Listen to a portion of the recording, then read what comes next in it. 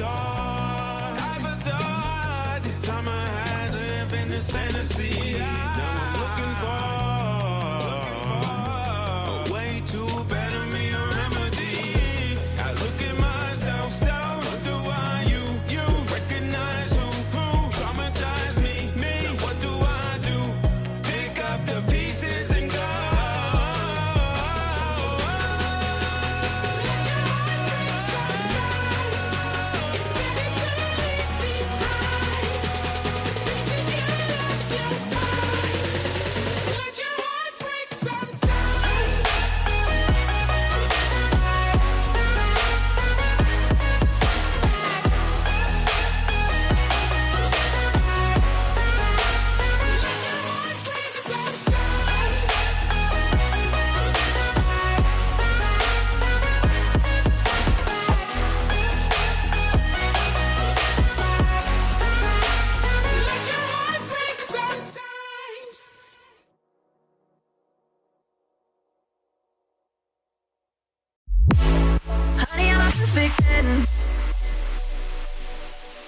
What does perfect even mean?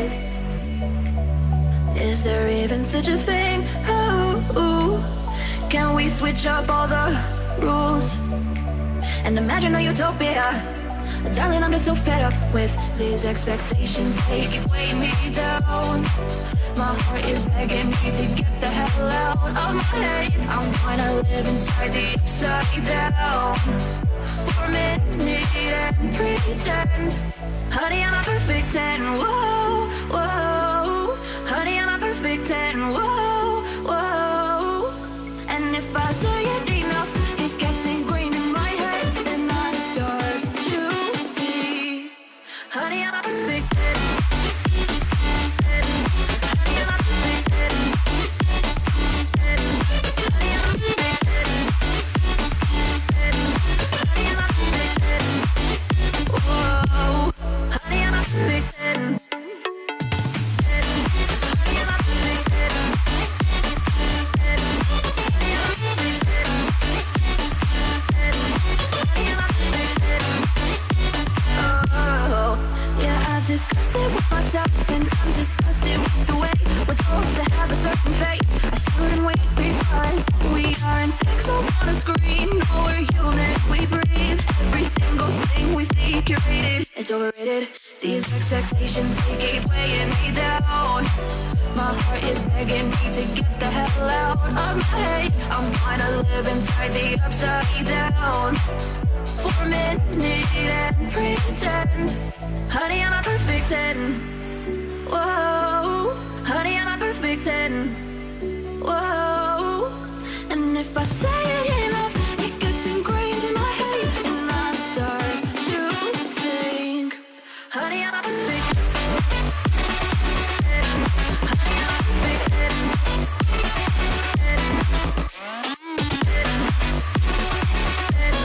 Honey, I'm a perfect 10. Whoa. Honey, I'm a perfect 10. Honey, I'm a perfect 10. Honey, I'm a perfect 10. Honey, I'm a perfect 10.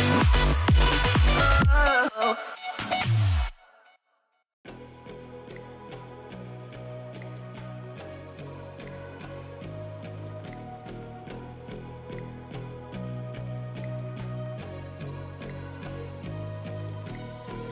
It's a tug of war, battling to keep my sanity. Say no more, say no more. I love you, but I can't keep killing me. I look at myself, I wonder why you don't recognize who you traumatize me. Now what do I do? Pick up the pieces and go.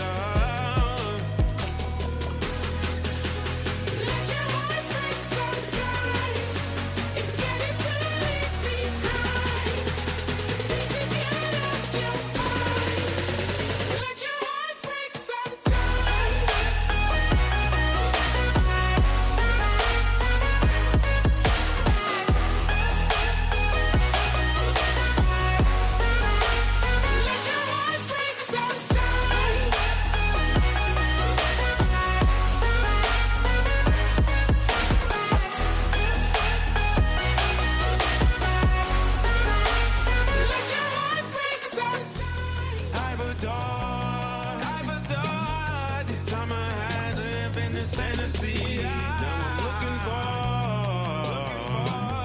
a way to better me, a remedy. I look at myself, so what do I you recognize who traumatized me? Now what do I do? Pick up the pieces and go.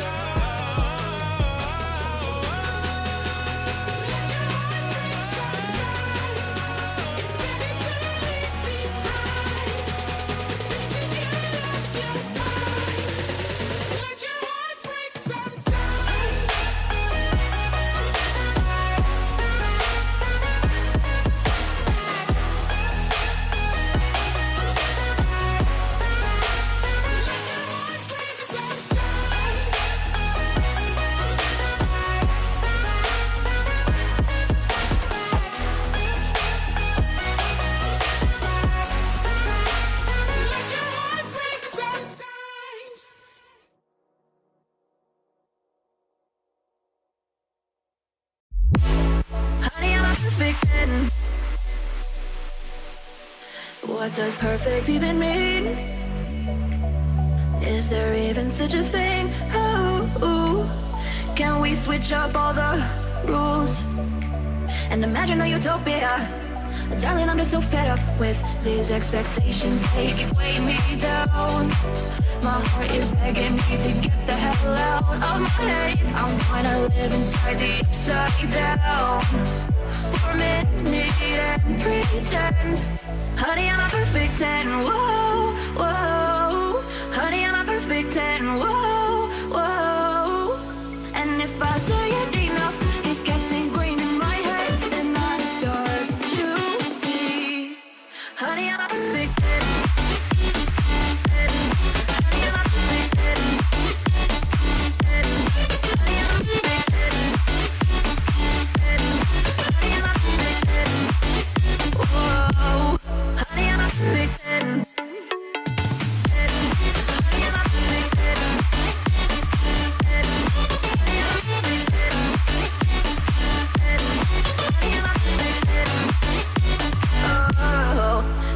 Disgusted with myself, and I'm disgusted with the way we're told to have a certain face. I stood and wait because we aren't pixels on a screen. No, we're human, we breathe. Every single thing we see curated, it's overrated. These expectations, they keep weighing me down. My heart is begging me to get the hell out of my head. I'm trying to live inside the upside down for a minute and pretend. Honey, I'm a perfect 10. Whoa. Honey, I'm a perfect 10. Whoa. And if I say it enough, it gets ingrained in my head, and I start to think. Honey, I'm a perfect 10. Honey, I'm a perfect 10.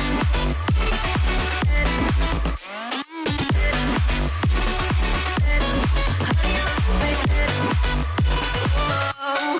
Honey, I'm a perfect 10. Honey, I'm a perfect 10. Honey, I'm a perfect 10.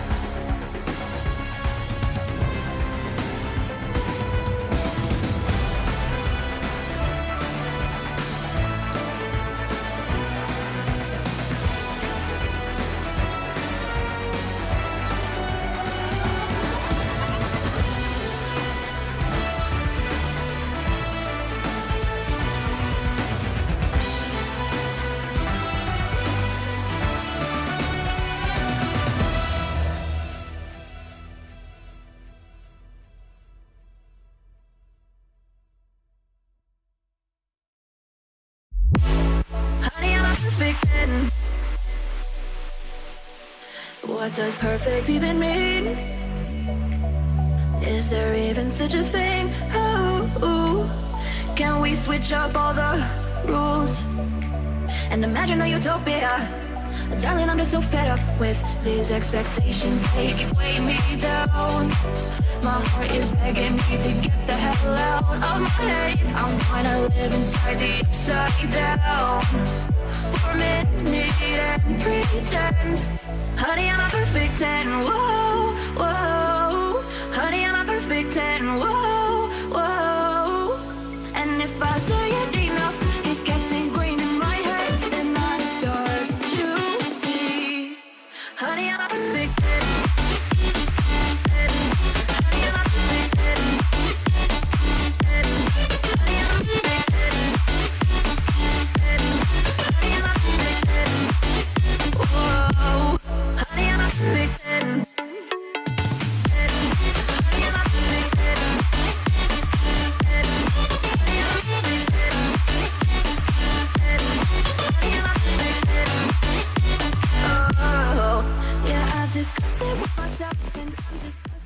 Hello everybody and welcome to the semi-finals of the Meta HSE for Victoria. My name is Ewan Midnight Reed. I am joined by Reinhardt from OECA, and the semi-finals of Meta are finally about to kick off. I am absolutely ecstatic about this midnight. We've got two teams hitting on the roster. It is the Victorian Circuit Best of 3 series. We've got Melbourne High School Black versus Reservoir High School Varrock. I believe I've actually seen both teams playing off throughout the split, and it's interesting to see that they're both going to be playing off against one another in today's semi-final circuit. And I'm curious to see who's actually going to become the ultimate victor, as we're just getting prepared for the first game, as both teams are sort of still making last-minute preparations, making sure they're in LCS order, all the the particulars to get us into the first game. But up until this point, I gotta say, I have been loving what we have seen on stream. Both, like, we've seen some hard hitting games, we've seen some very clear one sided matches, but today I'm hoping we'll have a very close knit match between both sides, where it will probably lead into the 30-minute set, probably around 30 minutes, where the macro mechanics really change over whether the team's going to be making it or breaking it. Well, we'll have to find out, and we have to remember that as a semi-final, this is a best of 3, so it's no longer a one-hit wonder type scenario. These teams don't only have to prove that they're the best, they need to show it. So they need to win at least 2 games to be able to advance to the state grand final. And speaking about the teams, let's introduce them. So game number 1 on the left side, we will have MHS Black, and facing them on the other side of the rift is RHS Varrock. Yes, and I believe at the moment, looking at when we finally get into the champion selection, we'll be able to see the names of all the players. But so far, it's looking pretty close knit between both sides, and I'm curious to see who's actually going to make it, come out the ultimate victor. Team synergy, just the ability to sort of try and keep a steady, a steady mindset in the early game, following through to the mid game with a lot more team conversions and being able to look for those objectives, whether it be the Dragon, the Herald, post 20 minutes, Baron possibly. We do see a lot of Baron brushes, round 20 to 25, because it, enables them to push ahead as much as possible and try and force them to at least stay inside base, getting those 6 turrets down, as I finally managed to get my brain through to it. You could definitely tell that they're going to create a moment where they have the freedom to just roam around the entire map and take away everything possible, get that extra, bits ahead type of thing. The gold accumulation just flies ahead. They have everything available. The item pop-ups too, just the more you have in your inventory, the more passive stats. For some, they're more active as well. To name a few would be the Hextech GLP, the Hextech Protobolts, as well as a Tiamat, or the evolved form, whether it be a Titanic Hydra or Revenus Hydra, because it does really well, helping clear up minions in wave accumulation, or even just going down to a team fight, because it's an extra damage boost at midnight. Well, we'll have to find out. We will be getting the first round of Champion Select very shortly, and as we said before, we are very excited to see. We can see, of course, on our screens the position that everyone will be in. Now we're going to be entering Champions Select. The question becomes, do you ban Comfort or do you ban what is considered strong or meta if you look at, for example, the competitive scene? So we'll have to find out where these two teams do decide to lean, as Black do decide to get rid of the Vayne, so obviously targeting the Comfort champions. Well, we we could definitely see that Harley has been denied Vayne immediately off the bat. I'm curious to see, as we're now seeing Shen taken away too. Like, when we look at these champion, the banned bench, the champions that appear to be sitting on there, it sort of helps us tell a story. What players they're looking to try and deny, the ones that they feel will be the biggest contenders. And obviously, Reboot doesn't want to go up against the Vayne. And, like, we see Shen not going up. We don't want to see them taking on a Shen. And it's interesting even more. Like, we see 2 ADCs taken out of the mix now. Yeah, Melbourne High School Black obviously targeting down the AD carry position. I wonder if they'll actually end up throwing a 3rd ban that way. And if they do, that really does tell the story of Harley and RHS Varrock. Is yet another AD carry ban thrown. So they are either terrified of their opposing AD carry, or their own AD carry has a very specific bottom lane in mind that they want to end up running. I really hope that their Reservoir has, their ADC coming out from their side has a very vast champion pool, because the fact that they've got 3 highlight champions taken off the bat, like Lucian and Vayne to main specifically. You've also got Sivir, who can do well with the, with wave clearing once she hits a 1-item power spike. You would hope that she has other champions available in her pool to be able to try and, be able to still come back into this. Because, like, so far you've got all other lanes and all other roles available to pick whatever they so choose. But, looking at this, Harley has been denied 3 major AD champions, and it looks like they've actually scouted out their opponents, and they're going to try and make sure that they don't have as much of a problem coming into this. But there are a few things that have caught my eye. The first one, Tahm Kench top right now is terrorizing solo queue, and I love seeing Tahm Kench. I used to play it before it was considered overpowered, and I really want to see this, but there are many other AD carries still available. My first thought upon seeing Kai'Sa is, well, Draven does really well under Kai'Sa, but Varrock say, hey, you have a scaling AD carry. Let's lock in a hyper carry of our own, with being the Jinx. And just having the Jinx go up against the Kai'Sa, you can tell it's going to be an interesting fight down the bottom lane. Tahm Kench being picked up, like, at this point, it is still too early to tell whether it's going to be a flex pick for their support or it's actually going to be staying in the top lane. Just looking at the follow-up from the rest of this, I'm liking that we've got Nautilus being picked up in response. So if he manages to get right on top, it's going to mean an interesting, battle regardless. And if Jinx gets caught out by that Nautilus anchor hook, as well as the basic attack, it's going to be a very disastrous combo, and it's going to set Harley behind, even only just by a little, to allow Unknown to just try and get that steady lead needed to, start climbing ahead. Because, Jinx is that type of champion that does well once she gets to 50% crit chance. After that, you're going to have a very hard time.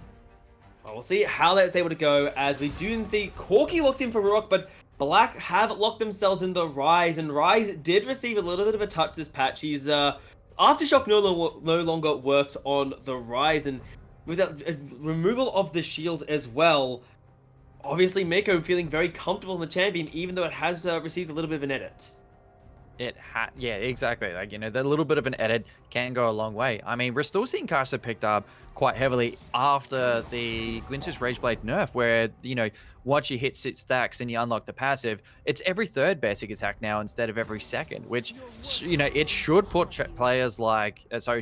champions like Kai'Sa and Vayne behind, but you're seeing them picked up even more, actually. Like, Kai'Sa's sort of still going with that build, but we're also seeing Mana Moon being picked up in the mix. I'm curious to see how Unknown Senpai taking on Kai'Sa is going to work into this matchup. Like, is he going to go for the regular, the very historic build, or is he going to go for the current patch build, which includes the Mana Moon and possibly a couple of extras, as we see it evolve into the current matchup?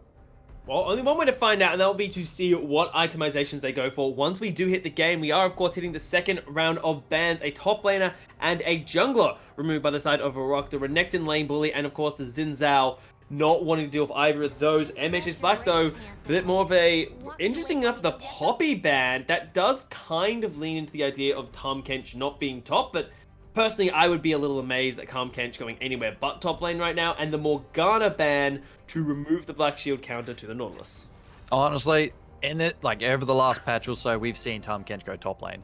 And it would make sense to see him sitting top lane. But if he's picked up for support, Jinx is going to have a good time being able to just, apply pressure. And then when she gets caught out, just gets, gobbled up by Tom, runs away, spits him out backwards, and to be able to sort of reset themselves and be able to come back into this with a new approach, which I'm hoping we'll be able to see in this current matchup. But if he is top lane, I'm curious as we see Na being picked up. And this could actually be a little bit unfavorable for him. If Na manages to get as many basic attacks as possible onto him without, going inside his, range of attack, it could work really well for him. But if Tahm Kench manages to get within that range, it's going to be a bit of a disastrous combo because Na would need to hit Mega Form and go right up in his face. And that's where things get really hairy playing against, such a major catfish like Tahm Kench. And, looking forward onto this, I'm liking that we're seeing even more like, disastrous champions making an appearance on the roster. Well, we'll have to find out. The Tahm Kench into Na matchup is something that perhaps we can explore once we do hit the game, as personally that is a matchup that I think is more favored towards the Tahm Kench. And now we get to see Varrock. They are hunting down their support. We'll have to see what they do pair with. I would love to see something like a Lulu, something that pairs really well with the hyper carry of the Jinx and of course the AD carry of the Corki you have in the middle lane. But Varrock saying we need more engage on top of our Sejuani elect to grab themselves Leona. I'm liking this. We have our story, like we have chapter 1 of the first game already appearing on screen. Just the champion combos appearing as we come into this, and I believe I've been told that the right hand side Reservoir are in complete LCS order, but on the left hand side Melbourne are actually not exactly in the correct order. So I guess we can see that we've got Na being picked in for top lane, Kindred picked for jungle, Rise mid with the bottom lane combo, Kai'Sa and Nautilus. I'm actually very fearful of Kai'Sa with Nautilus as the supporting champion because he has at least 3 abilities that enable to actually to enable her proc her stacks, and she'll be able to get it off with easy succession. Like being able to get off 2 full-on passives in a single team fight is really disastrous when you're playing against the Kai'Sa because she's like, the less health you have remaining, the second charge, the passive gets stronger and you'll be able to get off the first charge easily. The second charge is only going to be even more dangerous because it's like, you're going to have at least half your remaining health at that point, and the damage coming out from that passive is going to be absolutely astronomical. Just as much like we're seeing even more champions that I feel line up really well with Kai'Sa. You've got Na with the stun, as well as the ulti to throw him into a wall. You've got Rise with the snare. It's just looking like a very interesting matchup coming out from Melbourne. But on the, looking over into the other side, it's just as much of an interesting combination. Like we've got Zoid picking up Sejuani, a very common champion. Tahm Kench sitting in top lane, Leona as support with Jinx. Now that is going to be something I'm looking out for. I'm looking out for this bottom lane combinations coming up from both sides because you've got very strong CC champions as supports. ADCs where one's a hyper carry and the other one, I guess, is a bit more of like a jeweler slash bruiser type of thing. I haven't really been able to like fully, pin her down with a single title midnight, but nonetheless, the more items she accumulates, the more stronger she gets. Like she is that type of champion that she actually evolves her abilities when, she actually gets those passive stats going for herself. And when they're evolved, they're just as disastrous as a Kazak's ability. Well, we'll see that bottom lane, how explosive it could be with a lot of crowd control coming out of the supports, and the hyper carry is obviously going to be backing them up. But I want to quickly drag us to the side of Varrock, and not just the bottom lane. I want to say I really do like the team composition Varrock have drafted, because they've got an annoying as hell top laner. Tahm Kench can split push. He could, of course, just go for the frontline team fight with that great health. And then you've got double AD carries behind it. I feel like in most 5v5 scenarios, Varrock just have an advantage because they have Sejuani, Leona, Tahm Kench on front, they have Corki Jinx on backline, and I don't see a realistic way that MHS Black, with their lineup, should be able to get access to Varrock's backline. Exactly. And I like that you touched base on that. Like the early game, it does make a lot of sense. If they can do pretty well trying to get the split push, the 4-1 split win condition going, it'll work really well in their favor because the majority of members will have to choose whether they need to split, 2v3, or they just essentially just let the split pusher go all the way through, try and push back as many members as possible, and then just run after Tahm Kench when he's, run a little bit too deep into no man's land. But up until that point, I'm curious to see how it's going to work out for the next, like the first 5 minutes into the matchup, because that gives us a better indication as to how both of the teams are going to play out against one another. And these junglers, just Zoid and Anonymous playing in Kindred, like if they make themselves known in lanes pretty early, like probably within the first 5 minutes, coming towards, as I'm seeing at least two ganks coming out, whether it be mid and bottom or even top, for example, it could mean like, a bit of a stage to be set for their team, and they will probably have the favorable advantage. But, that's just my hypothesis, and I'm still very curious. Like, I don't have very strong memory of how these junglers conduct themselves in the early portion of the game, but I'm really keen to see what they have to offer, what they're going to do. Like, their movement sort of helps set a tone as to like whether they're going to be a strong ganker or they're just going to be power farming, hit level 6, where you do see like all junglers come online and make themselves really efficient for the team. Like, Sejuani with the Glacial Tomb is something to look out for. But Kindred, on the other hand, her ulti isn't really so much aggressive, more so like, responsive, and allows her to just prolong fights for a little bit longer.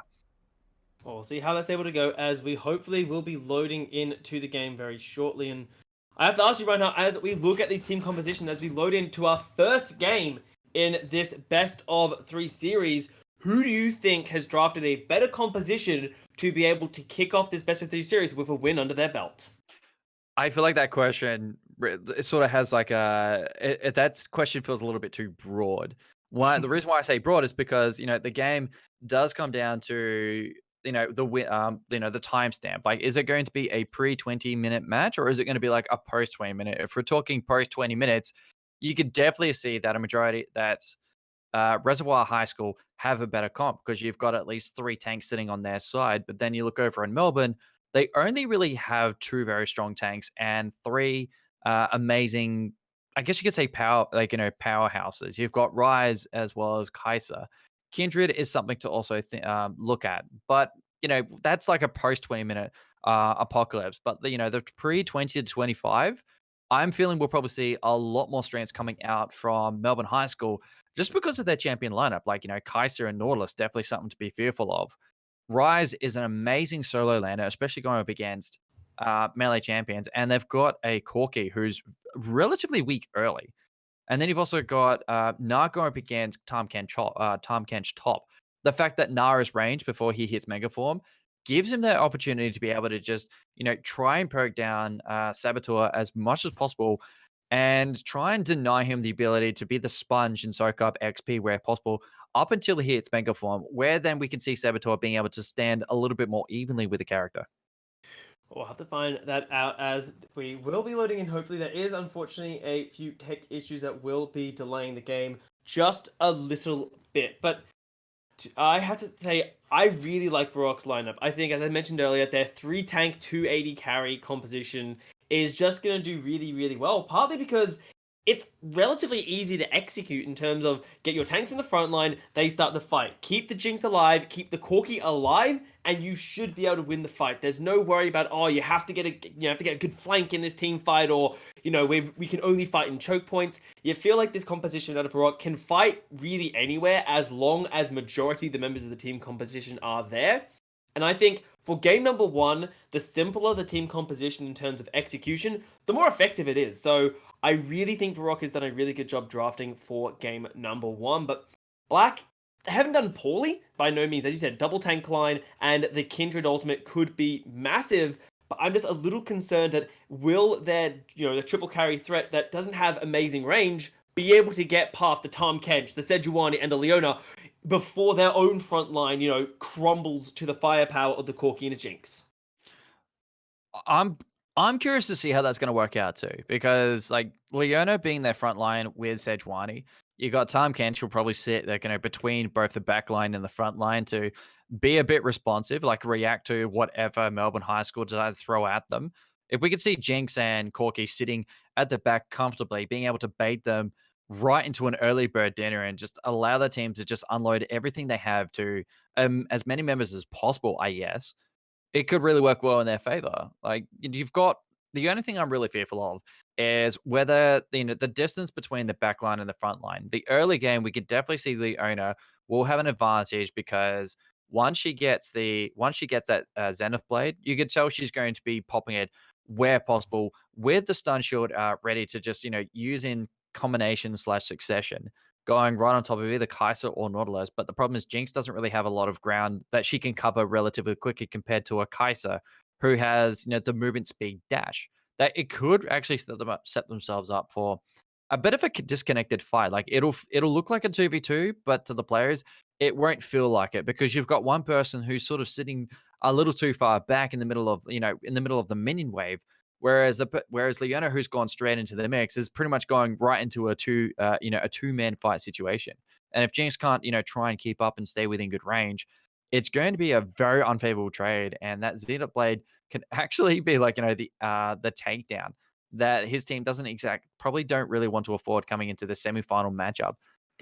I'm just like that's what I'm mainly fearful of. But the other lanes I'm feeling are a little bit more safe because Tahm Kench can sit back, Corki can trade evenly, and the junglers just Sejuani is something that you need to keep wards about for. Same with Kindred. She can jump over terrain, but she still needs time to be able to connect to you. She doesn't exactly have that initial dash when comparing to Sejuani. Looking at both of these teams, we have this time to be able to talk about it. What do you think we might expect to see a little bit coming to this matchup? I'm not exactly sure what we'd see because, of course, individual playstyle does lean into it. My best guess comes down to what the champions are good and are bad at. So for the top lane, Nah has always been that lane bully, and I really hope to see him bullying down the Tahm Kench. Issue, however, is it's a Tahm Kench with grey health. Assuming that Saboteur is able to manage his health bar quite nicely with the regeneration in the Tahm Kench kit, I don't actually see Reboot being able to generate a huge advantage up on the top side of the map, which is a little concerning personally, because I think Gnar is a champion where if you're not able to generate a significant lead in lane, there are plenty of other tanks you can lock in that are more consistent than the Gnar, because of course Gnar needs to be a Mega Gnar to have a team fight impact, in my opinion. And to feel like, okay, if you don't get out ahead in lane, or if you can't keep the Tahm Kench behind, why not pick a Cho'Gath? Why not pick the like of an Ornn or a Maokai? So I'm a little concerned for that, but hopefully Reboot can prove me wrong and show me the power of this Gnar.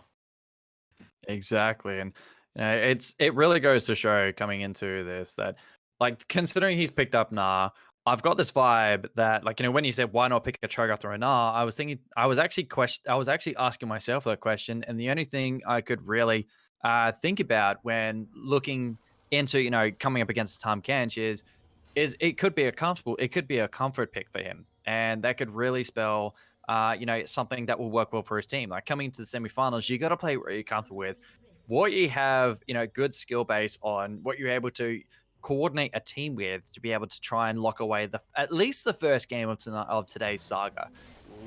Could be seeing a skirmish, a little caught out of position, and that could just be first blood flash over the wall, but it's not going to save him. And at 45 seconds into the game, first blood is already claimed by MHS Black. I can't believe Zoid let himself get caught out like that. He goes straight into the middle of the jungle, goes into the river, gets caught out, tries to run away very safely. That flash pretty much went for naught because as soon as you saw those missiles collide from Unknown Senpai, it was an instant burst and the first takedown. I believe Kai'Sa didn't really go back to base, so we're not going to see her collecting her first item initially. But what I'm loving to see coming out from Melbourne High School is that they're still remaining present within the jungle. They're looking for the possibility to be able to try and, collide, deny another possible takedown, as well as probably even actually take away another one. But it looks like I might have spoken a little bit for naught here, as we've got both sides starting at their red jungle. They're going to be opting towards possibly the top half of the map. Maybe try and connect towards Gnar and Tahm Kench, or even try and possibly actually run towards mid lane, because they're both type of champions that are really good at engaging pre-level 6. I'll have to find that out. Both junglers starting on the bottom side of the map, and hopefully Varrock don't let that early game shenanigans, get inside their heads. They need to play static. They need to ensure that their carries are able to get the CS, are able to get the items that the Corki and the Jinx will end up needing. As we're seeing a little bit of a different... both junglers taking a bit of a slow path, securing themselves their major buff, and then securing themselves a minor jungle camp. And We'll have to see what impact they have, because Kindred, you have to feel like Kindred needs a little bit of setup in lane before they're able to gank, because Kindred doesn't bring any crowd control to the actual gank themselves. No, she definitely does not. She doesn't have the ability to slow them down until she pretty much gets right on top of them. Like, her E does well to, once it connects, it slows them down for a brief period. But then after that, she needs to, continue orb walking to try and keep on close nick with their counterpart. Otherwise, she's essentially just walking into a fight, letting herself known to the enemy side, and allowing Zoe to try and react to where she's made herself known in the map, whether it's top lane, bottom lane, or mid lane. You can see, she's going to try and opt towards the opposite side. We could even possibly see a counter jungle coming out from her too, taking down some farm where they have no idea where she might be. We're not seeing any wards coming out yet. I mean, it is only 2 minutes 34 as we've come into a pause. But the fact that both these junglers have started their red, or they've started in the bottom half, they took one camp each before jumping over to the other side, opting towards their remaining buffs, probably going to clear away the rest too. The main difference I'm seeing between these two is that Kindred didn't go after her Raptors, and those Raptors are going to be sitting there for quite a while, as they're technically the strongest camp, because they leave you with about 30% of your overall health after facing it, after clearing it out. Whereas, we're seeing Sejuani, she's going to be facing that possibility. She has to try and go and take down those Raptors if she wants to stay close against this Kindred. The CS accumulation between the two is going to be very similar, very easy to predict when it comes to gold accumulation.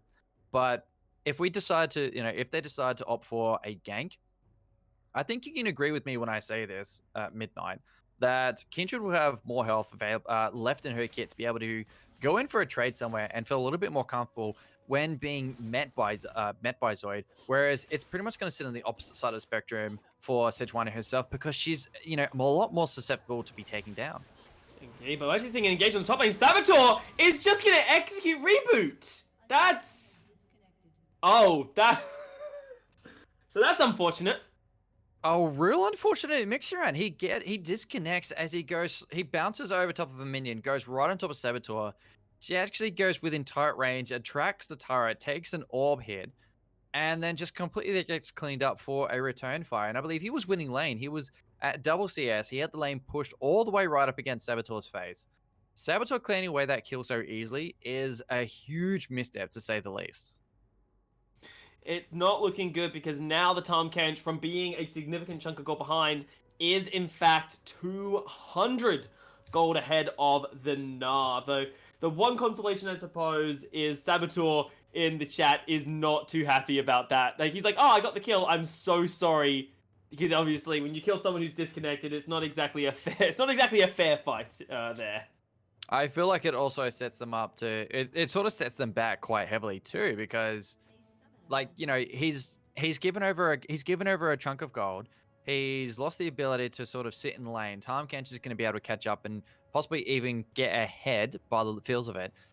We'll also see Reboot teleporting top lane, so he's going to be down a summoner spell for the next 5 or so minutes, while Tahm Kench still has both his spells active, both his spells available, and he also has the ability to try and meet another lane if they decide to throw it out there. I mean, putting down the teleport behind enemy lines really spells, a box-in moment. It's pretty much their strategy to try and clean up at least probably one kill, maybe even both.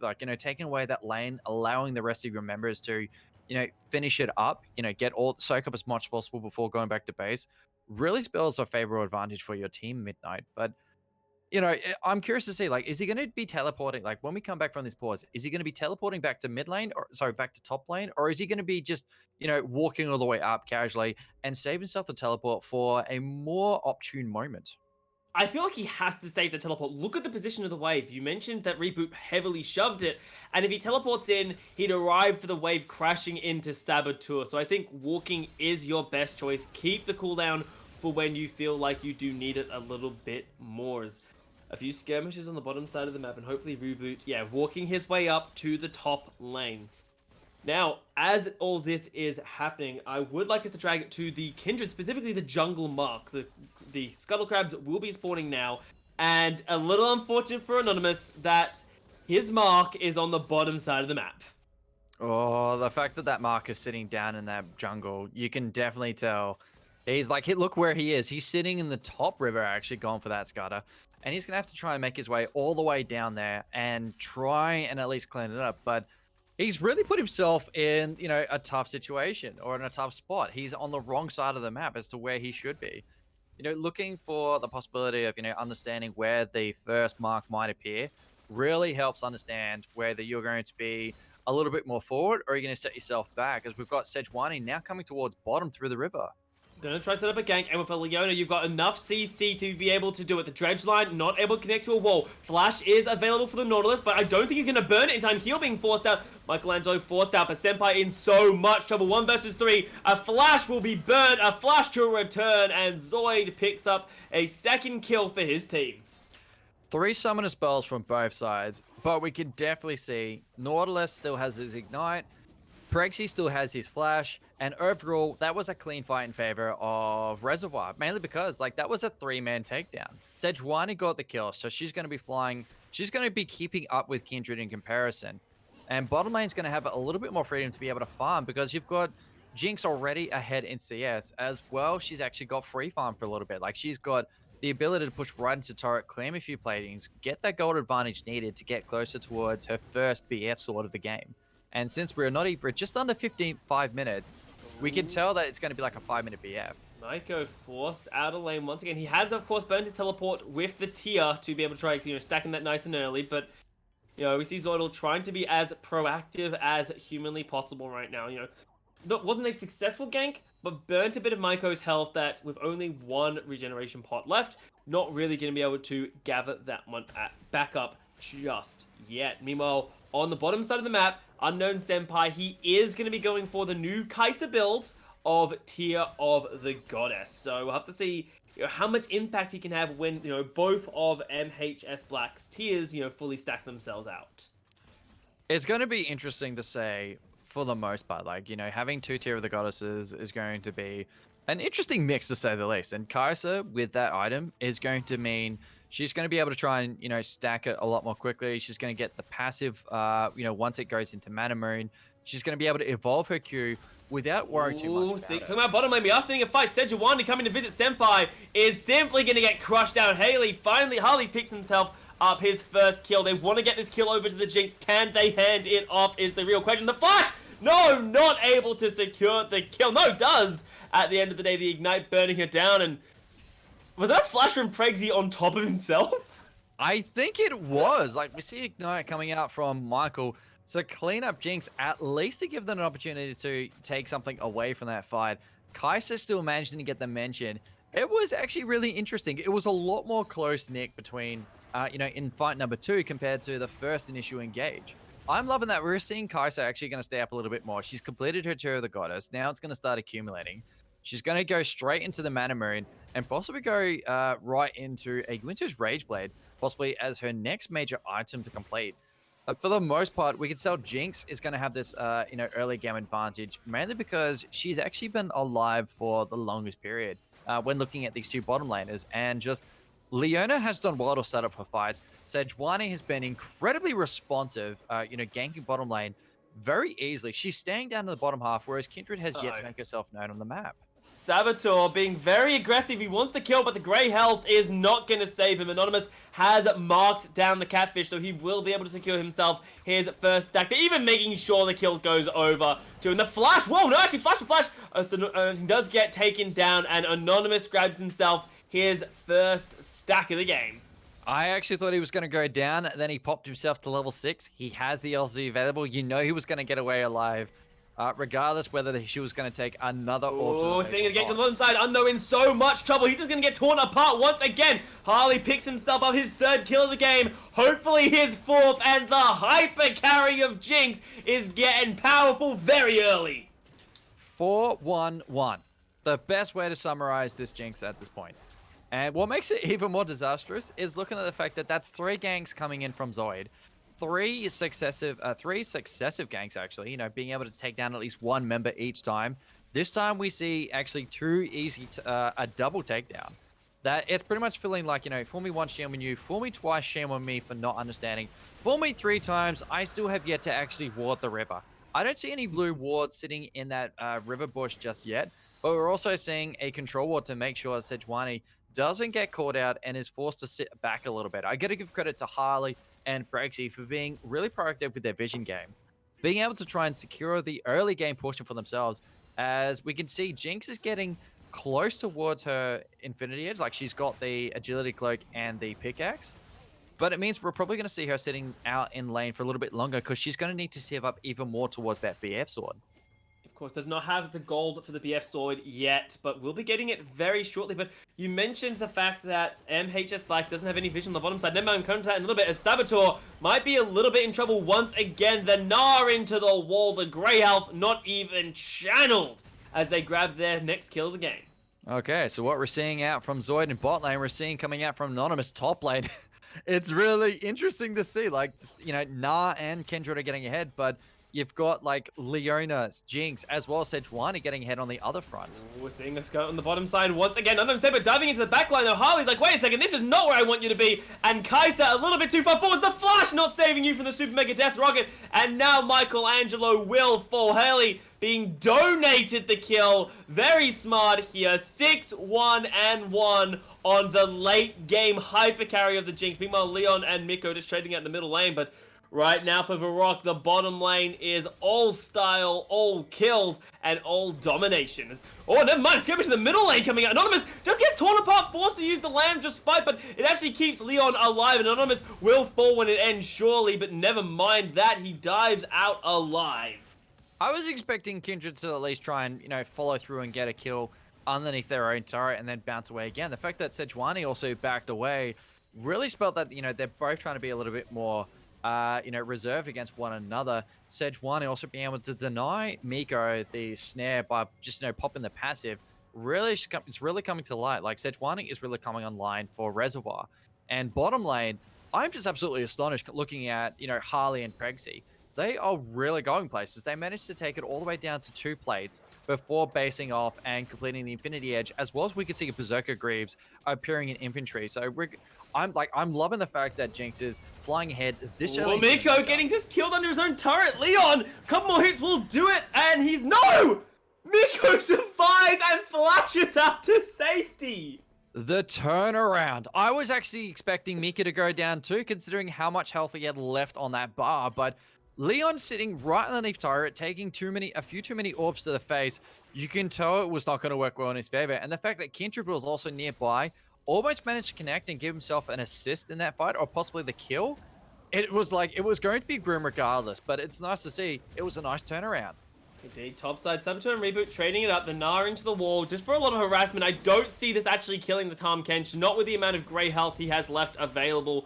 This will be a pain in the ass for the Tahm Kench, but he gets out without too many issues. But talking about issues, though, I'm seeing Sejuani near the bottom side of the map once again, Reinhardt, and we've been to this song and dance. We know how this play goes. The Solar Flare connecting onto Senpai, the prison as well. The exhaust being dropped, and Lamb is here on the backline. They will have to now back away, but the hook pulls them in. But this is the fight they want. As Jinx is untouched, Super Mega Death Rocket is available, and it kills the Kindred point blank range.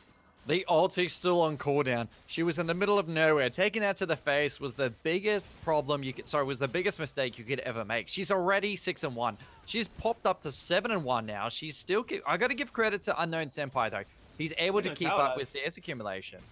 They're so going to go for the tower dive, but this tower is not long for this world, and when it dies, the Jinx is going to get excited, and Michelangelo might get run down, but never mind the Rise on the backline, they're going to turn onto him, however, can they burst him down? The answer is yes, they can. Now Harley going on to the Kai'Sa. Kai'Sa, though, is able to gun them down with the help of the support. Prexy tries to get vengeance. Can he do it? No, he cannot get vengeance for his AD carry. He falls as well on the top side, though. Reboot, a successful play for Black on the bottom side of the map, and top side disaster as the Gnar falls once again.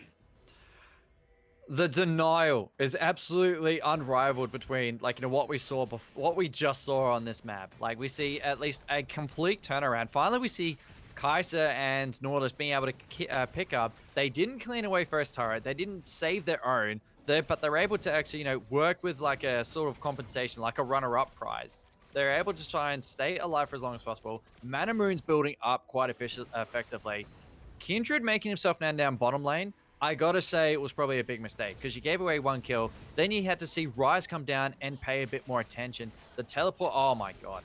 Oh, seeing us get Anonymous caught out of position. The Lance Strike used to buy time, but I don't see a world where it is going to help us. Harley finds to make a Death Rocket the wrong way, actually, but grabs themselves the kill anyway onto the Kindred. Michelangelo should be able to get out alive without too many issues. The Super Mega Death Rocket down. There is no potential execute because they're sitting on a ward, however, but they do realize they're being hunted down. They do back away.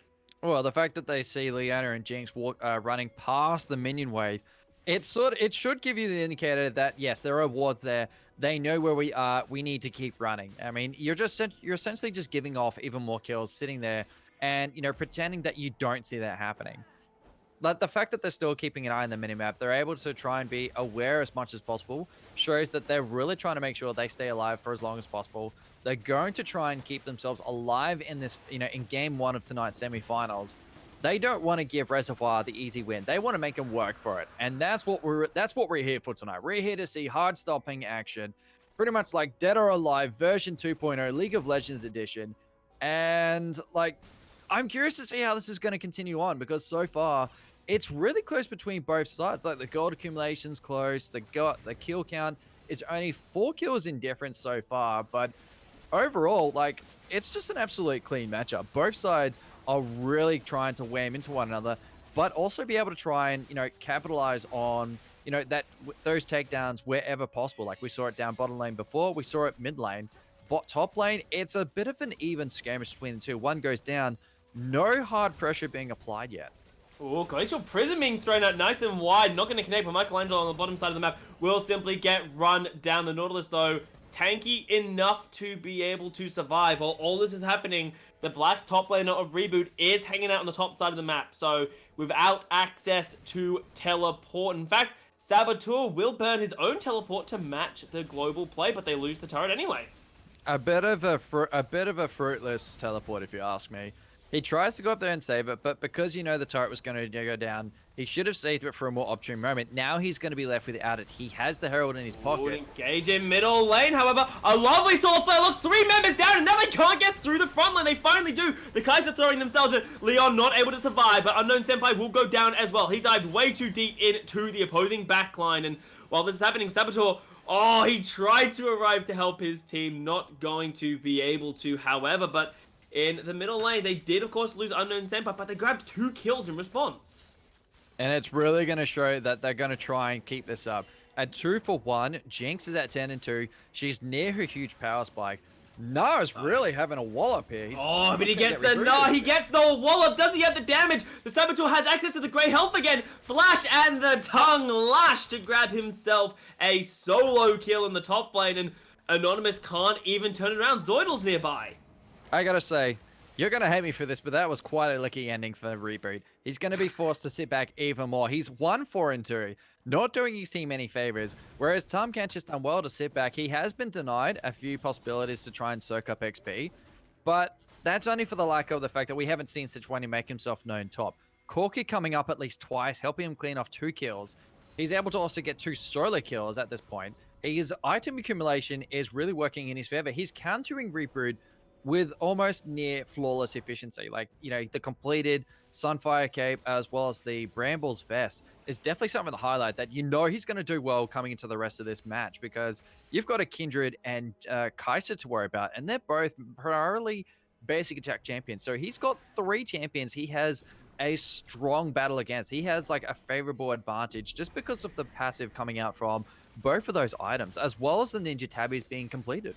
Doing a lot of damage. Absorption is the Tom Kench, and that's kind of his role when we think about what the Catfish is meant to do, but we are seeing Riptail being dropped in the middle lane. There is the potential for a dive as the turret falls. The Sejuani over the wall, the Prison catching onto Michelangelo. Can they burst him down? Reboot, however, is here. Lands the fight to use to buy time as Jinx is CC'd into the wall, but is it enough? It looks like the front line is finally dying, and Varrock is just getting crushed down. Saboteur accidentally pulls Haley into the front line, and they are going to get wiped out. MHS Black found the fight they were gunning for. 4 versus 5. What were Reservoir thinking? You've got Corki sitting in top lane. They tried to push all the way in. That's probably the 3rd time I have seen them engage on top of Melbourne with Kindred's ulti still available in their pocket. The fact that has actually saved them probably at least 3 kills in that fight and the complete ace, you can tell that Kindred's ulti is the trump card needed to turn around a team fight. and really push hard because they're able, like, there's still close nick between one another. Like, it's 3 turrets to 3. However, the bottom lane tier 1 turret just goes down. They're going to be flying ahead a little bit. They have mid lane opened up even more. They're going to be able to cover the map a little bit more easily, as well as they're going to be able to take these objectives with ease too, because you've got Dragon coming up just around the corner with the cooldown timer already appearing on the minimap. Baron is just over a minute 10 away. It's going to get to that point that we're going to see a lot of macro plays coming out from both sides. And so far, we could I think you can agree when I say this, Midnight, that Melbourne High School have the absolute advantage. Just because of the last 2 team fights, they have cleaned up easily. They've done a really good job in these team fights, but there is still a slight concern for Rock. A 10-3 Jinx with nearly 2 completed items. She has, of course, the Hurricane, the Infinity Edge, and what I kind of hope to be a rapid-fire cannon, but it looks like it may potentially end up being the Phantom Dancer for that little bit of protection, but we'll see where they decide to go. Harley not for the Dragon fight. Neither is Miko, though. The teams are posturing around it. Anonymous could try in and steal it. He does steal the Dragon away, and Varrock walk away after watching the objective they tried so hard to set up for being snatched away from them. It's almost like Melbourne were being a little bit lazy towards that Dragon. They haven't claimed the first 2. They sneak in the 3rd one, giving themselves an easy cleanup. Thank you, Varrock, for doing all the hard work. We're gonna come in and finish it up. We're gonna take this bonus from you. We're gonna try and keep ourselves alive a little bit more into this. We've got Baron now. Baron has just spawned.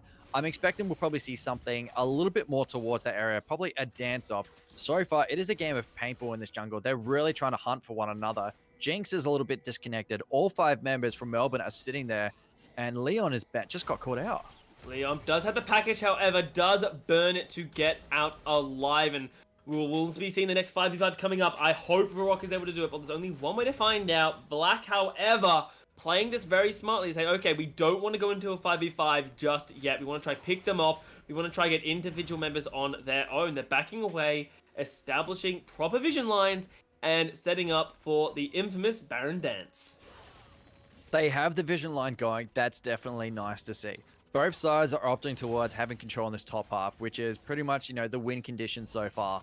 But one thing I'm finding really unfavorable, looking at how Varrock have been getting caught out left, right, and center at the moment, is the fact that they're really risking having a 4v5 team fight. And so far, in a 5v5, they have not done well. So being a 4v5, the conditions just get even more grim for them. If they could try and turn the tables, catch out a member from Melbourne, it'll work well in their favor. But until we see that happen, they're going to have to sit back and try to be a little bit more pokey. Oh, they are trying to sit back, but Black, with access to that Mega Gnar, do want to try and force it. However, they weren't able to get the lockdown. And here's where I hope Varrock realized, well, if Mega Gnar is literally not a possibility because of the exhaustion debuff that Gnar experiences after transforming, if they can find a fight opening, they will eventually be fighting 4.5 champions with Gnar not being able to transform. But it seems they're a little on the careful side, as they will secure themselves the red buff for the Jinx and just try to get some vision around the Baron. It's just heading to that point now. Kaiser has she has evolved her Manamune into Muramana. We know we're going to be seeing a lot more damage coming out from her. 3 item accumulation. The only downside comparing to Jinx is that Jinx is like a very strong hyper carry, once hitting 50%. She's near close to 75% actually in crit chance. She's going to be doing a lot of damage in quick succession because she has the most attack speed passively. That if she tries to go in on at least one member or at least try and catch out Anonymous, it's going to work well for them because Jinx is pretty much their ace in the hole. If she could try and unlock herself evenly and then follow up with a Mega Death Rocket, it'll mean at least 2 to 3 kills for their team and an uncontested Baron buff. What's really still concerning though, is that Sejuani and Tamkench, as well as Corgi, are getting caught out a little bit on the sidelines. Leona is sitting right on top of Jinx. It's almost not even funny. I feel like I almost get confused that they're both one person. If we could see a little bit more convergence between their top jungler and mid laner, we could tell that Reservoir will have a more favorable impact coming into the next team fight. And so far, they're still a little bit disconnected. They have a lot better convergence, though, when coming in for a fight, versus a Gnar that is just sitting down bottom lane, split pushing evenly for the last tier 2 turret available on the map. Oh, we are seeing. Okay, I saw Abyssal Voyage. I got excited for a second, but it is Saboteur just going to go clean up the sideway for now, not wanting to burn that teleport, as both top laners now will, they'll be relegated to sign lane duty. The 80 carries will be relegated to middle lane wave clear duty, and then the mid laners will probably end up going top lane and just doing the back and forth game with the minion wave. So a bit of a stall out in this game, which I, in a way, feel like it favors Varrock, but they may be getting a catch-out as the Gnar is not where he should be. Forced to flash out, but the Death Rocket combined with the Solar Flare will ensure the Gnar falls. The reset now into Jinx. He is excited. Anonymous tries to buy time with that Lantis fight, but in a 3 versus 5, is it going to be enough? The answer is probably not, as Michelangelo falls, and Unknown Senpai is way too far forwards for his own good. He cuts down the Sejuani, but it's not going to be enough as he himself will fall. The flash from Harley, one more hit will do it. The stopwatch to buy time, and that is going to be 4 kills picked up. The only exchange, Miko trying to secure himself an inhibitor line. What did I tell you, Midnight? If they can catch out at least one member, they're going to be able to turn this fight around on its head.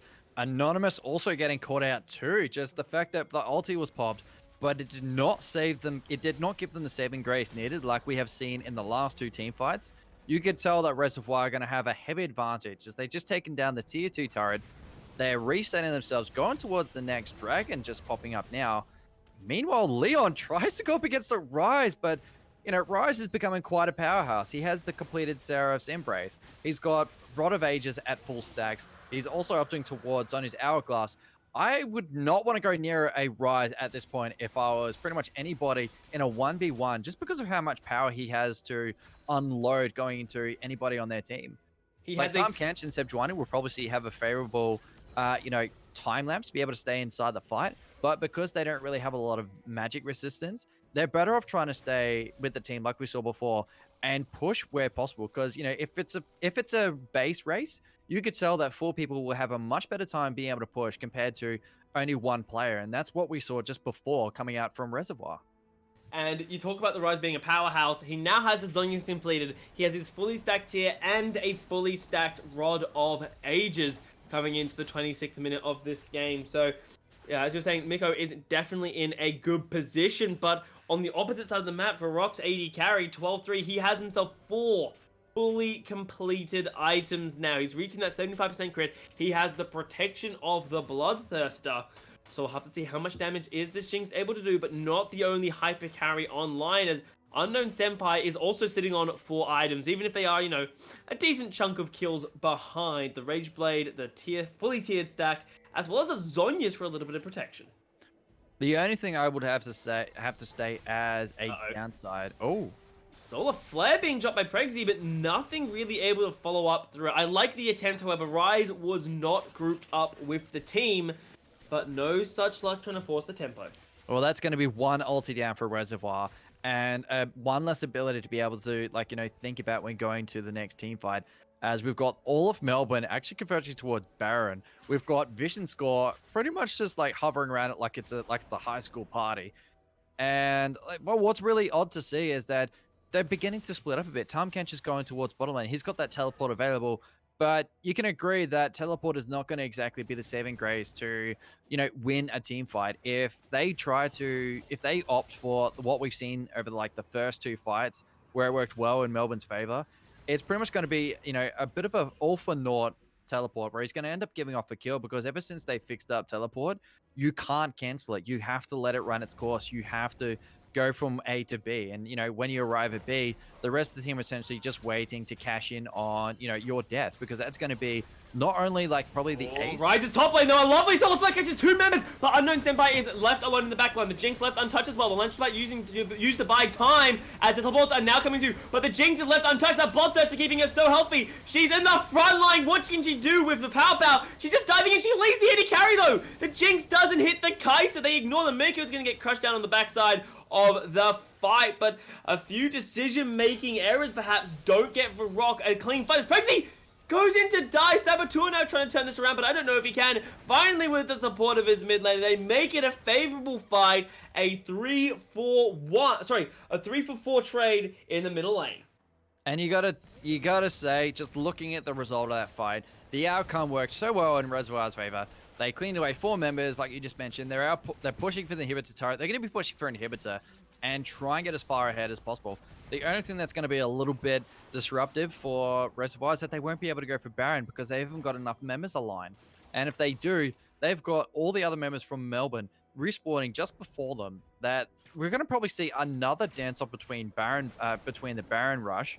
That it's pretty much going to become a high noon situation. Both teams have got their hands ready to pull the trigger, but it's going to really come down to who's going to get caught out first and who's going to essentially connect with their bullet. Who's going to take aim? We'll have to find out as teams now continuing to set up around the Baron buff once again. Varrock probably feeling a little bit good from the result of that team fight, grabbing themselves a decent number of items. The Corki, however, feels a little bit behind in terms of just having the Trinity Force and, of course, the Phantom Dancer for protection. Doesn't feel like he's had, the greatest impact in this game. When you compare to his opposite number, Rise has himself now that needlessly large rod, more than likely going to go into the likes of either a Death Cap or a Spellbinder. And the MHS Black mid lane are feeling very comfortable operating this champion. He's feeling really comfortable. I've got to give him that. I mean, he's got the near most CS in the game. He's got a very favorable KDA. And what makes it even more interesting is that he's able to apply pressure whichever lane he goes to. We've seen him opt towards top quite often. And Nasman sort of, split pushing bottom. And I like that they're sort of prioritizing those lanes evenly. And when it comes to like a team fight, they connect up to their team almost like instantaneously. The only thing that really sort of makes the difference is that Miko is a little bit too far disconnected. That, like we saw before, it was a 4v5. They saw Anonymous on the bottom side of the map, and they have decided to start on the Baron. Miko is on the top side flank, but I think it's simply too little too late, as they will be able to crush it out without any contest. Anonymous trying to get past the Tom Kench, but it's not going to be enough. The team fight is now starting. Sabador buying as much time as he can, but Miko's going to get torn apart by the focus fire of Varrock, and now the Jinx. But more than happy to run them through the lunch fight, used to buy time, but it's not gonna be enough as the AoE rockets tear them apart! Reboot tries to do what he can, but he's gonna do nothing but feed the fire. That is the Jinx. Pregsy says, thank you very much. My AD carry now has a quadra kill under his belt. I believe the lyrics from one of Ariana's new great hits, I believe feels like is the perfect setting for this game. Thank you, next. I can't believe that. Just like managed to take away Baron. Tom Kench managed to just hold them off as they claimed it easily. Clean up a team fight. Harley being the highlight of that entire fight we saw before. You could definitely tell that was the setting for game 1 in Reservoir's pocket. That was absolutely insane coming in from the team. And Nah did well to try and help his team. But just overall, it didn't really work in the best interest because they've just lost away game number 1. And then that is going to be Varrock taking the game over Melbourne High School Black, but this is, of course, a best of 3 series. So this series is far from over. And I think sitting down and thinking to yourself, okay, what went wrong in that game? I think the fact that Jinx just got so ahead in the early game.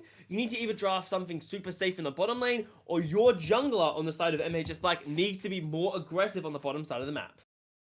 I'm absolutely ecstatic at that first game. I mean, it was just hard rocking. It was hard stomping, actually, between both sides. And just that last fight, like the fact that they saw Nah sitting down bottom lane and going straight towards Baron, you could definitely tell it was going to work well in their favor. It was uncontested for the majority sense. Tom Kench sitting in that pixel bush, waiting for the members to collide, denying him as much ability to try and gap close and essentially turn around the team fight in their favor. You could definitely tell Reservoir had that working well in their pocket. And the Jinx, 4 items fully completed. She's opting towards the Last Whisperer, following into probably whatever she decides to so choose, whether it's a Mortal Reminder or Dominic's Regards. You can tell that those rockets were absolutely explosive. I saw crit numbers showing up all over my screen. Like, I've almost couldn't even see the map, actually, for that fact. But, I feel like from that game, we got to give heavy credit to Harley for being the MVP of that game, just because of how efficient she was in that last team fight. Doing a very good job on that Jinx, but I would also like to remember that not only did Harley do really well getting, using that power, but we've got to remember the champions and the people who got Jinx that powerful. Zoid in the jungle and Pregsy as support did an amazing job of getting the setup to allow Harley to get themselves super far ahead in the first game of this best of 3 series. You prove a very good point, actually. Giving her like a nice little runner-up credit. I feel like it could be like a toss-up with the MVP between these two, but I think you can agree that overall, when it came towards the rest of the game, they managed to get Harley in line, and Harley delivered flawless. Like he was able to sort of help carry where possible. That crit chance accumulating 75% was an absolute masterpiece, and it was just absolutely amazing. So we're going to go to a quick little intermission break, everybody, as we get ready for game number 2 between Melbourne High School, who are going to be sitting on the red side this time, versus. Well, no, I believe I just said that. Actually, let me reset myself. We've got Melbourne sitting on the right-hand side as the red team, who are pretty much stuck in a really unfortunate position, versing off Reservoir, who are potentially going to be sitting at match point. If they win this game, they're going to be taking away the semifinals tonight in their favor. Honey, I'm a perfect 10. What does perfect even mean? Is there even such a thing? Oh, can we switch up all the rules and imagine a utopia? Darling, I'm just so fed up with these expectations. They keep weighing me down. My heart is begging me to get the hell out of my head. I'm trying to live inside the upside down for a minute and pretend. Honey, I'm a perfect 10. Whoa, whoa. Honey, I'm a perfect 10. Whoa, whoa. And if I say it enough, it gets ingrained in my head, and I start to see. Honey, I'm a perfect 10. Honey, I'm a perfect 10. Honey, I'm a perfect 10. Honey, I'm a perfect 10. Whoa. Honey, I'm a perfect 10.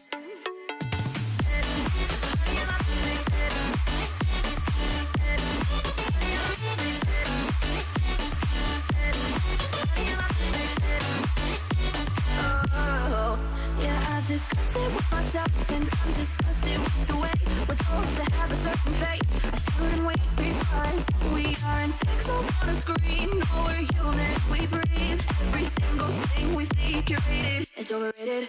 These expectations, they keep weighing me down. My heart is begging me to get the hell out of my head. I'm trying to live inside the upside down for a minute and pretend. Honey, I'm a perfect 10. Whoa. Honey, I'm a perfect 10. Whoa. And if I say it enough, it gets ingrained in my head, and I start to think. Honey, I'm a perfect 10. Honey, I'm a perfect 10.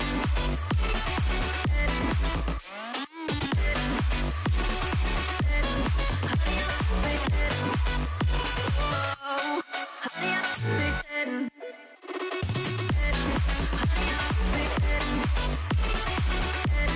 Honey, I'm a perfect 10. Honey, I'm a perfect 10.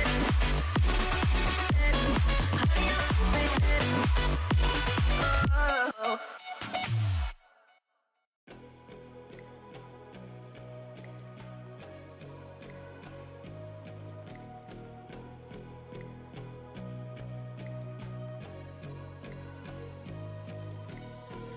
It's a tug of war,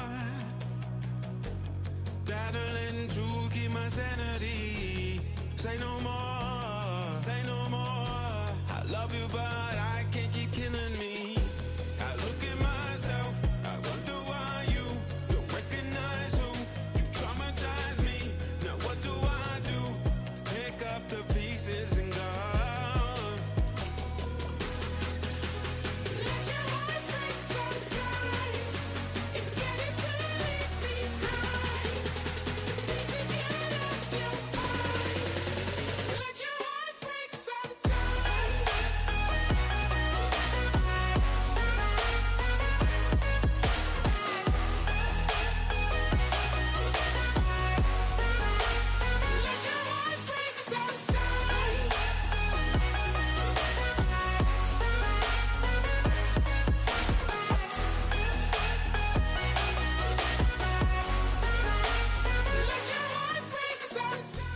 I've adored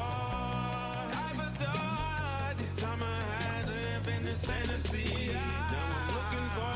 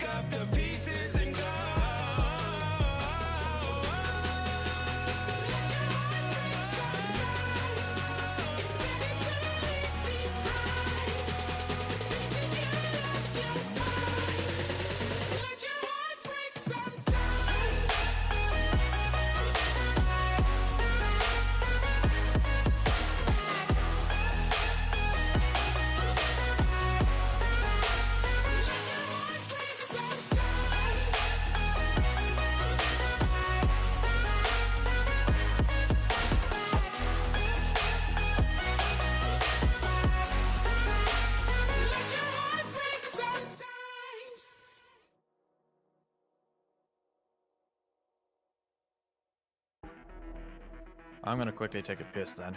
Be right back quickly, actually. Hello, everybody, and welcome back to the second semi-final matchup between MHS Black and RHS Varrock. We saw in game number 1, Varrock were able to grab themselves a quick victory over their opposition and secure themselves a 1-0 lead in this best of 3 series. But the question is, can they keep this run up, or will MHS Black be able to fight back and grab themselves their first win in this series? Hello, everybody. My name is still Ewan Midnight Read. I'm joined still by Reinhardt from OECA, and game number 2 is right around the corner. I'm very interested in seeing how game number 2 fans out. Game number 1 worked astonishingly well between both teams. However, we did see right at the very end that Reservoir did claim away an easy victory, as the last team fight happened just outside Baron Bush, or should I say the Baron Pit. The Tom Kench played by, which person was it? Saboteur.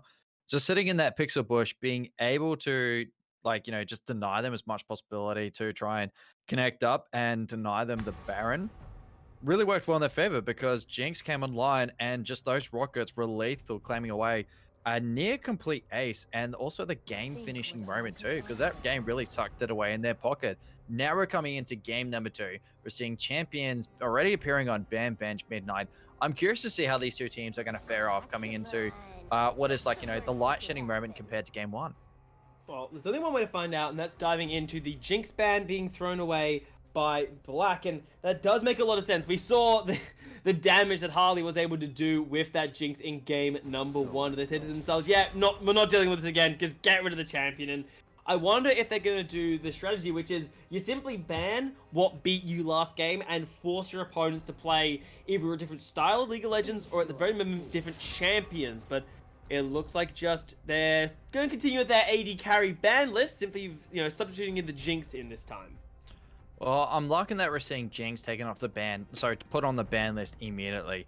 It is something to catch our eyes at. So I'm curious to see what Harley is going to pick up as a turnaround for game number 2.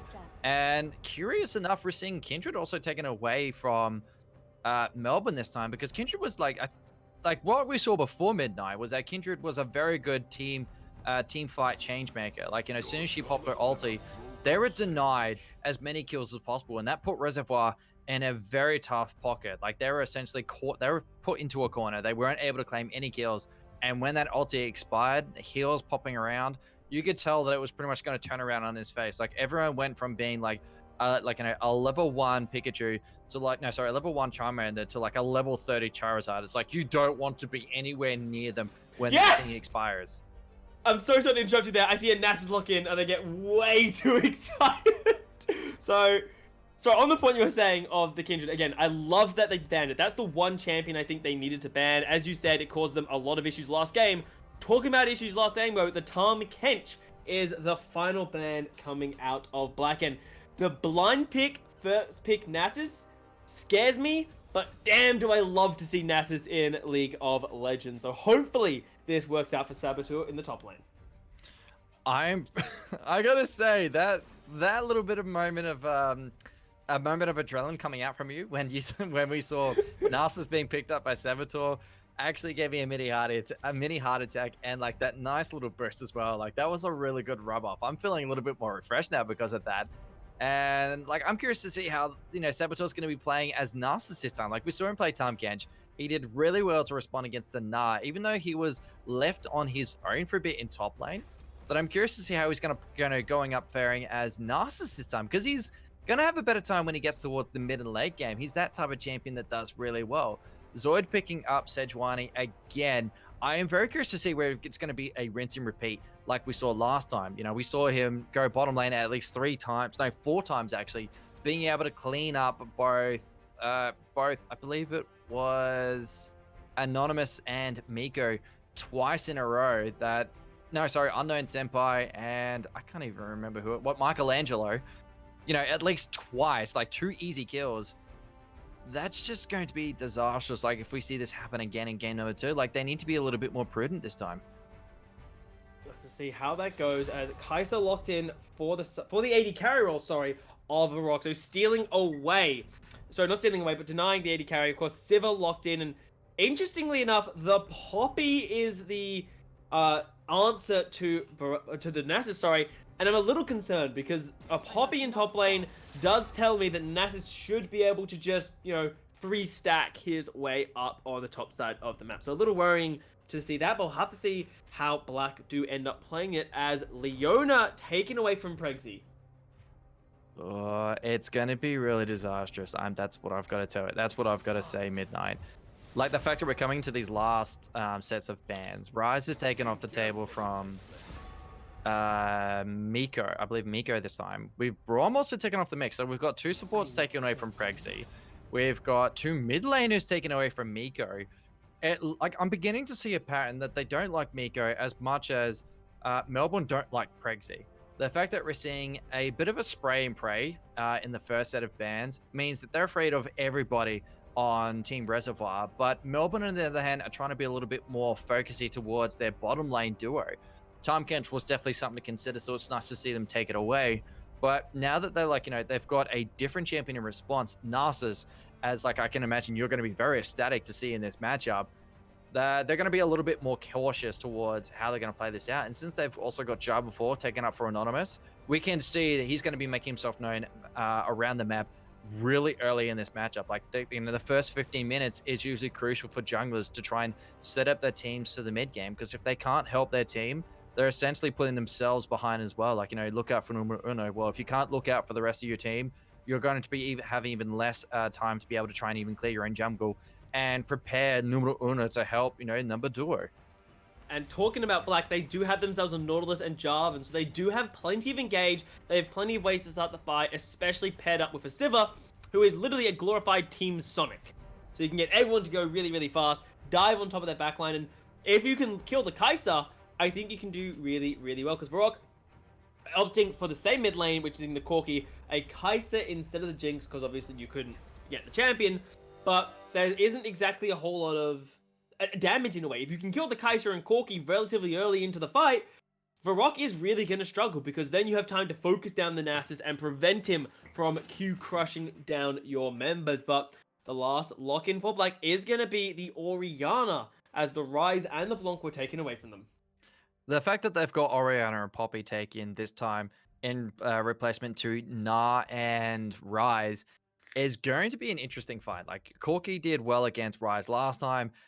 This time he's going up against an Orianna, and I'm curious to see whether he's going to do well, because he has an extra macro or an extra variable he needs to think about, and that's going to be Orianna's orb. He needs to make sure he's not in between her and her orb at any point, because if he is, we can only assume that Miko is just automatically going to recall that orb, do some damage to him, throw it back out, get another damage doshed out to him. It's pretty much like a game of dodgeball in mid lane, just because of the fact that Orianna's made an appearance.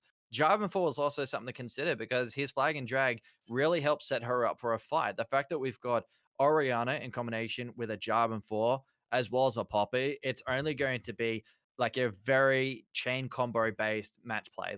When we get to a team fight, there's going to be ultis at the start of it, and then a follow up by at least Nautilus.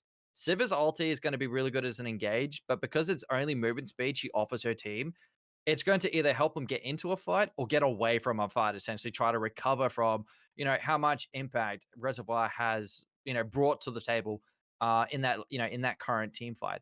For the time being, though, looking towards this early game, I'm expecting we'll see a lot of ganks coming out from Jarvan 4.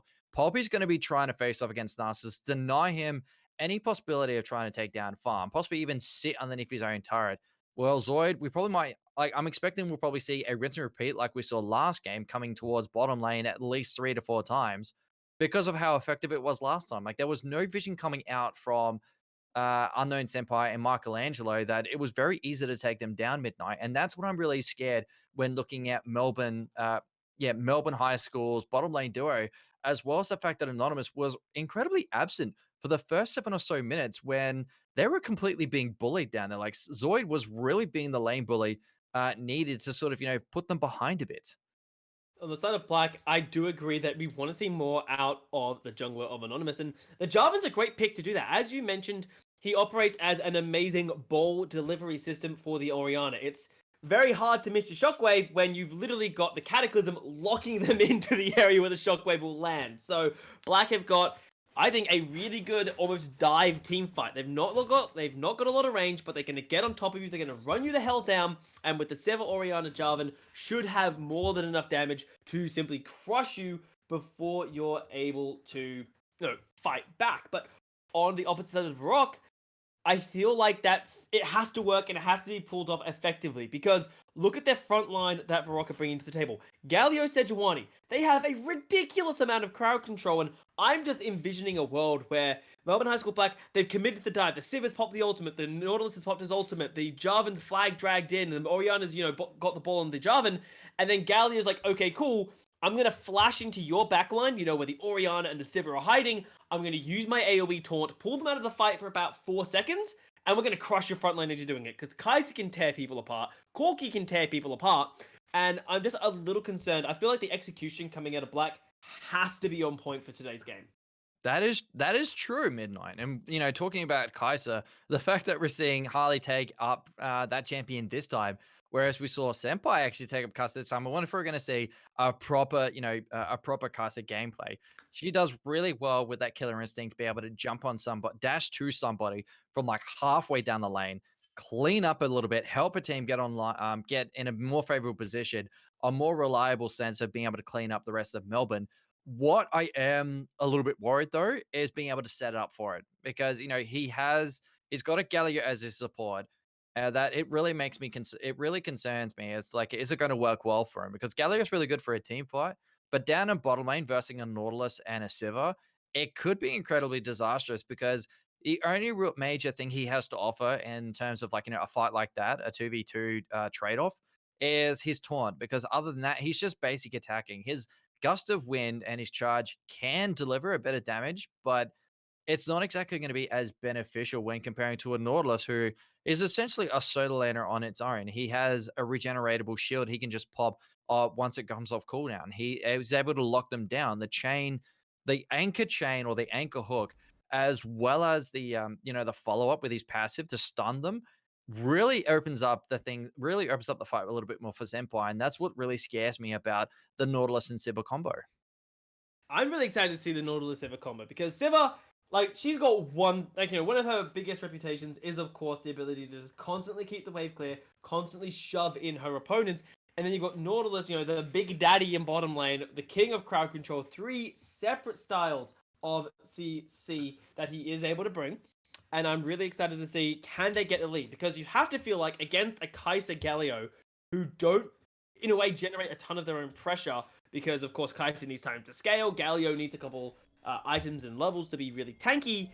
I'm hoping to see the Black bottom lane really utilize the pressure that they can generate on the bottom side of the map. When you speak about tanky to Galio, I normally see him take on Aftershock, and what we can see coming up from Prexy is he's picked up Guardian. So I'm really curious to see how this is going to work out, because I've never seen Galio pop Guardian before anywhere on Summoner's Rift. I wonder if it's going to make or break for a team fight. It does well with helping soak up a bit of damage for Harley, but is it going to be able to help change the team fight around and, allow them to win the trade-off between Sivir and Michelangelo? But, looking at the startup here, we've also got a bit of a rinse and repeat from both sides. They're sort of mirroring each other, looking towards every entrance to their own jungles, making sure they don't get countered. The line of scrimmage set up, but on the point of the Guardian proc, Prexy actually did this last game as well on the Leona. He bought, Guardian as opposed to what I think to be more regular being the Aftershock. So obviously Prexy feeling a lot more confident with this particular Keystone as a late invade, but it might just be a feint as they're backing away straight away. It's looking a little bit faint. They just put a ward inside the jungle, making sure they have vision on Sejuani. I wonder if Sejuani is going to sort of go around the terrain and remain hidden, or she's just going to walk straight through it unknowingly and allow Jarvan 4 to try and actually the rest of the team try and respond. As if she makes herself known there, we can see that bottom's going to be a little bit more aggressive. Jarvan 4 is going to opt towards something. Looking at this minimap, we could definitely tell they know where Jarvan 4 is sitting. And the fact that he's sitting down there means, yes, we're going to go for it. Well, yes, they do. They have a numbers advantage. Sejuani arriving, and we're seeing a repeat of history, flash for flash. on the bottom side. Michelangelo gets out alive, and Zoid picking up where he left last game with an early gank on the bottom side of the map. Like we saw last game, we're seeing it again this game. He goes for his red, comes straight towards bottom lane, helps them try and clean up a fight, tries to get away a kill. You gotta admit, that trade was not for naught. They managed to take away Nautilus's flash, so if we see him come back down bottom again, it's going to mean a favorable response. They're going to probably try and at least take down Nautilus.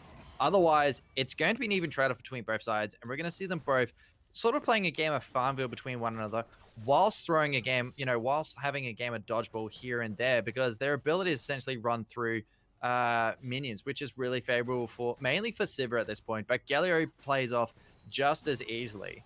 Mid lane, look at this. Like, this is exactly what we were talking about.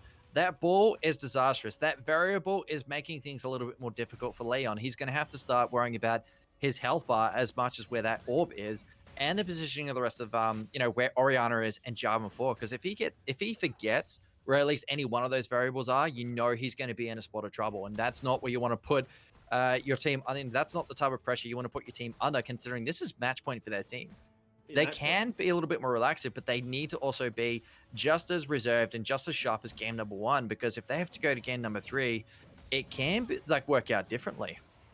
I mean, hopefully, they're hoping that they don't get to game 3. Varrock really want to wrap this up in a 2-0 series, but the way that Black are playing right now, they have themselves just a lead in terms of the tempo. Top lane, CS advantage. Jungle, CS advantage. Every lane minus the bottom lane, they actually have themselves a tempo advantage, having drafted, really strong laners. So this is the opening I think Black can use, and I really want to see them grab the advantage and get themselves to that game 3 that you were talking about.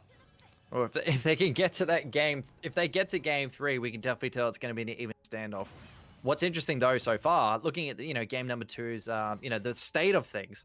You've got Narcissus as their top laner. He's got Conqueror. He's going to be he's going to be effective for a team fight if he pops it, because that siphoning strike is going to be lethal. Like, it's going to give him at least probably nearly half his healing out of it once he also gets towards that Trinity Force, because I can only assume he's going to opt towards it with the first item coming out as his Sheen, because it allows him to start stacking his passive a lot more flawlessly with ease, because the last thing you want as Narcissus is to be a little bit stressed out when trying to take down a farm, because look at Reboot.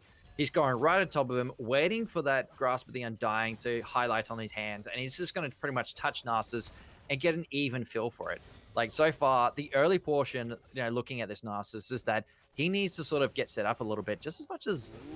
Gank in the middle lane, flag and drag not connecting, however, but a lot of damage laying on to laying on to Leon in the middle lane. But as you're saying, this top lane, it sucks to be a Nasus in the early game, because you literally just have to get beaten around, and a Poppy is more than happy to play aggressive onto you with the damage on the hammer. Because remember, the hammer, I believe, does percentage health damage on the second proc. So there's a lot of damage that this Poppy can dish out. And Nasus, as you said, he needs to get that Sheen.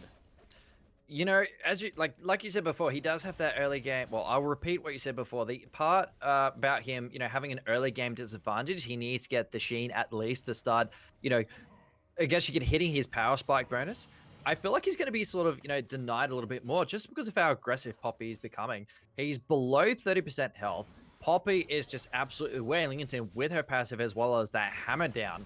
The fact that it works off of maximum health damage is disastrous. Oh, Justice Punch coming into Michelangelo. He has no flash from the last skirmish, if you remember. So when he gets CC to hell and back, the first blood coming in for Harley on the bottom side of the map.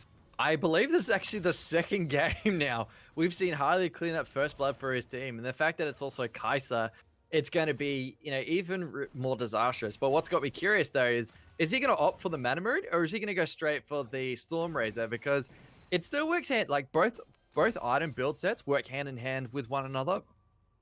But what is this Kai'Sa going to do in response to, like, last game that we saw coming out from Senpai? Because Senpai went straight for it, but it didn't really work well in their favor. And like looking at the scoreboard, the item accumulation or the inventories, he's gone straight towards the Storm Razor. So I'm curious to see whether this is going to work incredibly well for, in this game compared to, or should I say, versus the Mana Moon build Midnight. I'm a little surprised that he is actually electing for that Storm Razor. I really do prefer the tier build option. I find it a lot more impactful when you get to the later game with the way the tier interacts with your Cathy and Rain. So we'll have to see. Obviously, Harley feeling much more comfortable with this build variation, and I think it might just be a matter of when you buy a tier, you obviously give up a lot of power pressure because you've bought an item for 800 something gold. That doesn't exactly give you a whole lot at the time, and Siva being very much a bit of a bully right now, I like to think that Harley's doing it as a result of, oh, I'm being bullied in lane, I need something to fight back with. Exactly, and I will say this: the tier of the goddess is definitely a huge trade-off. It's like when you play as Ezreal, you have to get your Sheen and Mana Moon as like your first items almost immediately, and like the verses essentially, like when you look at tier of the goddess or like Mana Moon build versus starting off with the Storm Razor, the difference is like heavily towards the mid to late game, because like Mana Moon's really good as an item when you get towards the mid game, but the early game you kind of want a little bit more broad damage. Saboteur's in a bit of trouble here. The junglers are coming up to visit. This is going to be an easy pickup on the dog as he pops the ultimate to buy time, but it's simply not going to be enough. He hasn't the damage. Flash for Flash, actually. He might try and turn it around. He does go down. Zoid cannot save his top laner as Reboot doesn't even die. I invested a little bit too much in Narcissus trying to claim that kill because Poppy was at critical health. Just one more siphoning strike was literally all needed for him to clean up an easy kill. He had Conqueror available, but he just doesn't have the healing yet. Beastlaw's like, wait a second, what the? Where did Anonymous come from? He has access to Cataclysm, actually. This could end up being a solo kill. One more hit, Cataclysm will be needed. The flash, no, he dodges the Cataclysm damage. He might be able to get out alive. Anonymous forced to flash out. Zoid trying to turn it, but he's ignoring the Orianna, who's doing so much. A Reboot on the back end picks up the kill, and MHS Black grab themselves 2 kills in quick succession. The fact that Narcissus was still running from baseline meant that it was a 3v2. Poppy came in a little bit late, but I feel like she also came in at the perfect time, at the perfect opportune moment. Corki was sitting all the way in the back. He was one hit away, an easy execute, and then down, just let the fact that Orianna and Jarvan 4 were just pretty much, running around trying to go after Sejuani. It was just like, yes, it worked well for them, but the fact that Sejuani managed to claim away a kill onto... No, sorry, Sejuani got taken down pretty easily as Orianna just used free hitted him. Like, he was essentially a walking target. And the fact that they gave off 2 more kills is going to be a little bit more disastrous because they had the first blood, but the follow-up is not working well for the rest of the team because it's like bottom lane's doing well, but the rest of the team are lacking a little bit in response. And, the trade-off is going to be considerable coming into the mid game because you've got 2 tanks to think about from Melbourne versus you've only really got 1 major tank that's actually somewhat coming in line, and that's Galio, but he's responsive. Yeah, we'll see on the bottom side of the map, Galio trying to force the start of that fight. Michelangelo failing the hook once again. Senpai will get hurt down, but not taken down just yet. Actually does as Harley grabs himself a kill. And once again, Zoid visiting the bottom lane a lot, but unlike game number 1, MHS Black have learnt their lesson and are playing a lot safer, only giving up 2 kills combined on the bottom side. Meanwhile, Saboteur on the top side uses Fury of the Sand to try and buy space. But actually, he's going to go for Anonymous. Anonymous is within potential kill range, but instead, backing away, is able to get out of the gank with his life. That's looking like a pretty nice Super Saiyan dog version mode of, Narcissus. Just the hair goes golden, he lights up with flame. His Conqueror is online. This is just... The dog is going to get put down in about 2 minutes' time as Miko hunting him down. He has access to the shockwave, but instead, the dog is able to escape, but they get a lot of turret damage on the top side of the map right now. They're getting at least 2 turret platings, potentially a 3rd, and Saboteur, he needs to be careful because all it's going to take is 1 shockwave into a Cataclysm, and the dog is going to go down. He might go down. The only thing that I'm really curious about, or like really worried about, is that, they've backed off a little bit. And it's just like, why are they backing off? Narcissus doesn't have his ulti. His flash is on cooldown. They can easily take him down with a flag and drag, as well as a charge into the wall if Poppy lines himself up in the opportune, angle. The fact that he's managed to come back from this, it feels like it could be a bit disastrous. Although I feel as though as well, just looking at that, trade-off between Miko, it went for naught just because of how little... how much health is remaining from Saboteur and how much damage Miko can offer in the split of a second. Like, as soon as you, snap your fingers, it's pretty much, Orianna has the advantage. I mean, it's no Thanos snap, but it's doing a lot of damage nonetheless. As right now, Saboteur, despite all the bullying he has received, is actually doing rather well, sitting on about 200 stacks, give or take. I think it was like 100 Let me go double check on that real quick. It is sitting at 216 stacks right now for the Nasus, which is quite nice, especially because Poppy has done, Reboot's been doing a good job to try and harass Saboteur down, but he's not been denied a lot of CS. He has got his stacks online, and hopefully when he gets his Trinity Force, the matchup may start, shifting in favor of Saboteur, except the fact that Reboot is disregarding Tank Poppy, is going Damage Poppy. Oh, you're exactly right on that. Like the Sheen as well as the Phage, it's going to be interesting. Like I don't really see a Trinity Force Poppy very often, but when I do, it's usually for a very outstanding, like a very outlandish region. Like the damage he has to offer is astonishing. But going up against the Nasus as well as the Sejuani, I'm a little bit worried as to like whether it's actually going to work well overall, because she's not going to exactly have a lot of defenses to pop for, herself as well as her team come to the mid game. The fact that her W passive, the lower health she has, or when she hits 30%, like her armor and magic resistance almost triples, will still not be as effective going up against Saboteur, because, that doggy, once it hits Super Saiyan form, and, you see that axe coming right down on your face, you're pretty much going to have to start running for it, because there's nothing you can do once you also have Wither on top.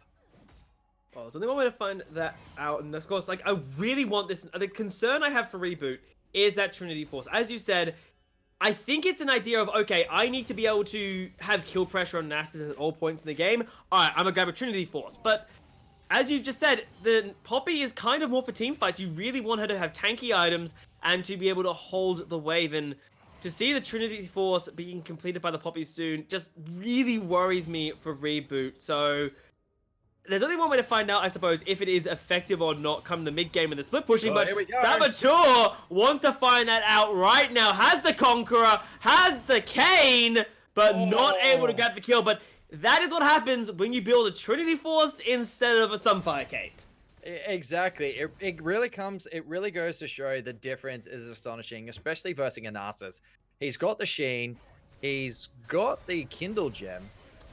We are seeing a skirmish on the bottom side. Michelangelo flashes to stay alive once again. You got to give credit for Zoid. Throws out the Glacial Tomb, goes out the Facial Prism, tries to get an easy shot right on top of Michelangelo. He flashes out, so he's able to try and stay alive for as long as possible. He's not feeding as much as what we saw last game, which is really nice to see coming out from Melbourne, as they are still lacking a game so far. They need to win this one to, continue the fight through to the sudden death match. Oh, we're seeing another skirmish on the bottom side, though. Senpai able to use the spell shoot to buy time. And Haley going deep into the back line, but not able to get the lockdown onto the Sivir. They do have a crush them out, Michelangelo. They're not the hook line you're looking for, as Leon is in a 1 versus 2. Shockwave does connect, but with his jungler arriving, they might be able to turn this one around. Cataclysm is available, but the failed flash is going to get him killed, and with the dog arriving, 3 versus 2, Varrock have got to get the hell out of Dodge. I don't see why you should be over... Yeah, they're backing away. They shouldn't be over-chasing this. Who let the dogs out? This Narcissus is Whoa, what the? Saboteur goes in, drops the ultimate. He has the Q ready. He's actually crushing them out. 1 kill goes down. Reboot finds himself too far forwards. The 2nd kill going over to Saboteur himself. And Miko falls as well, thanks to the permafrost of Zodi. And I don't think they saw Pregsy coming a mile away. Well, almost literally, because you can't see him in the middle of fog and water. Pops his ulti. You have to be prepared for the worst case scenario. And as we saw, Melbourne were not prepared for that worst case. Because, as soon as Narcissus went in, popped his Fury of the Sands, gets a couple hits on the sun, gets a couple siphoning strikes onto somebody, really turned the tides. And the fact that we saw Java 4 go down so easily left Poppy and Oriana in the middle of no man's land. They were essentially fighting a very losing battle. Oriana getting caught out. She should have just ran for it while they were still on top of Poppy. And since she didn't, they gave him off another kill and possibly even their first turret too, as Sejuani helps clean up first turret with the help of Demolish.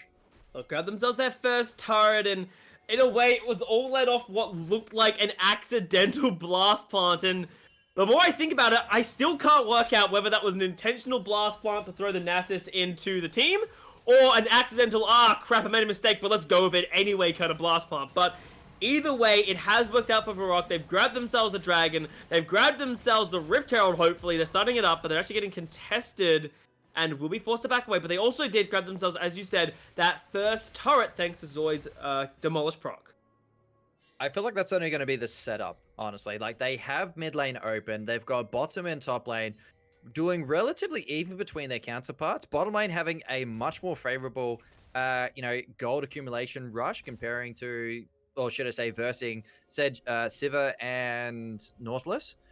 What has me curious though is that they're still actually at an even stalemate. They haven't really managed to take down as much, turret plating as what we've seen coming out from Senpai and Michael, because like that's an empty bishop we see down in the down on the mini map, or should I say on screen right now. Like, look at that health bar; it's at 25%. If they had a Ziggs, that would go down straight as soon as the bomb collides onto it.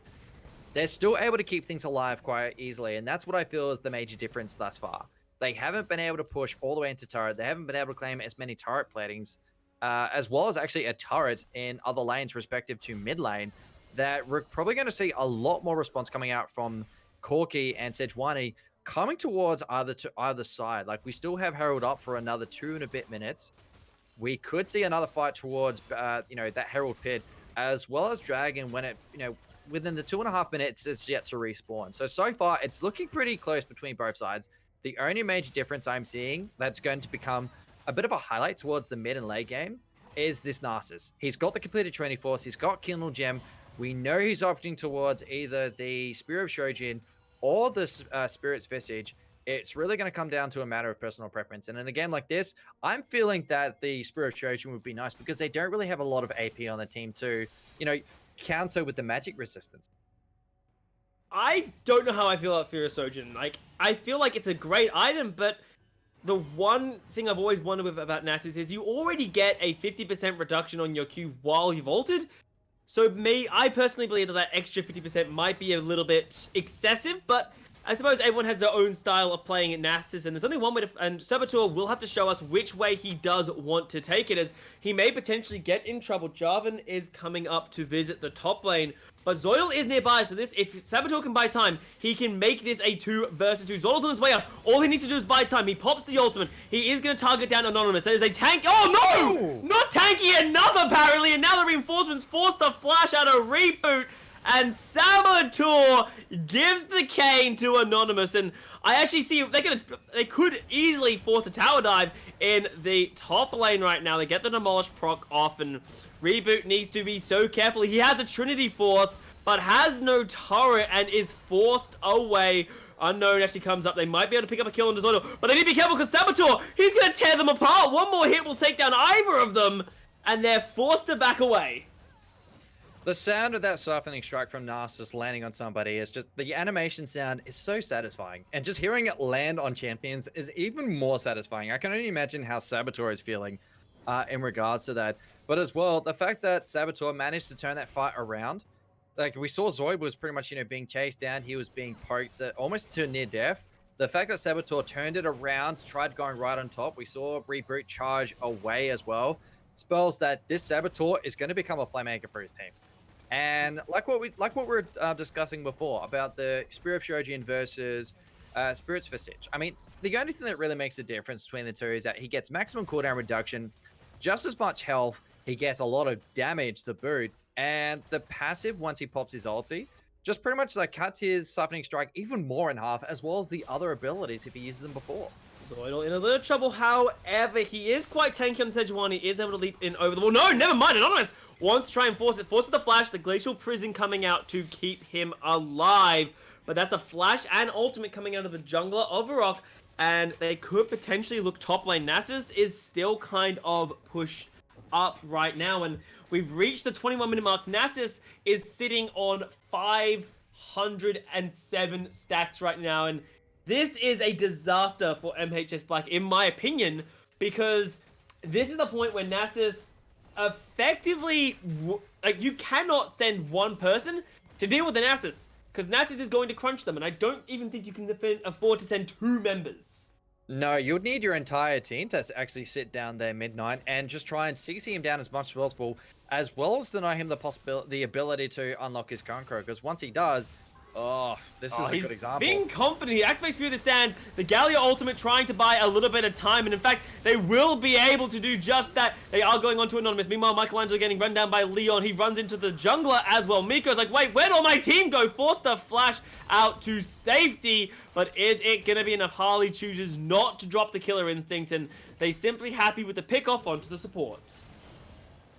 I gotta say, that turned around on his face very quickly midnight. Like, they managed to catch out Saboteur, but that was pretty much to the raw end of the stick. Otherwise, like, looking at the other side of the spectrum, like, the rest of the team collided almost instantaneously. Pregsy popping the heroic entrance to save Saboteur a bit of health, turning the fight around, allowing him to actually unleash everything he has in his kit. The Conqueror, the passive, his Fury of the Sands, the siphoning strikes. Just the fact that it's already at above 500 stacks means that he's going to be getting over 100 health back per hit.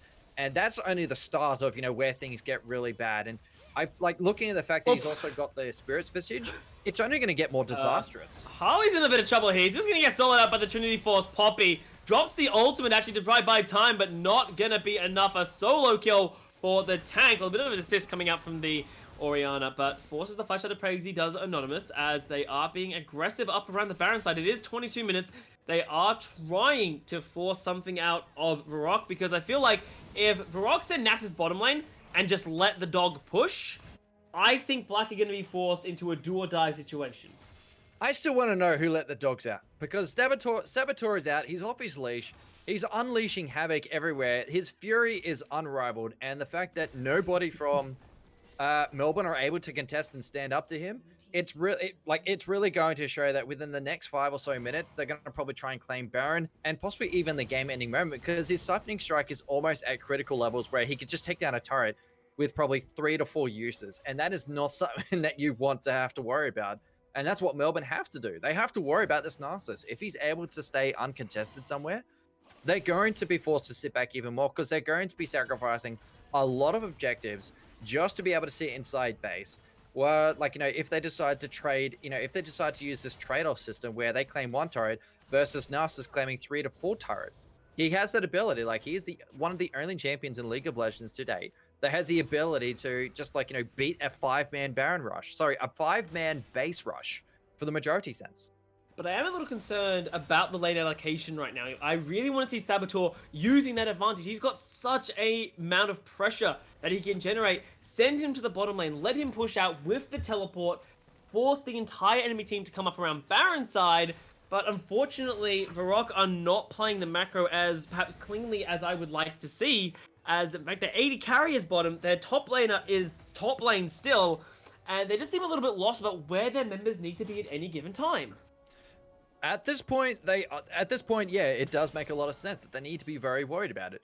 What does get me very curious, though, is their vision game. They should be worrying about it, but they don't have the vision to be able to try and, work against this condition. The fact that they have, a lot of negatives on their side, they're not exactly doing very much to, minimize those casualties, minimize those negatives, and turn it around in their favor. And that's what's really costing him this game. The fact that Narcissus is already at 500 stacks, actually even more, he's probably above 700 based on how well he's played so far. 757? 657. Okay, well, I was 100 overestimated, but the point still stands, Midnight. He is definitely something that they need to look out for. He is the highlight that is going to mean their downfall if they're not careful. And the fact that, they've got a 5-man convergence, this is going to be our first 5-man team fight. It could be. I stand by a point. I think Varrock should be split pushing, but it's not doing too badly. Have him group. He is a huge point of pressure for the side of Varrock with, of course, with the Fury of the Sands ultimate ready to go. His Dragon is spawning in just under a minute. Baron is still up. We'll see all the teams converging around here, and I think we will be getting that first 5v5 fight. The question really becomes, who pulls the triggers? Yeah, and Nasus has to go split push. Look at the build he's opting for. He's going for a ZZ Rot Portal. Well, we could definitely tell he's going to be the split pushing condition they're hoping for. Like, that is their win condition. He splits push and they go everywhere else. The Raptors cloak helps him get from A to B with so much ease that they don't even have to worry about him, essentially. He can teleport into a team fight. He is the engage for their team too, because you've got Galio's heroic entrance with the choice of being able to land on either Zoid or Saboteur, whoever decides to charge into a fight. And looking at how this Saboteur is going, you could definitely tell he's going to be the engage needed to tuck away an easy ace for the team, possibly even the game-ending moment, because we've hit 26-40. That, one team fight could be the game-ending moment. Like we saw before, I believe it was a little bit later than this in front of Baron Pit, but nonetheless, the condition or the reference remains the same. If they get cleaned up, it's completely over for Melbourne and the semifinals in favor of Reservoir. A few of the sands being popped. This is going to be the fight for Dragon. Looks like they're trying to disengage, but Anonymous gets caught out. The jungle goes down. There is no contest. A lovely shockwave, however, tries to turn it around, but is it going to be the Cataclysm and the CC coming out? It looks like Black may be able to win the fight, but Saboteur is still alive. You need to outrun the dog, and they might be able to kite him out, and they eventually cleaned up a triple kill coming in for the Sivir. The fact that they had all 5 members up, they went in for a clean engage. They got denied because I saw at least 3, I believe 2 flashes in that fight versus at least 4 almost.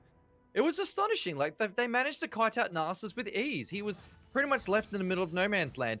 Galio popped his ulti a little bit too late. That I feel as though the reason, the fact that he popped it a little bit too late meant, the difference between that fight. If he popped it earlier, you could tell that Reservoir would have had an easier victory, but they didn't. And they managed to claim away their first dragon of this saga. Like, we've only got 1 more dragon remaining before Elder, makes his appearance or makes his debut. But so far, Baron is still an option to claim. We've got Hardcore Vision appearing from Melbourne from Melbourne High School.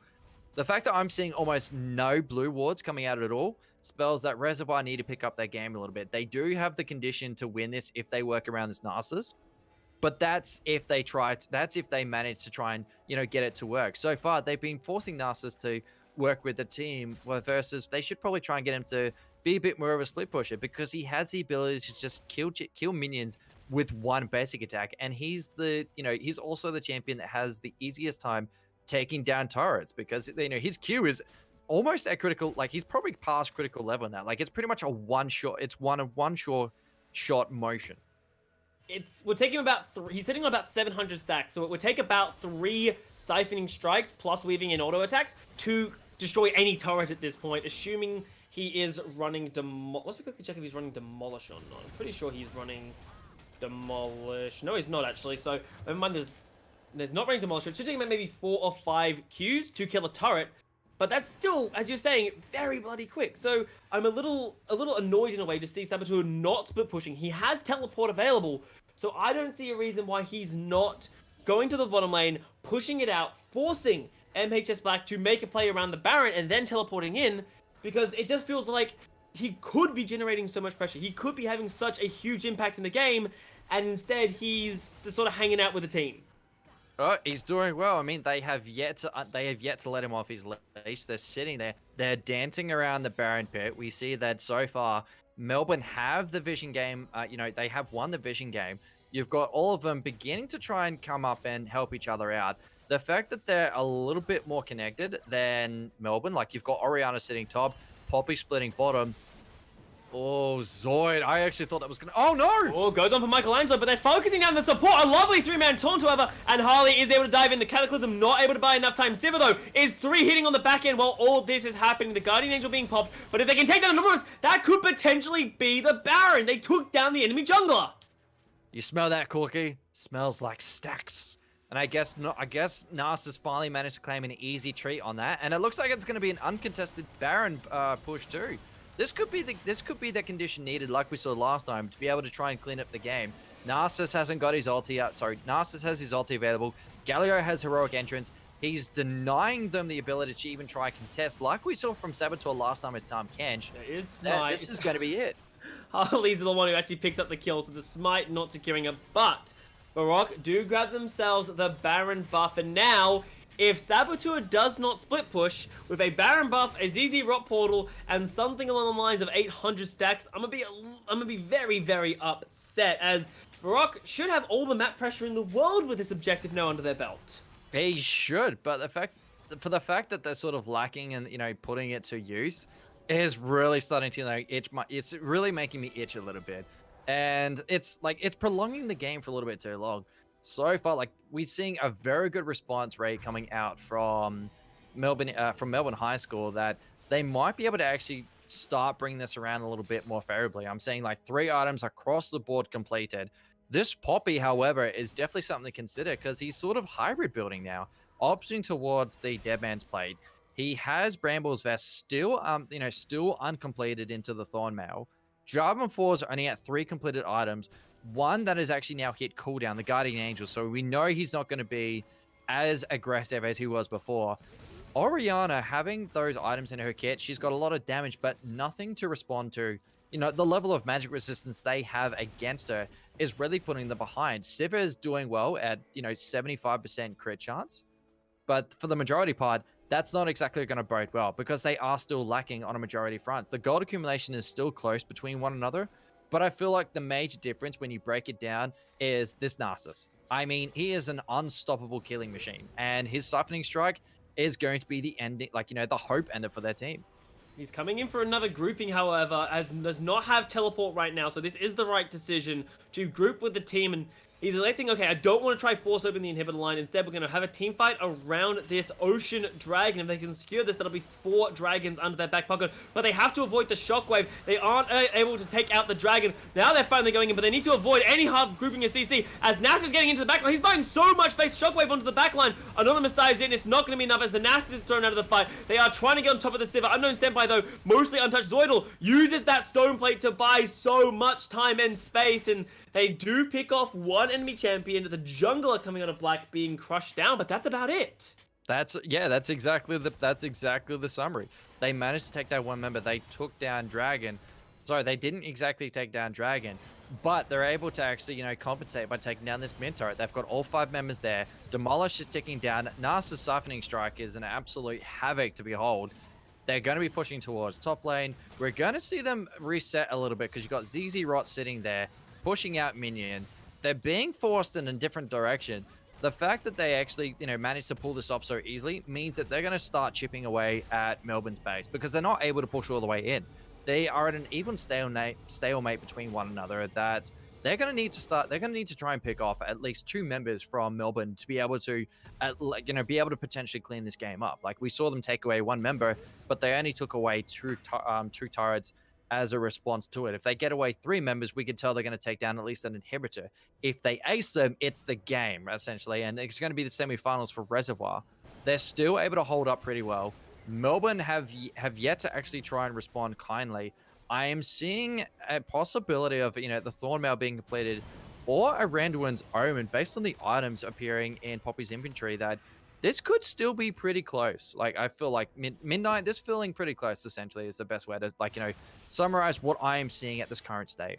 I mean, there's 600 gold difference between these 2 teams, despite the Baron buff, despite all the dragons and the turrets and the kills being traded back and forth. These teams feel exactly even. The only advantage I'm actually giving Varrock right now is the stacking Naxxus. So, in terms of gold accumulation, in terms of itemization, you're exactly right, Reinhardt. These teams feel very, very similar, but the saving grace for Black, I feel like right now, is this Siva, sitting at 3.5 items now, 4, 1, and 2, a 700 gold bounty, and even if Varrock are able to secure themselves the Baron once again, Siva is more than capable of clearing on the minion. We see an engage coming in the middle lane. They're trying to catch out the support and the mid laner, but are they able to crush them? Then they finally take down one. The Hammer trying to use the buy space as Corki dives into line. Anonymous goes down, but the Guardian Angel will keep him alive. Saboteur trying to buy the time in the Q crunch, finally getting access to the backline. Can they outrun them? No, they cannot. Who let the dogs out as Saboteur? More than happy with the DK to crush down Miko. That is the ace, and that could potentially be the game, as you said, Reinhardt. That is the game. They have at least 40 seconds on the cooldown time. Nautilus is not going to be able to try and bring this back for them. He's not going to be able to defend. That's all 5 members. Sorry, 4 out of 5 members alive from Reservoir. They've got Narcissus alive. They've got Harley alive. You cannot come back from this. I mean, he's about to respawn, but at this point, it's too late. And this is going to be the game as well as the semifinals for Reservoir High School. I'm just absolutely astonished at this. That's going to be the game with Reservoir High School for Varrock taking the series in a 2-0 fashion. And you got to commend game 1, a hell of a one-sided affair. But game 2, MHS Black, one team fight decided it all. That was on a knife's edge the entire way through. I can't believe that. Just this Narcissus was on fire. I believe he ended off on like a 1,000 stacking bonus for his siphoning strike, correct? It was about I think it was about 900. I actually didn't check for a while. I got too distracted looking at the sim. It was pointless, essentially. It was pointless to check afterwards. I mean, he already hit critical levels. Just any further was just overkill. You love overkill as a Nasus though, but on the side of MHS Black, I think they did really, really well. The really unfortunate in that team fight that it was Varrock pulling the trigger. They did catch out Michelangelo and Miko a little bit too far pushed up in the middle lane, and at that point, Black did the right decision. They tried to bring everyone into the fight. They tried to hold on, but it just was never going to be enough, unfortunately. No. With that, I feel like the MVP we definitely got to give it to is Narcissus. Just his sheer gameplay as the champion itself. His stacking capability was unrivaled. His overall capabilities to sort of help his team achieve victory, being able to, be the playmaker and change, the changing point with the help of Proxy, being able to use his heroic entrance with complete ease, as well as very proactively when coming to a fight. It was just, it was just absolutely amazing. And that's why I feel like he should be the MVP of today's saga. Exactly. And that was the interesting thing about this matchup, you've got to remember, is that this matchup between MHS Black and RHS Varrock was a 4th versus 1st place matchup. And for somehow, and I love underdog stories, and I got to admit, I love this one too, the underdog ends up taking the victory in a 2-0 series. So RHS Varrock have done an amazing job, and honestly, I'm really excited to see these teams in the regional grand finals, I believe at the end of the month. I'm laughing that you said that. The underdogs. The fact that we had a Narcissus that we were making so many doggy puns throughout this entire game, it just sort of fits the bill a little bit too perfectly. And I gotta say, I am amazed. Like, yes, we did see Melbourne High School coming in at first place right up until this point, but we've hit the semifinals.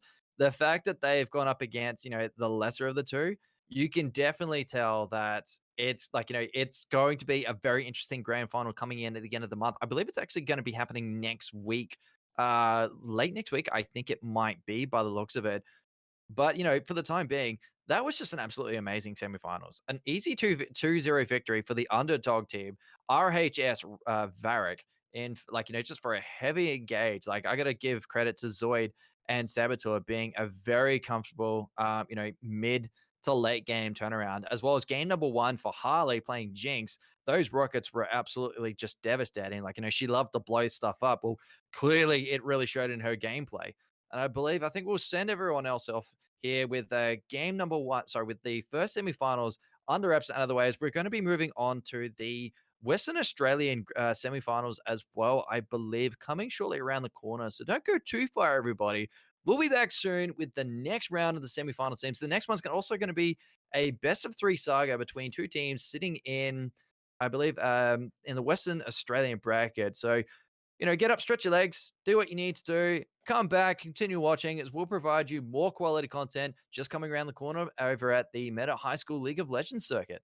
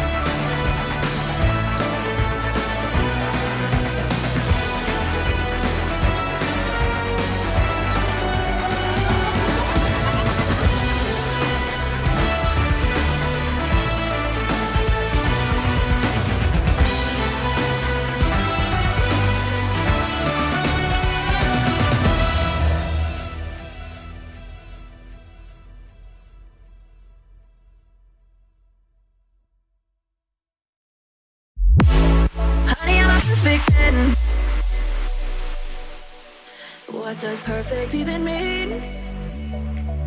Is there even such a thing? Oh, can we switch up all the rules and imagine a utopia? Darling, I'm just so fed up with these expectations. They keep weighing me down. My heart is begging me to get the hell out of my head. I'm trying to live inside the upside down for a minute and pretend. Honey, I'm a perfect 10. Whoa, whoa. Honey, I'm a perfect 10. Whoa, whoa.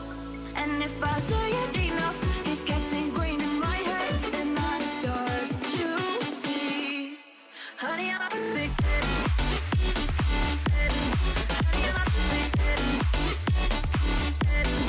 Honey, I'm a perfect 10. Honey, I'm a perfect 10.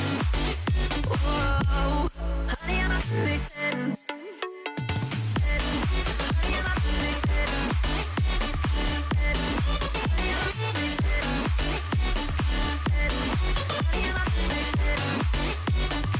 Oh, yeah, I've discussed it with myself, and I'm disgusted with the way we're told to have a certain face. I stood and wait because we aren't pixels on a screen. No, we're human, we breathe. Every single thing we see curated, it's overrated. These expectations, they keep weighing me down. My heart is begging me to get the hell out of my head. I'm trying to live inside the upside down for a minute and pretend. Honey, I'm a perfect 10. Whoa, honey, I'm a perfect 10. Whoa, and if I say it enough, it gets ingrained in my head, and I start to think.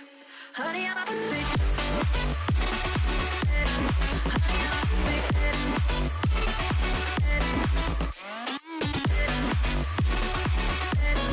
Honey, I'm a perfect 10. Whoa, honey, I'm a perfect 10. Honey, I'm a perfect 10. Honey, I'm a perfect 10. Honey, I'm a perfect 10. Oh.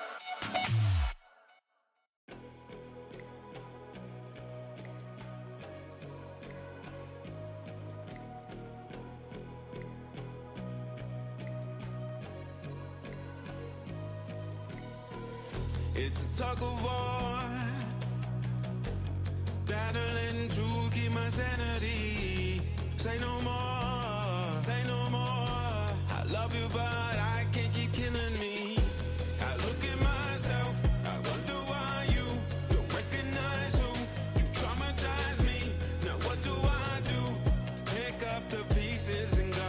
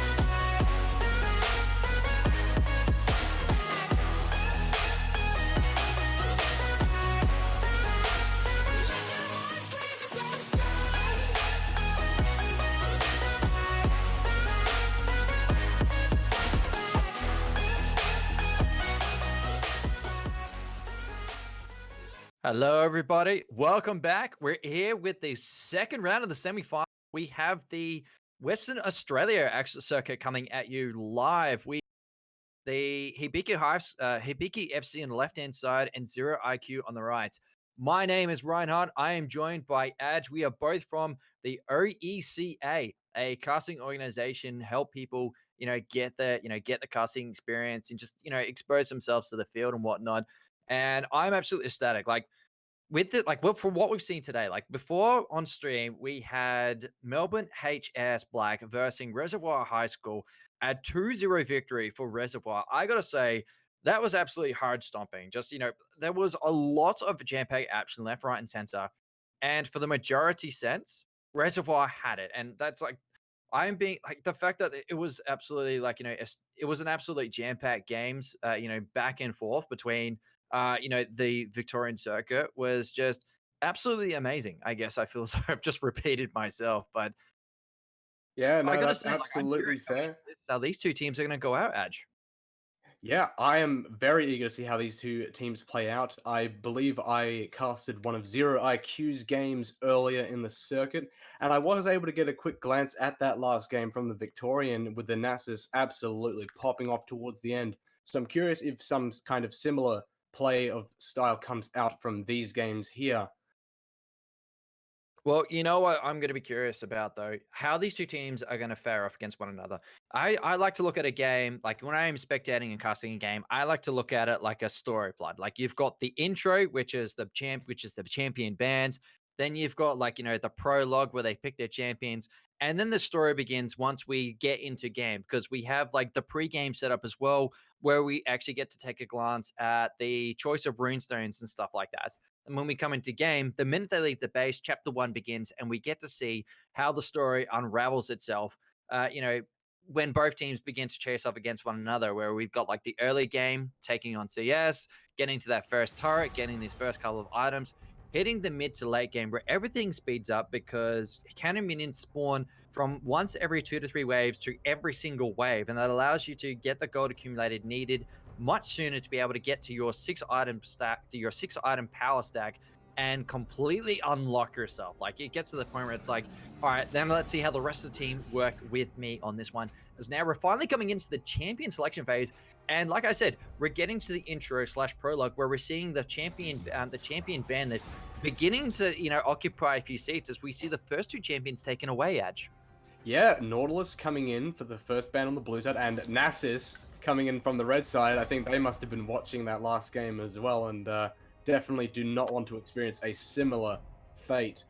And we're going to have Irelia being the second ban, a rather more or less flex pick as of late. More often they're not being seen in the mid lane of all places, which is going to be followed up by the Lucian, a standard ADC ban as of late. Hey, honestly, I gotta say, just like I have to touch point on that. Irelia is definitely a nice flex pick champion. She can be played mid or top. Like in a couple patches ago, or I think it was a couple patches ago, she was also played ADC. She's effective in jungle because her passive resets every time she basic attacks a camp major monster. Whether it be Gromp or the blue buff or something. Like it's still interesting to see. Yeah, it is absolutely interesting to see those kinds of really niche character style of play that can just absolutely take people off guard. And we're going to have Lee Sin being the first pickup here on the blue side, the other bans being Silas and Renekton. They clearly want some kind of easy, straightforward top lane coming out here, banning out those two self-buff ultimate champions in the top lane so far. Oh, I feel like it's only going to get worse, honestly. Like, you've got Lee Sin being picked up immediately for Exiv, considering he's the jungler for their team. Zero is going to be picked, possibly might be able to pick in response now. He has the opportunity to counter pick if he so chooses. Thresh being picked up immediately as their first champion really spells that their bottom lane is looking pretty confident with themselves. Whereas Lee Sin's the only one feeling really confident for his team. He's going to try and allow his team to try and counter pick left, right, and center. Yeah, and we are going to have the Hecarim picked up here for Zero. Not an exact counter pick into the Lee Sin pick, but Hecarim is one of those champions that is a make it or break it, as I've said many times before. If you can pull it off in the early game, you will absolutely go on to stomp in the late game and even more so into the mid game. But if you can't get that early lead, you're just not going to be able to keep up with the other junglers like the Lee Sin. Although he does fall off a bit more towards the late game, Hecarim will definitely feel some pain if he can't keep up. Yeah, I'm feeling that. I would feel that vibe too. I played a game of Lee. If he gets a couple kills and hits that power spike, there is nothing stopping him, honestly. Even if Hecarim gets to the Trinity Force as well as Steric Gauge item bonus, the tide will turn heavily edge. And that's what I'm feeling we'll probably see coming out, because Zero's going to need to work really well with his team to be able to achieve that power spike point. You've got Thresh picked up, you've got Draven also taken on too. So we're going to have a very interesting League of Draven bottom lane versing off against Sivir and Morgana by the looks of things. I mean, that's if we are going to see her taken bottom. It's going to be an interesting standoff. We have both bottom lane duos picked up immediately, both junglers as well. It looks like top and mid are having an even standoff between one another, Edge. Yeah, both of the solo lanes have yet to show any kind of inkling as to what they're looking to go towards. And touching on the bottom lane picks, Sivir and Morgana, definitely I look at as the favored matchup here, as Sivir just has that impressive and superior wave clear, especially up against someone like a Draven who is more single target reliant on focusing on catching those axes and keeping up his CS and adoration stacks. As we're getting the final bans coming through now, Aatrox and Akali being the two bans from the blue side, and Vladimir and Darius being the two on the red side. And we're finally going to be able to see what the two solo lane picks are. Oh, like the fact that we've just finished, looking at the ban bench. I am getting worried. We see Jax taken up immediately for Dino. I'm curious to see what they're going to pick in response to that, because Jax is the type of champion that doesn't really have a lot of counters, because once he hits the he's pretty much really good once he hits level 3, because he becomes the helicopter. He gets a counter strike, he gets a leaping strike, followed by the lantern smackdown. He also has Conqueror available. If he chooses to go down Conqueror pathway, it's only going to be disastrous. And if he gets Hecarim helping him, we know there's going to be a very favorable early to mid, possibly even late game if he picks up the Trinity Force and Spear of Shojin that I've seen quite commonly. Regardless what bracket you stand in on the solo rank system or even flex queue, I always see those two items majorly picked, as well as Asterisk Gauge and Guardian Angel. So I'm curious to see whether that's going to be picked up. Yeah, I'm Jax loving is this. Definitely one of those champions that is, whether you set me back entirely, at some point in the game, so long as it keeps going, I will become relevant and I will not be able to be stopped. But Poppy being picked up as the counteraction for that is definitely a champion that can look to suppress a champion like Jax long enough for the rest of their team to be able to make something of themselves, being the Cassiopeia in the mid lane and Nico actually getting picked up in the mid lane as well. Very curious to see how that matchup will play out. I was about to say the same thing. I'm very curious to see how Nico's going to fare up against Cassiopeia, because that stone gaze she has to offer with her ulti, even if Nico decides to throw out her clone and go invisible, if she's still looking at Cassiopeia when that ulti pops out, it's going to be disastrous. And Cass might be able to turn the tide of a fight in her favor, because she has the ability to just pop down a poison, use those twin fags with easily succession, slow her down as well with her W. That she needs to position herself quite well. And then looking at top lane, we saw Poppy played last time. I saw Poppy played last time, as my brain finally manages to fix itself around. It went down the Trinity Force pathway. It did not exactly work well in their favor. I wonder if, Shiro is going to play a little bit more of a defensive item bar pathway versus into Dino playing on Jax, because she might need to actually opt towards it. She has the ability to counter Jax when he tries to get the counter strike as well as the leap strike on top of him. Being able to deny with that circle W she has to offer. But is she going to be able to try and respond with the item build path, or is it going to work down a different path? This is something I feel like I need to get a little bit more insight about coming into this matchup. Yeah, pretty much. We are hoping to expect more of a sensible build from Shiramura on the Poppy here, as Sunfire Cape tends to be the first tier item against most AD top laners, but Jax isn't the standard AD top laner. He does have inbuilt magic damage into his kit. So we might see something a bit more maybe like an early Gargoyle Stoneplate coming out from the Poppy potentially.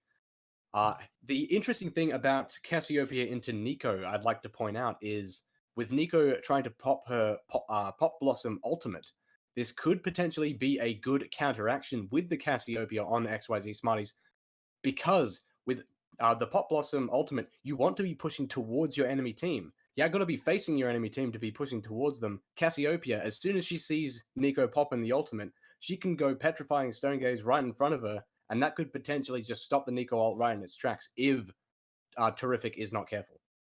I'm hoping to see, either or essentially, because it's a really tough matchup. Like you've got someone who's really good to deny engage, and you've got somebody who's really good at an engage. If she gets those tangle barbs out, it could like work either way, whether we see Cassiopeia just ult in her face, or whether she's gonna like get close to her and then sidestep to deny at least the stun portion, because she will still suffer damage. She will suffer the slowing effects of it, but she won't be stunned. And like we've got Cassiopeia picking up the cleanse, so we know she's looking to try and counter Nico in a matter of speaking. So it's again like I think we're going to be looking out for this mid lane matchup when we come into game. The top lane just as much. Like I'm curious to see how this Poppy is going to fare against a Jax. Like if he manages to time himself correctly and work around her abilities, we could see Dino popping in line pretty early, at least completing that Trinity Force, maybe even a Hextech Gunblade. It really comes down to personal preference on, like, that's my opinion. It really comes down to personal preference with those startup items. Bottom lane, it's going to be a bit more of an even standoff between one another. And so, like, looking at these two junglers, you got Lee Sin, a very strong early game champion, versus a Hecarim that needs close to a Trinity Force to be able to come online. I'm curious to see what they're going to do in terms of like, map awareness and behavior, whether they're going to be ganking mid and top a lot, or they're going to be focusing on mid and bottom, because I believe in the last semifinals we saw, one of the junglers were focusing down bottom heavily, and they managed to actually get far ahead. If actually, no, actually, the end result was that their team actually won both series pretty easily. And so I'm curious to see how these two junglers are going to verse off in the early portion of this matchup, Adge. Yeah, it is definitely, I feel like, especially with this game in particular, going to be pretty reliant on whose jungler is able to do more for their team. We do have, as we can see, Zero has opted for the Ignite Smite combination rather than Smite Ghost. So he is more than likely going to try and go for that bit of aggressive early playstyle. He has got the Conqueror, and he has got Sorcery, more than likely going to have Celerity as a sub rune on that. As well as the water walking, possibly. I mean, it does allow him to clean up those river scutters, which are an important factor you do need to consider, because it gives you 4 CS easily, gives you the health and mana replenishment that you would need if you want to stay out there for a bit longer. And like it gives, like, considering it's Hecarim we're looking at, he gets extra damage for the bonus movement speed he is given. And since it gives you bonus movement speed and damage, I feel like he's going to get a third helping of the extra damage from his passive as well, that it could work really well into Lee Sin. But, it's a Lee Sin we're also looking at. He's gone Conqueror himself. He's gone down Demolish, and I can only assume he's looking towards either the Relentless or Revenous Hunter, for the healing bonus or the movement speed bonus to be able to maneuver around the map a little bit more easily. And, like, this is looking pretty curious between both sides. Like, these junglers are very early. They are very heavy in early map lane to map presence. But, once we get towards the mid game, I think we'll see Hecarim becoming a little bit more favorable, just because he will probably most likely have the Trinity Force completed in his build. And that's a nice startup for the team. Like, if you can get that Trinity Force, you'll be able to, make plays left, right, and center. But we also have to consider the fact that they have a Poppy and a Cassiopeia. Those are two champions that you don't see often, but when they do make an appearance, it's going to be for good measure. Like, they know how to play those champions. They know how to use their kits to maximum efficiency and put their team ahead. As now we're finally loading into map where both teams are getting ready to make their first movements. I'm curious whether it's going to be a 5-man conversions from both sides, or whether one side's going to be conversion and the other one's going to sort of spread themselves out towards every single entrance of the jungle and understand what their enemies are probably going to try and opt for in the first initial startup, Edge. Yeah, no, it is definitely something to look into. And speaking of the Keystone runes taken, we have Exiv on the Conqueror, a very sensible choice for the Lee Sin, basically admitting that if we don't win the early game, I can still be somewhat relevant in the late game. as we are now getting into game, and it is looking like we're going to have a bit of a slow start coming from the Red Fountain, as several people take their time, judging what to buy. And we're actually going to have a Cull picked up first on Denoxed. I was literally about to point that out. I like accumulated, everything looks historical, and then I see an item with 100 in front of it, and my eyes raised to the point that they are no longer on my face. I'm curious to see how Dino is going to play in this matchup using Cull, because he's going to have to be very passive with himself. He needs to be very strong in his farming quality. Like he needs to be very strong with his Farmville simulator to be able to pull this off, because if he's forced to sit back a little bit, have Ixiv jump right on top of his face nearly all the time, he's going to be forced to sit back a little bit more. He's going to be put behind in a manner of speaking. But if he gets ahead, that's an extra 350 gold he gets in his pocket, an extra 150 for when he sells the item. That he's pretty much made all of his gold back. He's had the nice early startup. We could probably see he's going to try and opt towards, his first item rush immediately, like whether it's going to be a Trinity Force, or he might even go for the hybrid build that I've historically seen Edge. Yeah, he might very well do that. He might also look to go for something like a first item Tiamat for that increased wave splitting pressure and just able to clear waves ridiculously fast. That is something that Jax tends to lack in the early stages. But yeah, picking up the Cull, it's effectively conceding any kind of early aggression that we might see, as we can see him playing very far back in the early start of the lane. We did have XYZ Smarties getting a very cheeky first mana flow band proc on top of him in that river just before. Where we can see the Pixel Brush. A bit of early trade, but nothing to really be too concerned about, as Poppy is still Poppy.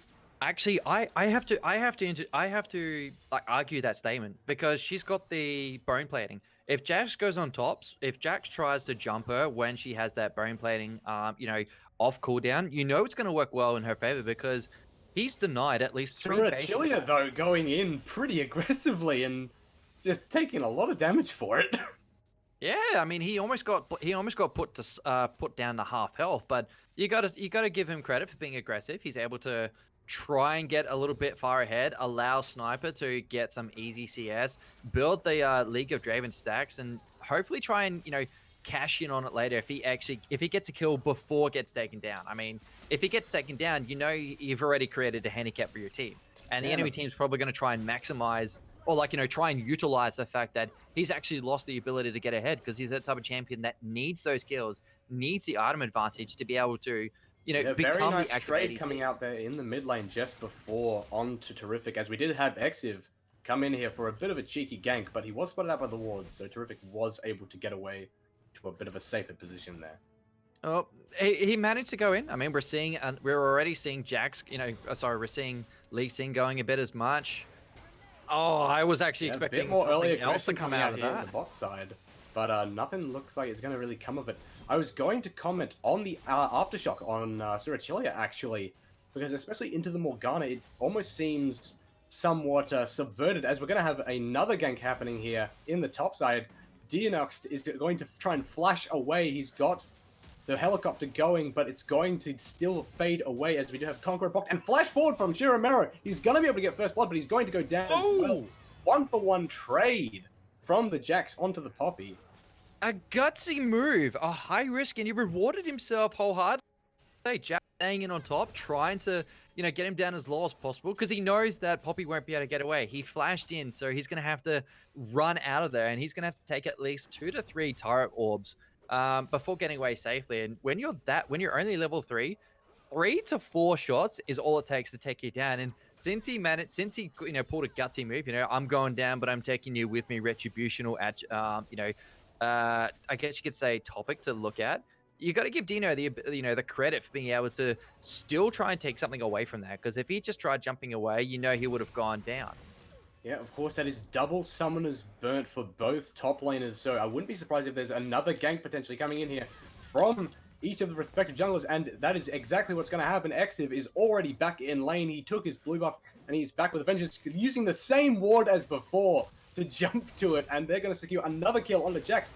Meanwhile, in the bot side, Surachera is caught out by a Dark Binding and goes down very easily. Aftershock is not helping him out there.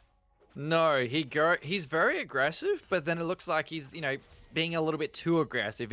We're beginning to see the cons of, his gameplay. And I believe you were talking about before about his aftershock coming out from him as well. And I gotta say, I see it commonly. Like I see a sort of a mix between like, it's always down the resolve tree, whether it's going to be a Grasp of the Undying, the Aftershock, sometimes even Guardian because it pops on the Lantern. The fact that he's taking Aftershock, I think he's trying to look for opportunities to try and get a death sentence in on somebody and just essentially whale everything he has to offer onto him because the death sentence procs it and it allows his team to sort of get the engage needed and it gives you the tanky stats needed before it becomes damage edge. Yeah, I was just gonna say, if you've run into a Grasp Thresh support, I feel sorry for you. That must have been somewhat painful to experience. But yeah, as touching on the Aftershock specifically, you cannot Aftershock proc someone who has a Black Shield on them. Meanwhile, that is a Pop Blossom coming out in the mid lane, and hopefully it's going to be able to double root down them. But Exiv, with the kinetic kick coming through, able to get the kill and finish off Terrific.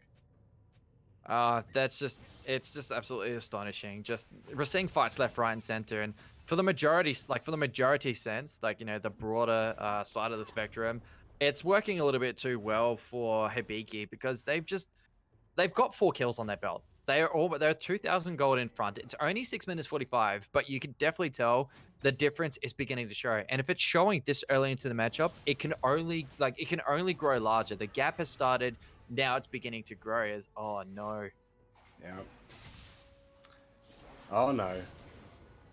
It's looking like it, Ad. She's gone straight in. The Ignite that is just absolutely not going well. The flash, though, coming out will be able to keep him safe. But that might be an early drag, and all things considered, Exiv did go down, and there's a bit of more early aggression coming out from the top side here, as Denox is getting a lot of damage taken from him, with that percentage health damage coming out from the Poppy. Oh, it's looking disastrous. Just as much as we see Cassiopeia getting hit by the Tangled Barbs, as well as the drops coming out too. Getting hit by that combination, you don't really want to be anywhere near, because you've also... Her W's basic attack, every single third hit, she does a burst of magic damage. Oh, I was expecting more from that fight too, from that trade, because you see her pop the invisibility. The clone charges towards her. Her Tangled Barbs was close to coming off gold, and I was hoping to see a little bit more of an engage coming up from Todorific. Yeah. Fun fact, you can actually proc mana flow charges off of Nico Clone. Wait, seriously? Yep. Please do tell. How does that work? Well, it works similar to Shaco Clone. If you can confuse it for an actual enemy champion, you can theoretically get certain stacks off of it. Like you can get Dark Harvest stacks off of it, you can get Mana Flow stacks off of it, that kind of stuff. I never expected that to be a thing. I was just, I'm actually enlightened by this, and I'm curious to see whether whether we see it happen out on Rift, because we do see her opting towards Mana Flow band in this matchup. She's already got the completed Lost Chapter. Probably going to be a gank here in mid though. Ward Hop does come out, and the invisibility will keep Terrific safe, able to get right behind the tower. Gonna have a ward for her troubles.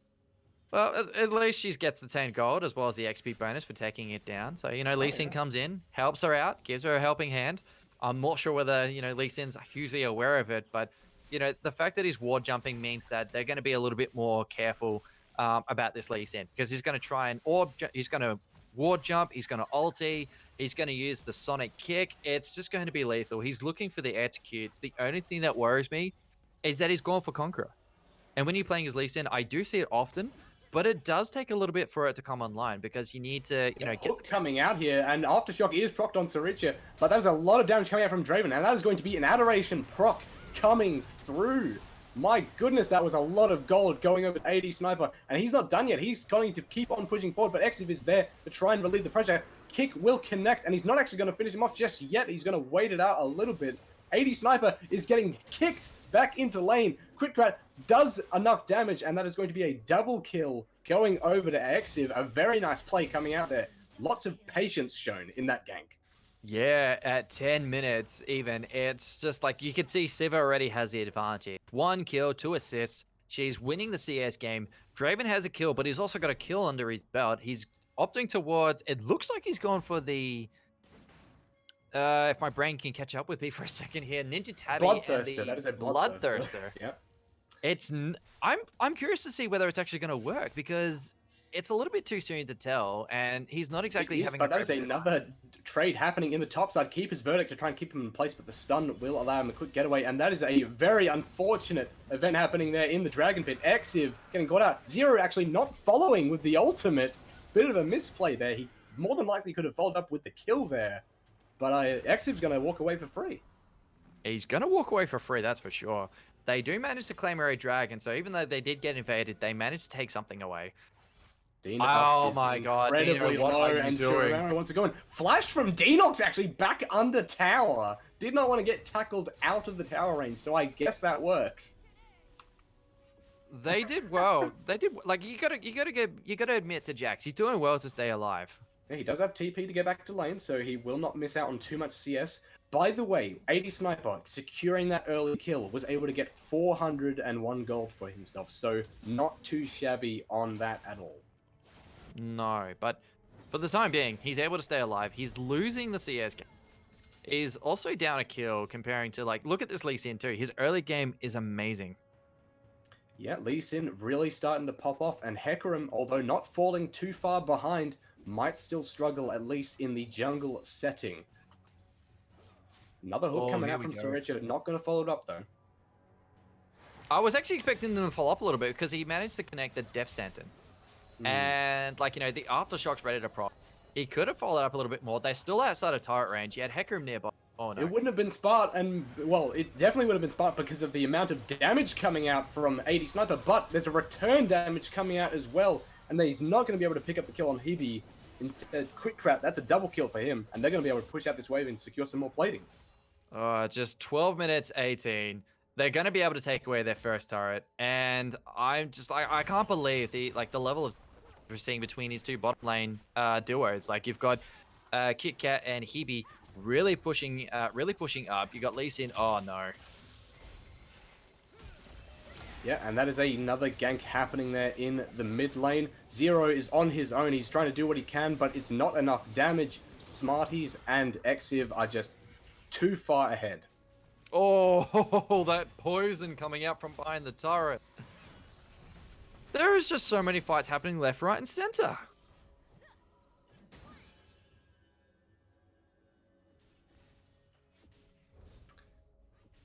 At a point like this, you gotta admit, there is just like so much action happening, and it's working too much in favor for Hibiki FC. They're just absolutely flying ahead. Just 13 minutes 15, and they're 10 kills up. They're 5,000 gold in front. They've got Dragon.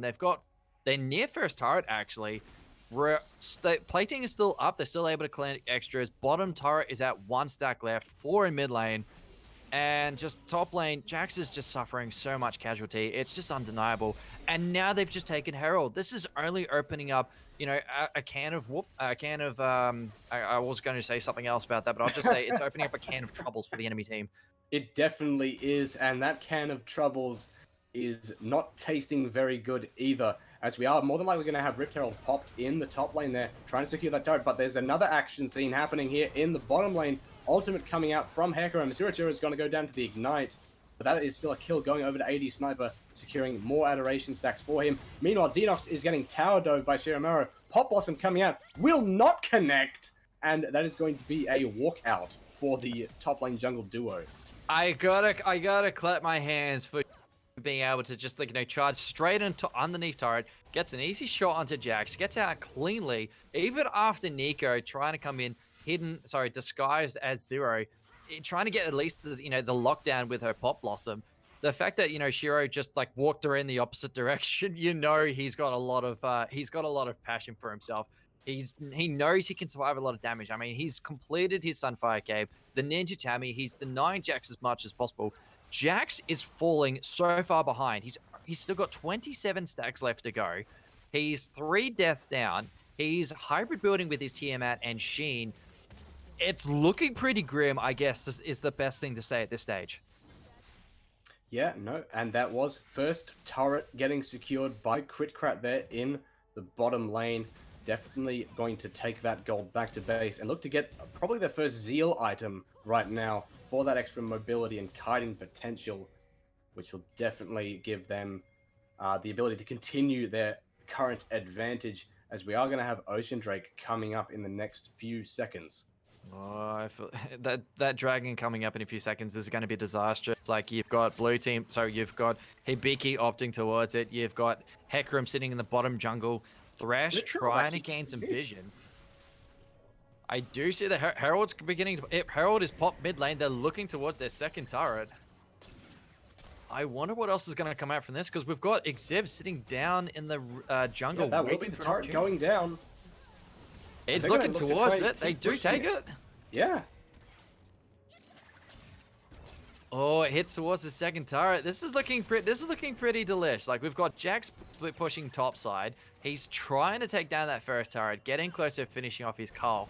Adge, this is just getting a little bit, one-sided. Like, we're seeing the gap increase, actually. It only is increasing by a little bit. We're hitting the 6,000 gold deficit between one another, but it's 16. Yeah, that's actually a stunned up Surachiria there. XYZ Smarties is going to deal out a lot of damage, and the Boomerang will come in to finish them off, while Exiv is just taking the dragon solo. He has the abilities to do so. Yeah, he absolutely does. Blind Monk. He's got the finished jungle item. He's got the Ninja Tabby. He's obviously going towards the Black Cleaver with the oh man, my brain. Kindle the Kindle Gem and the Phage. Yeah, thank you. Yeah, he's opting towards the Kindle Gem and Phage. That we're going to see a very strong Lee Sin leading towards the mid game too now. Yeah, we will. Shiramaro is trying to secure this tower. Exiv is here to help. Oh, actually, ults under tower to try and knock him out, and whiffed ultimate from Shiramaro there. Denox is just panicking under this tower right now. Doesn't know what to do. Enemies are diving him left, right, and center. Oh. And that's going to be a hook coming out from Surachiria. Denox is actually trying to follow it up, but that's a lot of damage coming out. Now that they finally left the tower, they are not in the safe place. Pot Blossom coming out. Gonna lock down Shiramaro as the ultimate from Zero comes in. But Shiramaro able to flash away and will be able to get back to safety. Oh, the tease. There is a lot of tease. There was a lot of denial. Just like, the skin left on teeth after a fight like that. Oh, here Denox is going back in. What was he thinking?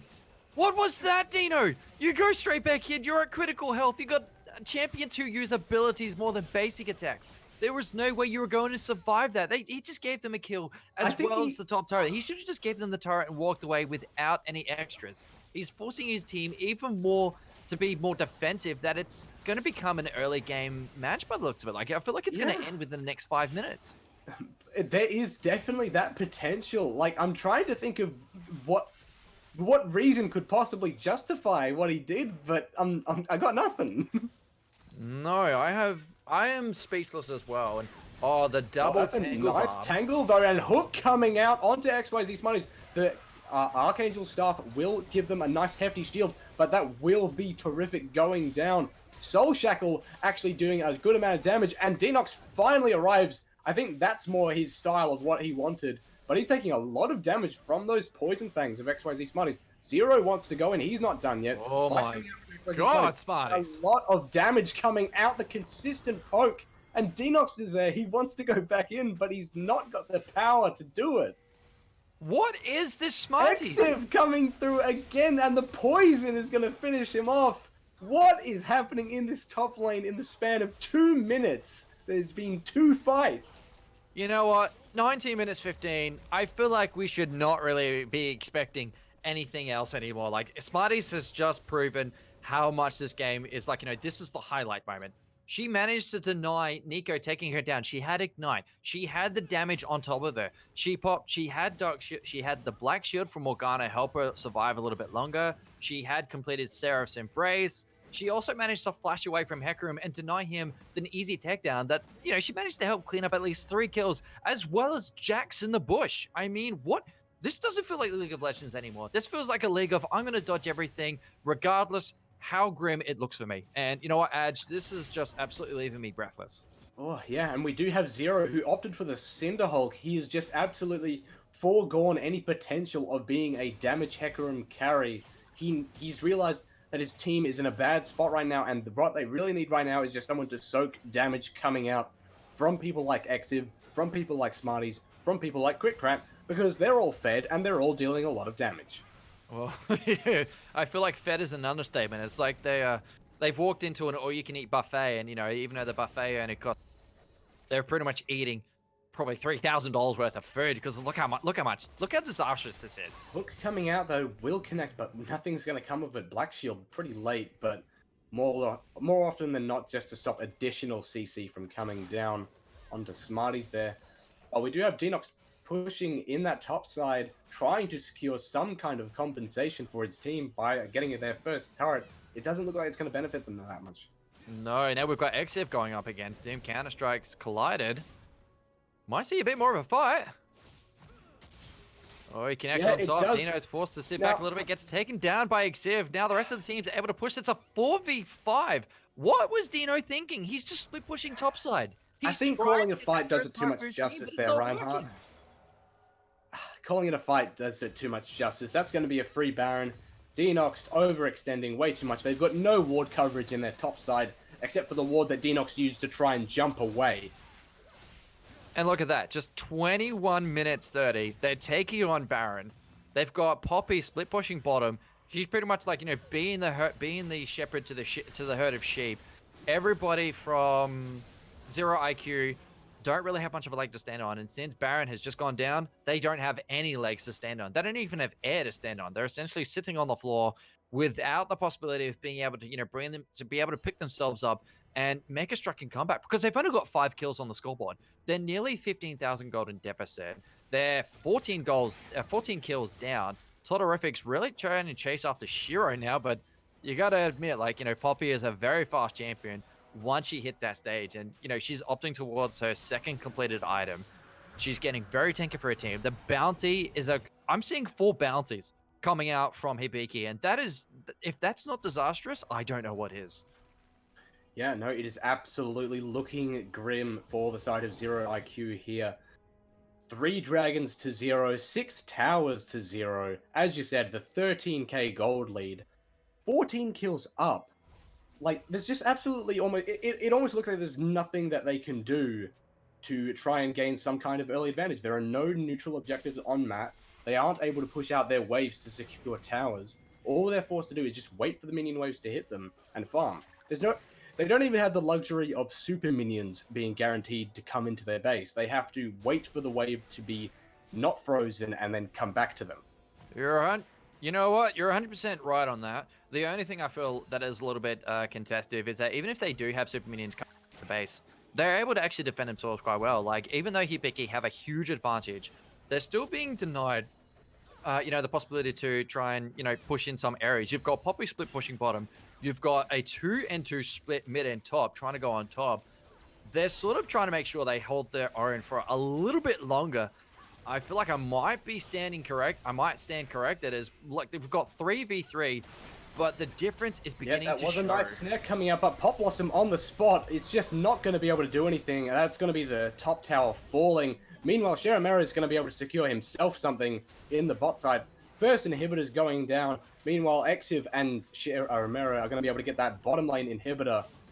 And it is just going to close in. Zero is trying to run away under his Nexus towers, but it's not enough. And that's going to be a full 5-man ace. And more than likely going to be game 1 going in favor of HBK. Oh, it's looking like it. The final turret goes down. The Nexus is exposed. We've still got at least 10 seconds on major cooldown timers. We've got it about it. It's about to explode. The game is over, everybody. Game 1 in favor of Hibiki FC. Well done to you, little lads. That was an absolutely astonishing finish. I feel like it was just too one-sided in the end. They managed to win mid lane. They managed to win top side. Bottom was being split pushed by Poppy, and just the fact that they connected through the the top and bottom inhibitors really spelled an easy victory. Even if they tried to contest that, it wasn't going to work well in their favor because they would have had to worry about super minions at that stage. They had Baron, they had all members alive, they got caught out left, right, and center. Even though Todorific got the double tangled barbs on top of both, I think it was Lee Sin and Morgana, it didn't really, work overall in the end because she got caught by the Dark Binding, the Tormented Soil. Lee Sin also continuing up with an ability. Same with Sivir and the Boomerang. It was just hard stomping. Like they had the proking advantage edge, and it was just disastrous. Now, before we do go to a quick little break to prepare for game number 2 between these two teams, who do you think the MVP is and why? I'd definitely like to say that the MVP would be Exiv for that just absolutely phenomenal early game pressure with those topside ganks, the double kill gank onto Denox there, as well as the pressure that he was able to then put later into the bot lane with that very nice and very patient play coming out with that, waiting for Surturicera to go down eventually, and then flashing on top of 80 Sniper to knock him back into lane. So my vote's towards Exiv. And yeah. That's absolutely hard stomping. Well, with that, everybody, we're going to go to a quick little break while we prepare ourselves for the game 2 between Hibiki, who are now going to be sitting on the red side of the map, and Zero IQ sitting on the left. This is the match point for Hibiki, but we can see Zero IQ take this back and bring us into the sudden death match coming around the corner, possibly. I mean, it is a prediction, but we'll see how game number 2 goes. So we'll be back soon, everyone.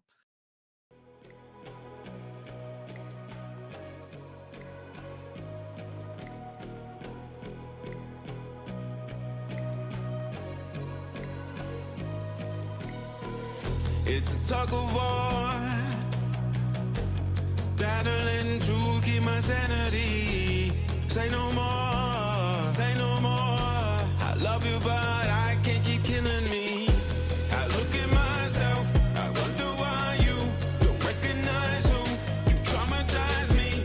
Now what do I do? Pick up the pieces and go.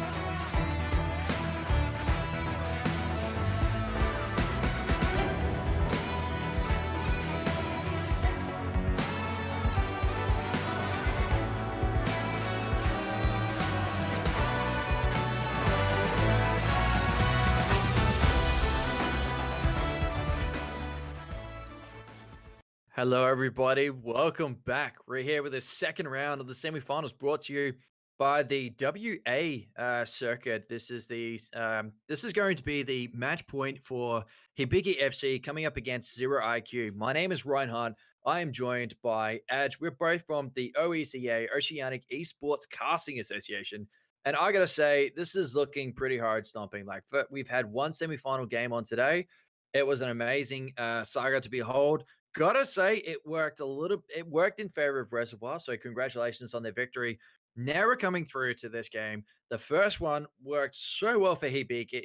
Worked well for Hibiki. They managed to claim away an easy victory, chipping away at turrets. And now we're coming into the second game. We've got the champ. We've got everybody getting ready to, put themselves under, for the next game condition. What are your thoughts based on what we've seen so far, Adge? Based on what we've seen so far, it definitely looks like, at least for the side of Hibiki, that Exiv on that jungle role position is definitely somebody to be looking out for. He has excellent amount of pressure throughout his throughout that early game of the last game on the Lee Sin. I'm willing to bet that there will be a Lee Sin ban coming through for this next game, but I'm definitely curious as to see what kind of champion they'll pick up for this next game if that is taken off the table, and how they're going to be able to benefit their team in this game. Yeah, I'm feeling that same vibe. Like, I'm expecting we'll see some target bans. So predominantly Lee Sin, as well as maybe even Cassiopeia, because Cassiopeia had a perfect KDA towards the end of at the end of the last game. Like that before, when we saw her at that tier 2 turret in top lane, I saw at least 4 opportunities to take her down. She just denied fate so hard that she pretty much, she turned the tides. She turned the wheel of fate in her favor and just cleaned away a couple extra kills, as well as the tier 2 top turret, the tier 2 the top inhibitor turret, as well as the inhibitor. And I think that was almost the game-ending moment too, because they claimed Baron shortly afterwards. Yeah, they absolutely did, as we are now getting into game, and Lord and behold, there is the first ban. It is going to be Lee Sin. They absolutely do not want to deal with that again. Congratulations, we are now psychics. We can predict the future. Not too much of the future, but, the basics are nonetheless. We got Aurelia picked up again. Oh, hello, we're seeing more target bans coming out. I was right. We did see Cassiopeia taken off the mix.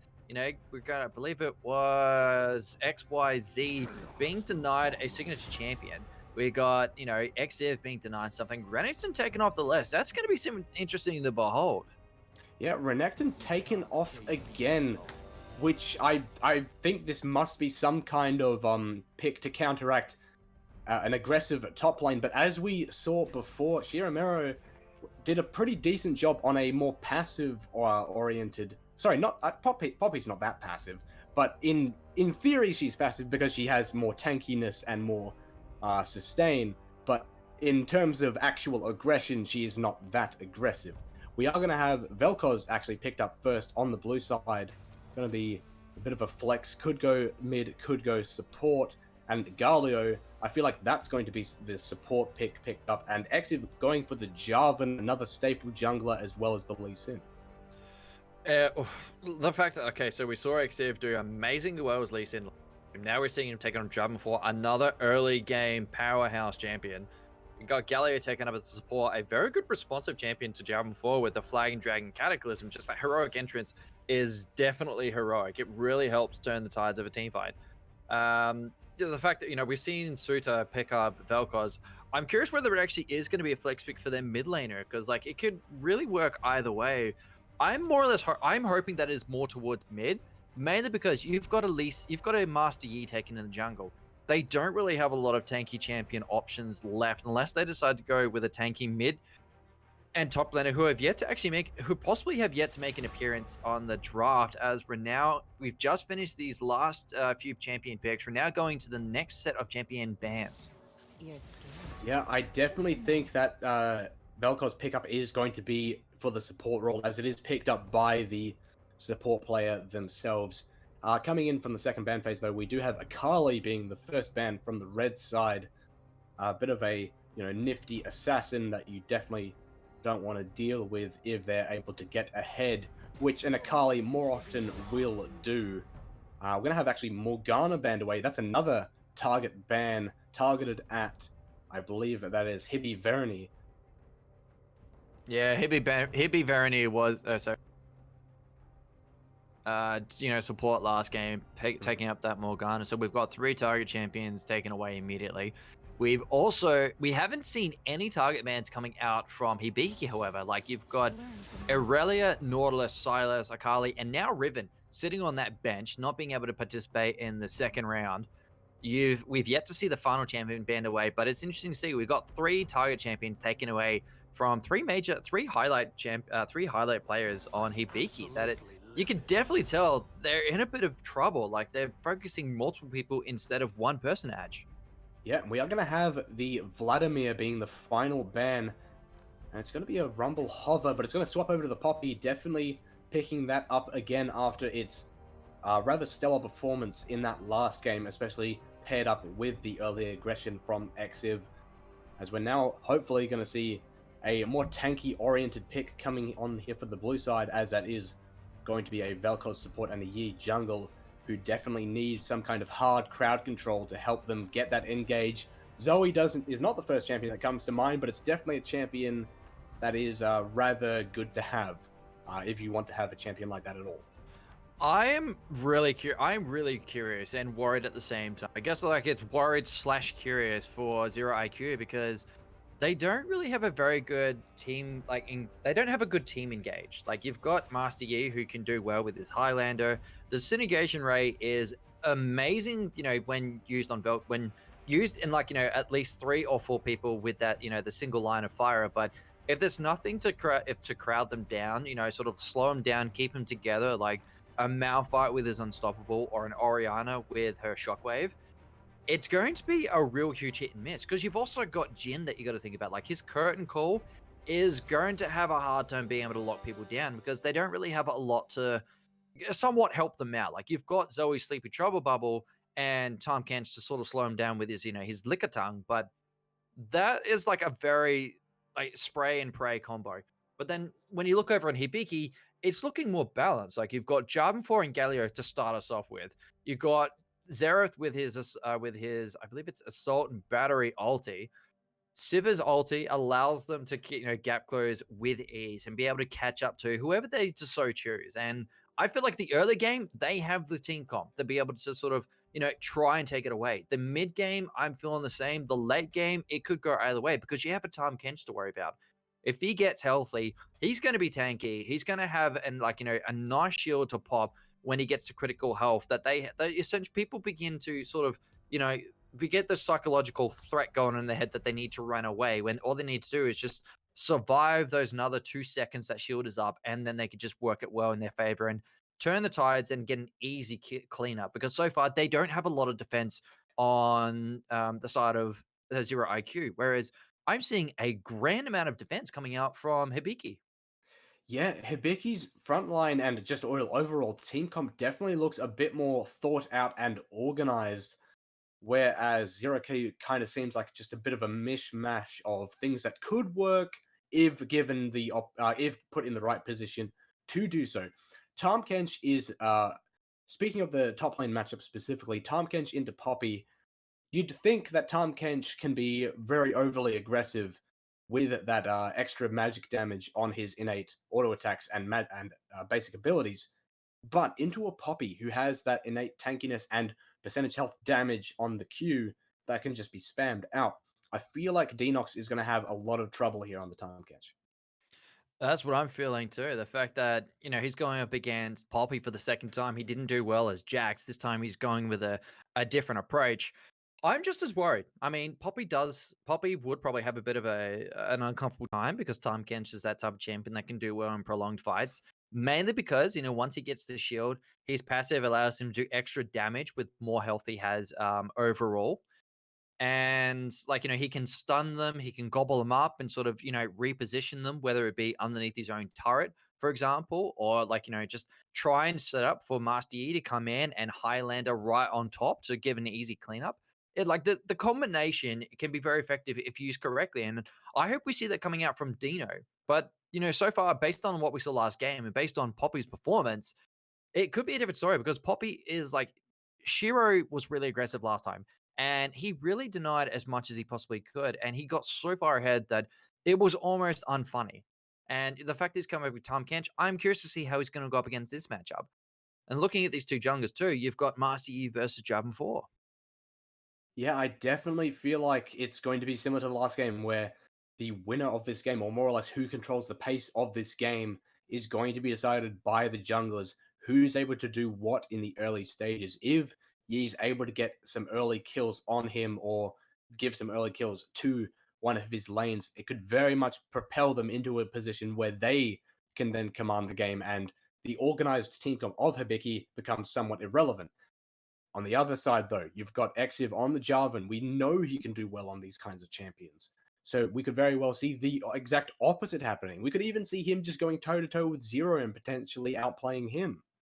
I hope we do see a trade off like that because I'm curious to see what how Javan 4 will square up against Master Yi, preferably in the jungle in a 1v1 scenario. But this is the team based environment. I'm hoping we'll see Poppy or Zeref come to his aid where it matters most. Because at the end of the day, if you could turn a fight from a 1v1 to a 2v1, it's always going to work in your favor because that one person is going to put his team behind, put you ahead, and depending on who it is, if it's the enemy, if it's a laner, your partner is going to be able to farm the lane with ease, soak up XP, get the free CS without stress. The only thing he has to worry about is the added variable, is the still existing variable, the jungler. That he'd still be able to try and stay ahead of his his enemy laner and help your own team get ahead a little bit better. As now we're able to see a more clearer picture between these two teams. Like we're able to see the prologue before we open up into chapter 1. These keystones are looking pretty, like they're looking interesting. Javan 4 with a Conqueror, that is definitely something I don't see very often when played in the jungle. I usually see him take either Electrocute or Aftershock, but Conqueror is definitely an interesting build to say the least. Yeah, Conqueror is definitely something to keep your eye on. Definitely stepping away from that burst-oriented Jarvan build. Perhaps going to try and be a bit more tanky to counteract Yi so that he's not able to get those early 1v1 trades in, as Yi can often do, being the champion that he is. We are also going to see Critcrat on the Sivir again. A very nice performance by them. Sivir with that superior wave clear, especially against someone like the Jhin. Going to see if the lane matchup plays out rather similar to that last game. I hope we see the opposite side of the spectrum because Zero IQ have yet to actually, they've yet to claim victory. This is the match point for them. If they don't win this, they lose the semifinals, and don't I don't believe they'll be able to make it into the playoffs. I'm not 100% sure yet. This is just my basic opinion. We It's nice to see that they're actually still, they've made it this far. They've done so well up until this point. I wonder if they're going to be able to try and lead us into the sudden death match and try and actually make a massive recovery because it's that type of thing.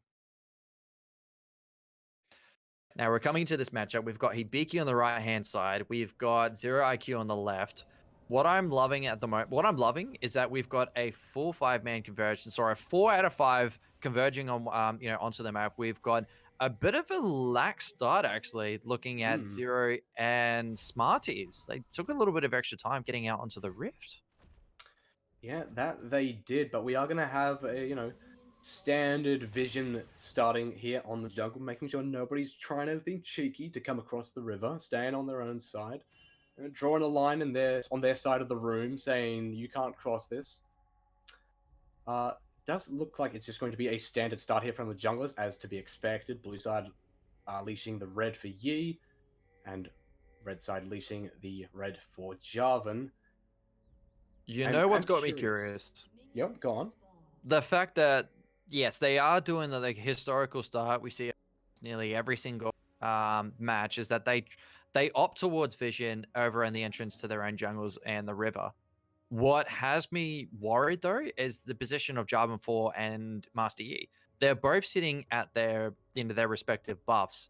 If they get met, they're going to have a bit of trouble being able to recover from that. Whereas if they decided to sit in mid lane, waiting to understand what's happening, right around the 1 minute 25, they'd be able to counteract, or at least be able to return to their original status. The fact that they're sitting over at their buffs I'm actually a little bit worried because if they get met by the enemy, they will be forced at least 30 seconds behind to be able to try and recover from, because they would have to, make their way back to a camp, try and catch it off. But that's only if, no one decides to meet them at the other end, because more often than not, they get met at the other end because they've been revealed subconsciously to the enemy, because the enemy has like good mental timers and good mental predictions as to where someone might be in the fog of war, especially the jungler when they start at their red buff and then make their trail towards blue.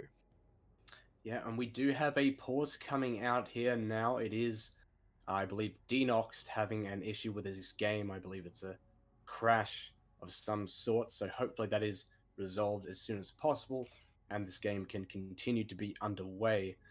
Looking at the matchups, we are going to have a Airy on Zoe, which is I don't think I haven't experienced enough of Zoe to know what the more so correct rune pages are, but I'd assume Comet is the more common choice. Am I wrong? I think you're half right. I mean, people do tend to play a bit of favorites. It can come down to personal preference. Like, I see Arcane Comet, I see Summon Airy because, basic attacks also work well with it. Might be looking to be a little bit more pokey-ish with the basic attacks. You also got to think about the Dark Harvest and Electrocute combo as well, because they work with just as much efficiency, especially with Dark Harvest going against somebody where you can land your Sleepy Trouble bubbles with ease. If you have trouble landing it, then obviously you'd probably want to try and be a little bit more secure with yourself, essentially. And I feel Summon Eerie is a more secure base runestone. So it looks like Todorokic is feeling confident, but not overly confident about playing into this matchup, because, Smarties did amazing with the perfect KDA last time, that it's a good idea to play smart and safer in game number 2 versus playing in a different strategy, or using a different approach. Yeah, that is definitely something to consider. We are going to have a bit of early aggression coming out here in the bot side. Bernie taking a lot of damage, and that early aggression from Tahm Kench is visible, but Poppy is just able to take that damage and shrug it off. Luckily for Shero Mero, that Doran's shield is paying off already. Yeah, it's really looking like it. Like, they're both trying to square off against one another well. They're actually, like, it's looking pretty close. The only thing I'm feeling that's a bit different or a bit standoffish is that Shiro's staying behind minions, allowing him to push all the way into turret, whereas Dino, he's being hyper aggressive, and he's beginning to get punished for it because of Poppy's passive. Yeah, whereas he could mid also lane potentially get... Oh, sorry to cut you off. It could also be potentially punished, as we do see, looking at the junglers, Exiv is already in the top side.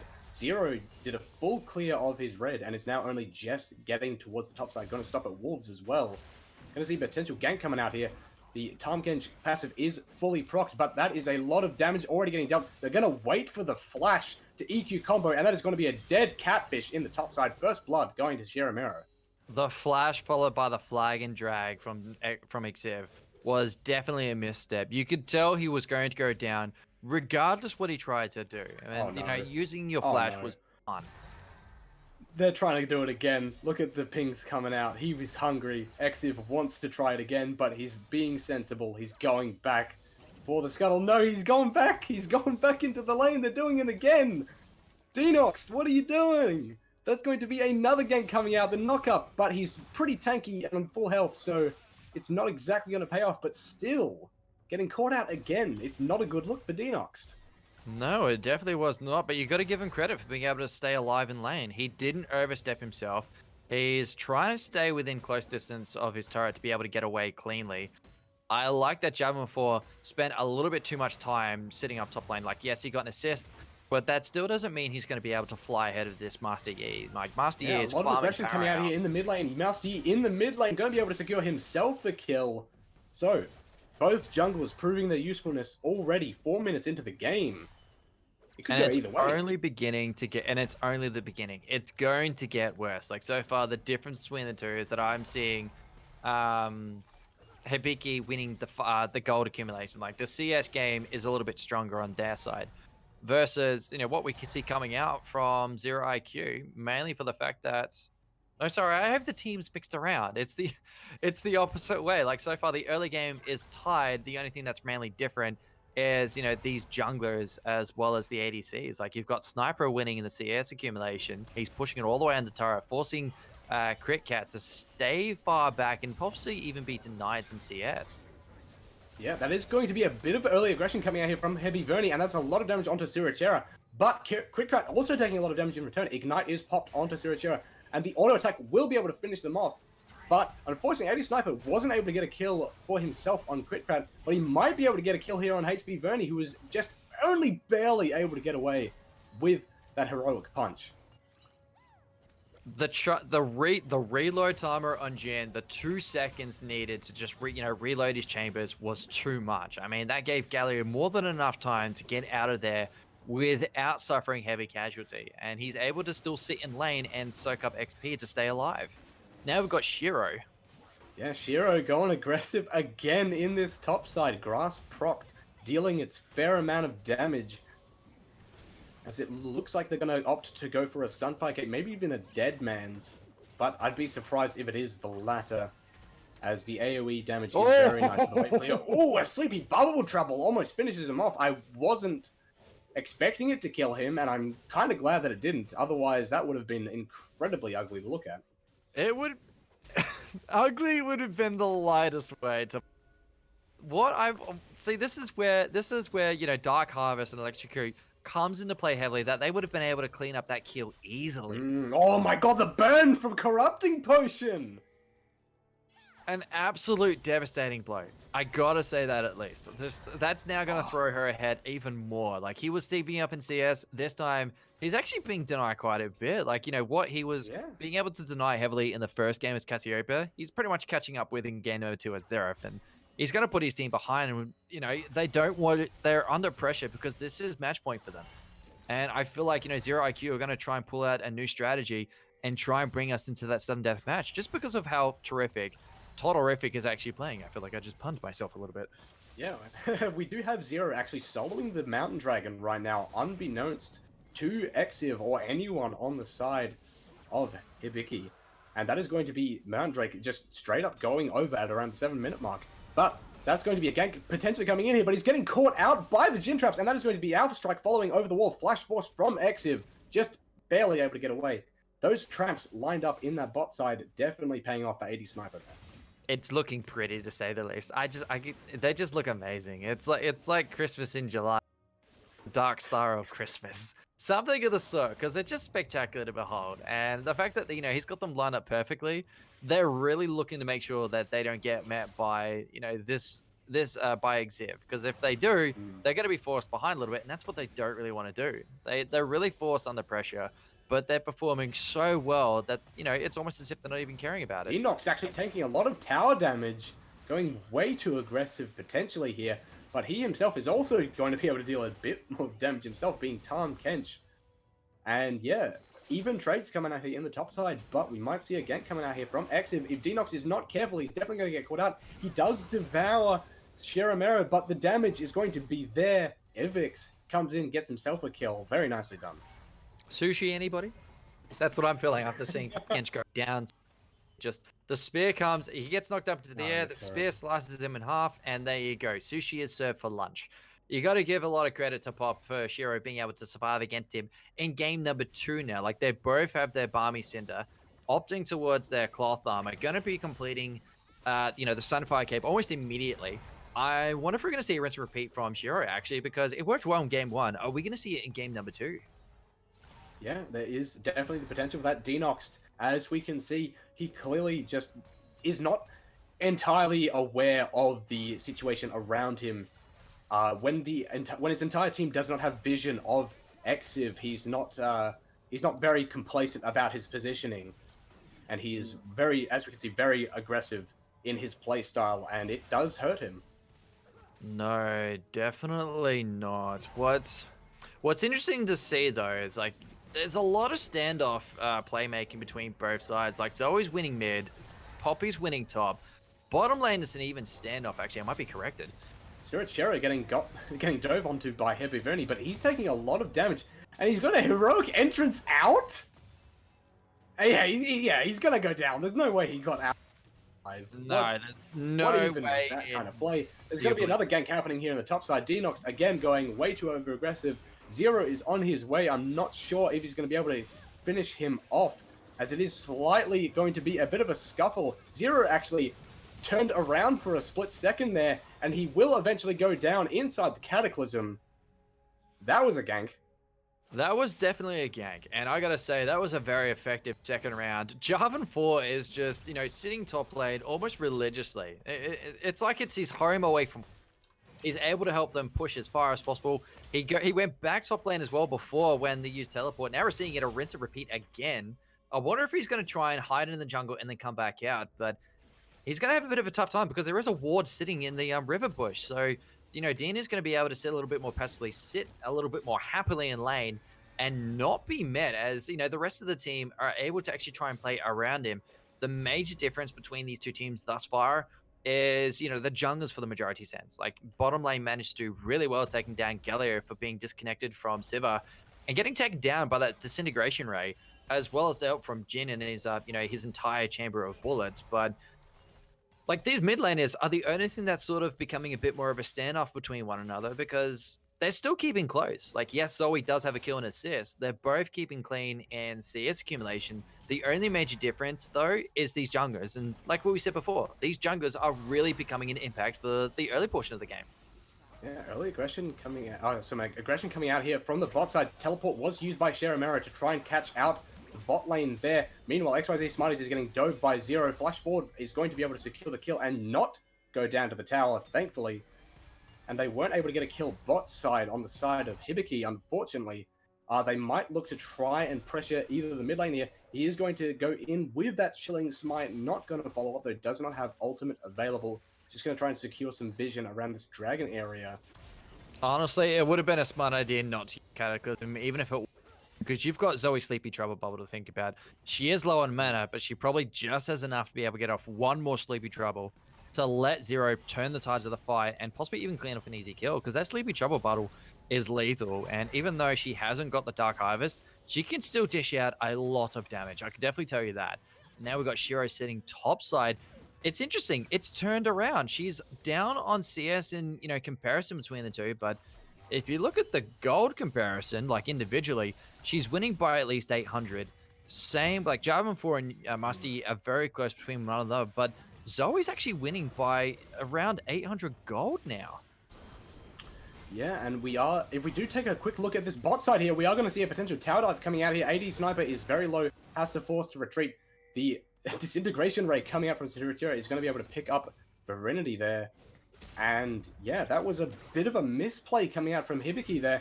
Oh no, XYZ Smarties is getting caught out by Terrific. Zero's on his way, going to Alpha Strike right on top of him and finish him off. That is just unfortunate.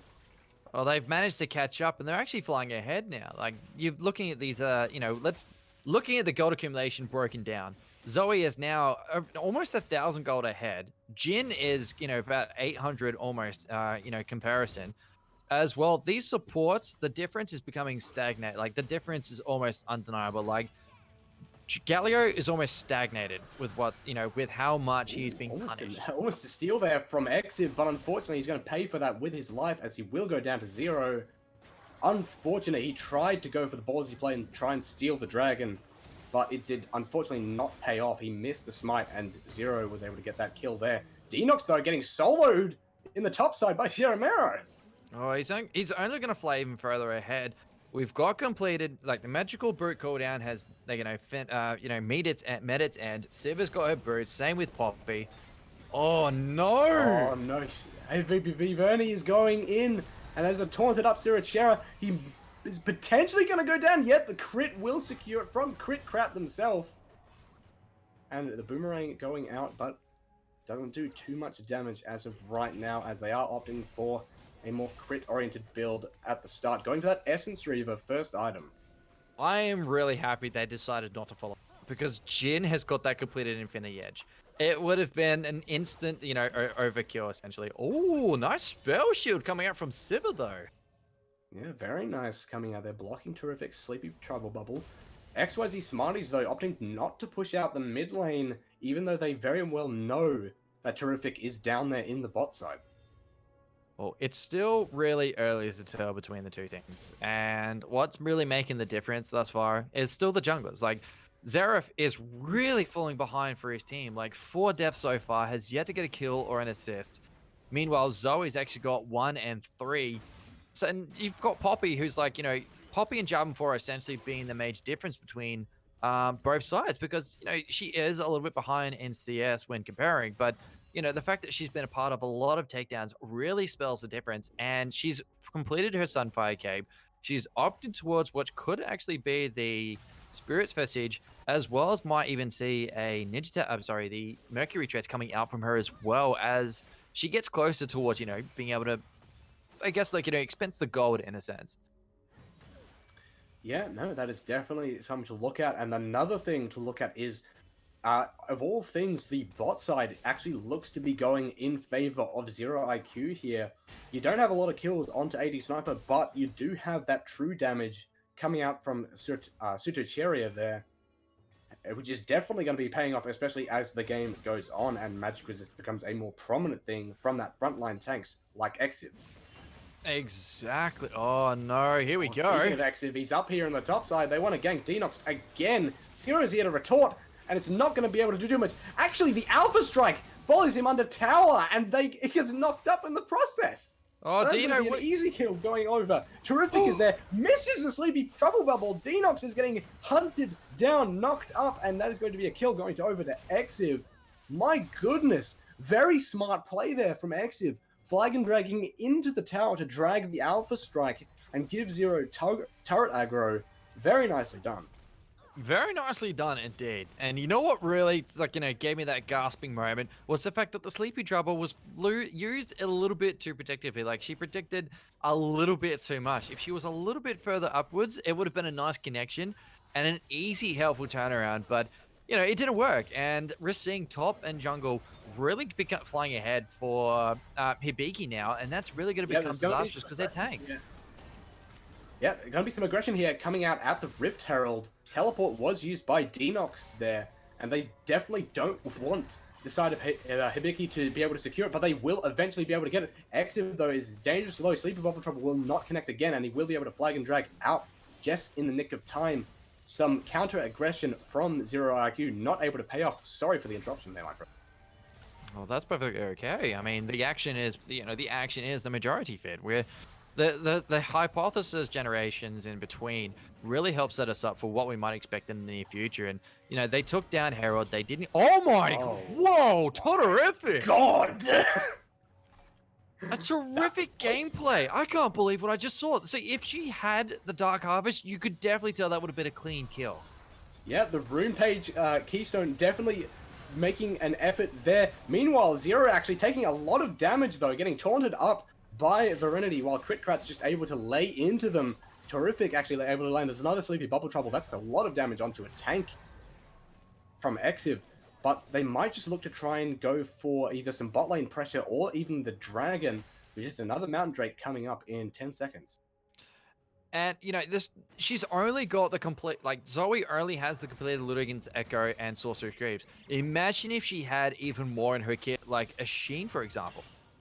Exiv going aggressive. Cataclysm is available and will be able to lock down the small time wizard. And that is going to be another solo kill going over to Exiv. I gotta say that that time is not exactly stopping for anybody, not even. And it's Jarvan 4 is flying ahead now. It's 4-0-3 and 4-1-3 respectively to these the top and junglers. You've got Herald sitting in his in his trinket kit. Master Yi is flying ahead a little bit, but when you look at the rest of his team, it's a bit of a lax between one another. Smart. I actually fooled myself for a second. I thinking Smarties was going to get met by the Alpha Strike and an easy takedown. He was ready to flash over the wall after, reappearing from that Alpha Strike. And what's making Master Yi deadly in this current patch is that Alpha Strike, if used on a single target, will proc 4 times. Even though the 3 successing are only about 25 to 50%, it's still considerable when you think about it in the long run. Yeah, and I was going to say we might see a bit of a fight happening here at the Mountain Drake, but unfortunately not the case. Zero actually going over with the Blast Cone, almost gets caught out by Shiro there. That will be a Mountain Drake, though, going over to the side of Hibiki. So definitely looking in their favor. Sleepy Bubble Trouble onto Sheramero, not going to deal a lot of damage onto the tanky Poppy. But that is going to be the Zeroth ultimate coming out. Sheramero flashes forward to get the tackle, does not connect against the wall, but will be able to secure the kill eventually onto Terrific. The And Sleepy Trouble that's going bubble. to be an easy mid lane turret. Yeah, that Sleepy Trouble bubble was not good enough. That she's teleporting back to top lane, so we know she's going to defend it with ease. Tahm Kench not exactly covering as much grounds as what, he should be able to with the time given without Poppy being present. And taking down that Rift mid Herald turret. used in the mid lane there. Rift Herald used in the mid lane. Denox is there to try and pressure off Exiv, but they actually caught out Zero off onto the side with Vereni, and that is going to be a dead Master Yi. Oh my goodness, that's a lot of damage getting dealt out by AD Sniper though. We'll be able to pick up Verenity eventually, and that it might just be Exiv going over as well. AD Sniper flashes forward, will not connect the W snare, but will perhaps be able to secure something with the final curtain. No. XYZ Smarties has his dodge boots on and will be able to dodge pretty much all of the shots that are sent his way. But Surachira, with the disintegration ray, will not be able to connect and actually hand the kill over to AD Sniper. Well, very, very polite of them.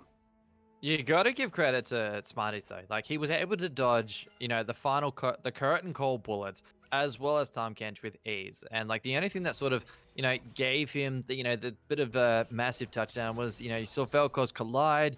He managed to get that impact on top to knock him up. Tahm Kench followed up with an easy gobble. The disintegration ray looked a little bit too much of an overkill, but at least they helped AD Sniper get ahead. Yeah, and that will be bot side turret going down. Terrific may have caught out Quickrat here. Sleepy Bubble Trouble not gonna connect, but they might look for a bit of a return kill here. No, Sheramero is gonna get locked up pretty nicely, and they might not be able to go for anything. Does not have flash available for the flash taunt. Drowsy on top of Vereni. Nothing's gonna happen there. No, not yet at least. I mean, they're trying to poke as much as they can. Oh, Galio, what were you thinking? Just taking on the Sleepy Trouble bottle? Are you trying to tease Zoe? Yep, slight misplay there, potentially. But we do have Exiv here, finding a 2v1 here in the top side. Alpha Strike will go through eventually. He is tanking turret and will go down. Slight misplay there, potentially. Not making use of the Devour from Denox to, swap aggro, but... Yeah. Another goal with the first goal with her Sleepy Trouble. She doesn't connect with anybody. She manages to go straight through on like the goalposts. There's going to be an uncontested bottom turret. So that's all three tier 1 turrets gone. Tahm Kench is still trying to split push top. What is he thinking? Yep, he's just going to get caught out by Exiv, and that is going to be a dead catfish in a matter of moments. Just got to wait it out. It'll happen soon. He's looking for lunch. Just give it a moment. Give it a moment. There we go. Conqueror actually doing some work there. We do have potentially Zero getting caught out here. No, playing rather nicely with Critcrat and Vereni there to support them as they're just going to try and push out this bot wave. They do get 4 members down here though, so probably a smart idea to back off now. Not sure why Vereni's tanking for Shiro though. Shiro is plenty tanky enough, and that's actually going to cost him. And that is going to be Vereni going down, and Shiro going down as well, 2-0. 0 IQ aren't out of the game just yet. Finally, a takedown comes about. Like, Poppy finally meets his end. And you've got Dino sort of, remaining a little bit absent top. They're going to take their first tier 2 turret. Oh, Smarties, what are you thinking? Smarties is going to go down like a sack of potatoes as Terrific just strolls on through the jungle. And they might just look for the Baron. Here we go. Oh, it connects again. That is not looking good for X. He's going to flag and drag out, but it's not going to get him out all the way. That is going to be the GA procced, and an easy Sleepy Bubble Trouble procced again. The heroic entrance is just going to give them another kill. Not yet. It looks like it might be the turret.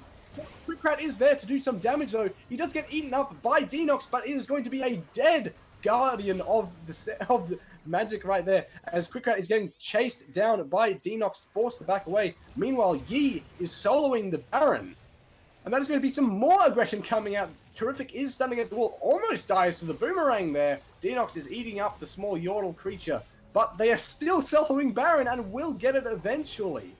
You gotta admit, and this is at that point, the current state of what we just saw.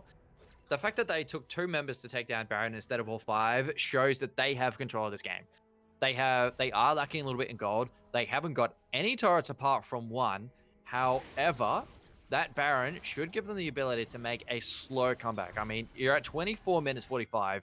It's beginning to get closer towards one another. Like, we're seeing the late game champions begin to highlight. They're beginning to shine. And like, if we go into the next team fight, it's going to be a very interesting one because you've got like you've got ultis like the Curtain Call, Disintegration Ray from Vel'Koz, Master Yi and Zoe. If they can try and catch somebody out, they're going to win. Otherwise, it's going to be a little bit too much in favor of Hibiki just because of their team comp. Like, they have 3 tanks to say the least and 2 very strong poke-based champions. Like, the Xerath with his his mobile artillery ulti, as well as Siva with, her boomerang and ricochet.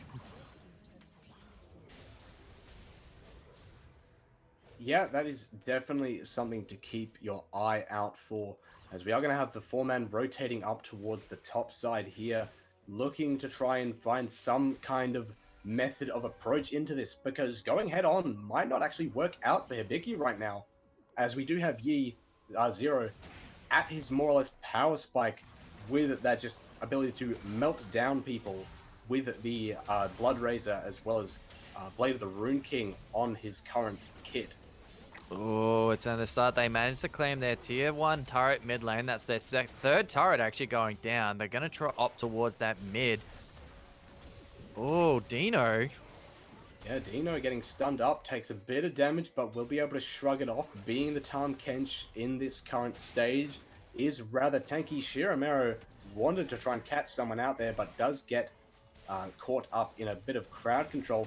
Actually, right of the Arcane coming out from Smarties will not finish anyone off.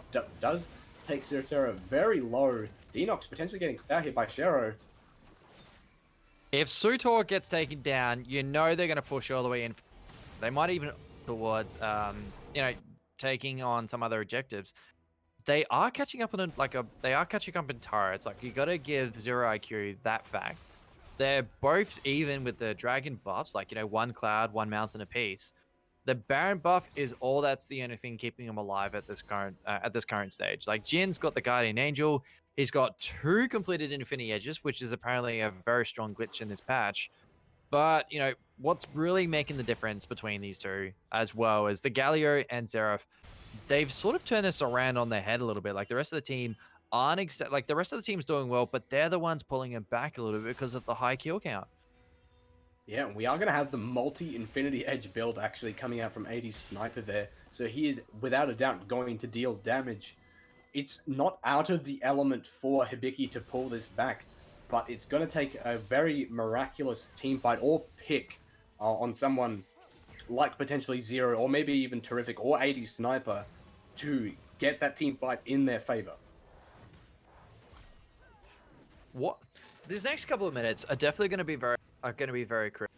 Like, Baron buff is just about to hit cooldown. There's no encrusted minions available. Oh my god, Cricket Dino, what are you doing?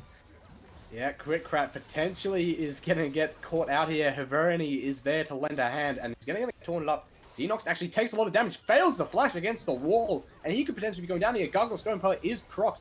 Exiv is there to help as well. And there's going to be a dead catfish there in the top river. If that was going to be an opening, it could have very well been that. But unfortunately, they're not in a position to actually move up and do anything. No, not anymore. Like, 28-35. The difference is beginning to shine. And, like, the fact that they took him down so easily, even with that the Gargoyle Stoneplate, activated, the damage he took with that extra is really becoming frightening, and that's what I'm worried about. Like, they're not going to be able to try and keep up. As, like, Javan 4's Guardian Angel is up. Sutor, whoa, no. Yeah, they're looking to catch him out, and that is going to be a dead Void Demon going down there. And they might even look to try and get Terrific here as well. He is going to be able to get safely under tower eventually, but that's actually a lot of damage getting done to Exiv there. It's just getting worse. Like, just look at this. They're already pushing in towards their final. Tom Kench. Dino's already alive. He's back up. I don't know whether he's going to be able to do a lot because he popped his shield a little bit too early. Yeah, this fight could pretty much go either way, but we do have Zero actually split pushing in the top side, uncontested. So Hibiki actually want to make something happen. Shiramo is tanking the tower already. That is going to be an hourglass popped by Terrific as he goes back under tower. It's going to get finished up by Shiramero there. They're going to be able to push this tower eventually, but Zero is just still pushing in the top side. Teleport from Shiramero will try and put a stop to that, and they are gonna try and continue the push here, but it's into a final curtain call. Exiv is taking a lot of damage. GA will go down. Vareni is now the next to fall, and there's going to be turret getting tanked by Smarties, and a potential root coming out on top of Critcrat. Disintegration Ray will finish him down. 80 Sniper is on the hunt, and there's going to be a dead Jarvan. There is one target left, and Zero is on the way to finish them off. He is. I mean, he's really close by. Just 30 minutes 25. It's here we go. He's popped Ultimate the flash as well. Yeah, it's a dead Smarties. It was just pretty much a matter of time before he. I mean, he's got the movement speed. He's got Highlander. Zero pretty much is a fish out of water. A very electrifying fish out of water to say the least. Going over to them as well. Yes, as well as the dragon. I mean, Baron Elder Dragon hasn't popped yet. They've got the third Cloud Dragon available. Baron has respawned. You've got all members from Zero IQ converging on it. It looks like this might be another game-turning moment. They did get caught out here and there, but when it came to like a full 5v5 team fight or a 4v4, it's been sort of pretty close between the two. And it's only getting worse now because 80 Sniper is really the highlight for the team. I mean, 8-0-6. 254 farm, a 700 gold bounty, as well as, I think, like 75% crit chance. Just look at him. He's critting with every single bullet, and he's doing it gracefully. Yeah, absolutely. That will be a rather free Baron going to the side of Zero IQ. And once again, Hibiki find themselves on the back foot. They did have that little early aggression phase just before, but it is now been nullified. And they're going to be forced to play defensively yet again and try and look for another pick like that they got earlier. I wonder what they're going to try and do to make, try and push this forward, because they're not exactly applying a lot of pressure to lanes. They're still falling back on a majority of accounts. Like, yes, they do get the Baron buff, but, not for a lack of the fact that they haven't applied a lot of pressure towards lanes. Sutor is really helping apply pressure. Vernity needs to stay alive long enough to be able to try and help them clean up a kill. Yeah, that is going to be a bit of early aggression coming out here, and that is going to be Vareni going down. Exiv is the next to fall, and that is going to be Shiramura getting caught out as well with the Sleepy Bubble Trouble. Final curtain call is used to try and cut off the escape. Is not going to work. Quickrat's still within the scope, though. Not going to get hit. Not yet, no. But that's what's really making this game a highlight. Like, they managed to catch out people. Jim is 100% on 100% as like, they go full on. 50% extra is just overkill. They've already entered the base. The first ones to actually crack a baseline. Yeah, they're going for that inhibitor. They're also opting towards, actually, this might be the game-ending moment. You've got 20 seconds. This very well might be. Shiramura, though, is trying to push 80 Sniper off of the Nexus turrets. One of them will fall due to the Baron-empowered minions, and Zero is actually going to go down as a bit of a compensation for Hibiki there. Smarties potentially getting caught out here by Denox. Will get stunned up and take a little bit of damage, but Smarties does need to play a bit careful here. Denox does have Flash available, and that will be a Flash Tongue Lash coming out. Unfortunately, is not in any position to follow up, and that actually might be...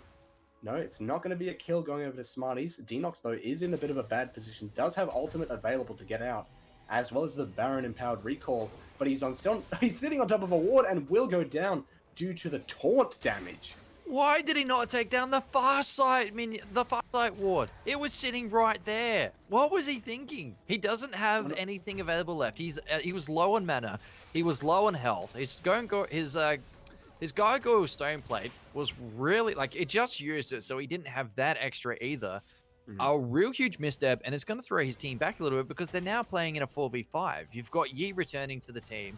Xerath is split pushing bottom. You've got 4 members converging in, or should I say, traveling around their around Zero IQ's blue jungle.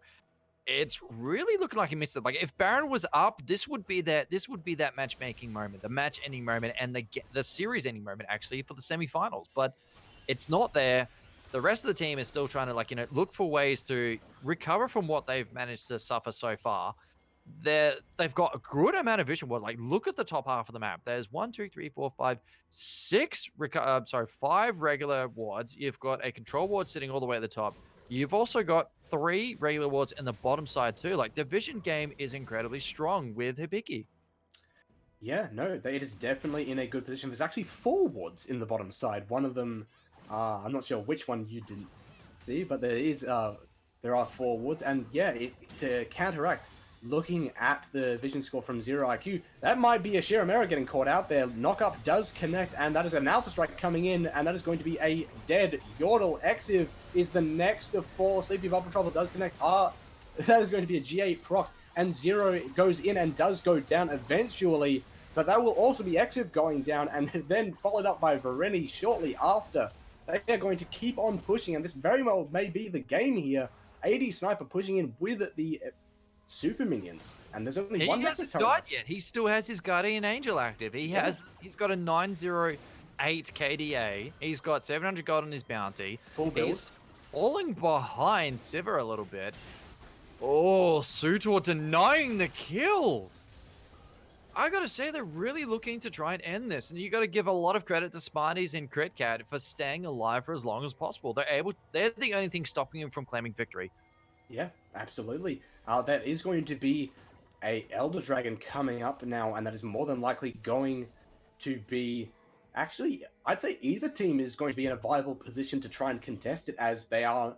The side of Zero IQ is not going to look to go for it, or at least contest the area for it as of right now, and that gives the side of Hibiki plenty of time to get up, dust themselves off, and try and contest it for themselves. No, definitely not. I mean, you've got all members... Actually, all 10 members on the Summoners Rift have respawned. You've got them both returning towards mid lane. Galio's trying to get round to, the Elder Dragon, get that control ward, return a vision on their side of the map. Jarvan 4 sitting on top. Guardian Angel is on cooldown. Ooh, the Lickitung coming out from Dino, though. We've got Xerath sitting all the way in the back line over at Blue Buff, trying to catch up to it. Bubble Trouble's gone. Here we go. I think we're going to see a next fight coming around. Potentially, Elder Dragon has been aggroed. Scuttle is taken for the red side by Exiv. That's a Sleepy Bubble Trouble connected, and that could very well be a dead Exiv there, as the disintegration rate comes out and will eventually trickle him down. That is the side of Hibiki without a jungler, and Zero is going in. He is hungry for blood, and that's going to be the Sivir potentially going down. No, Zero is getting locked up and knocked down. That is going to be Alpha Strike coming through. No, just barely, not enough damage. Denox actually coming in very low on health with that Abyssal Voyage, and could potentially get caught out here. Verani maybe going down. That's a lot of burn damage coming out. Shreno is also going to go down. Flash forward from AD Sniper over into the Wolves' Den, and that could potentially be the game again. I am very fearful of this Dino. I'm very fearful as well. I love that skin. And just how graceful it is with every bullet he fires. He's shooting around 1,330 damage per bullet to a minion. I'm only more fearful of how much damage it does to a champion. 1009. He's at maximum efficiency. He's got all items built. Very curious about the Infinity Edge though, but he's at 100%. He's at 150% still. He's an unstoppable killing machine. As long as he stays in the back line and doesn't get caught out, they have a chance to make a comeback. They have a chance to try and take this in the sudden death match, which is I'm feeling that vibe. You've got it could absolutely be it. Denox, though, gets the Tongue Lash out onto Smarties, but he's going to get forced off, as that's a lot of damage coming his way. Exiv does the... he goes in with the Cataclysm, but he's going to get finished off by just the sheer amount of artillery coming his way. That's actually a very nice smite coming, snipe coming from Smarties on top of Terrific, but Curtain Call will try and limit the escape potential from the team of Hibiki, but won't catch anyone out. No, but the fact that they didn't get the Elder Dragon this time, this is the first time I've actually seen Hibiki this game take away a major objective. They've got Elder Dragon in their pocket. They have 4 members still alive, opting towards the Barret Pit. It's a 4v5. You've got Jarvan 4 up in 20, Zoe up in 25.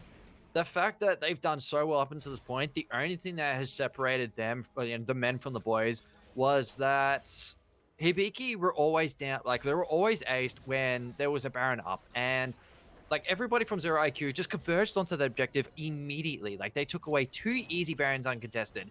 This is going to be the third one they're opting towards. I'm curious whether we're actually going to see Hibiki contest this. If they do, you could definitely tell that Hibiki have had a majority of this game in their favor. The only thing that has really stopped them from winning for the last 10 minutes was these Baron buffs. And it looks like we might see the final push coming about. Like this is the final push over the trenches. And I'm curious to see who's going to be the one to, make it to the end zone, and the other ones who are going to fall short and stay in the middle of no man's land.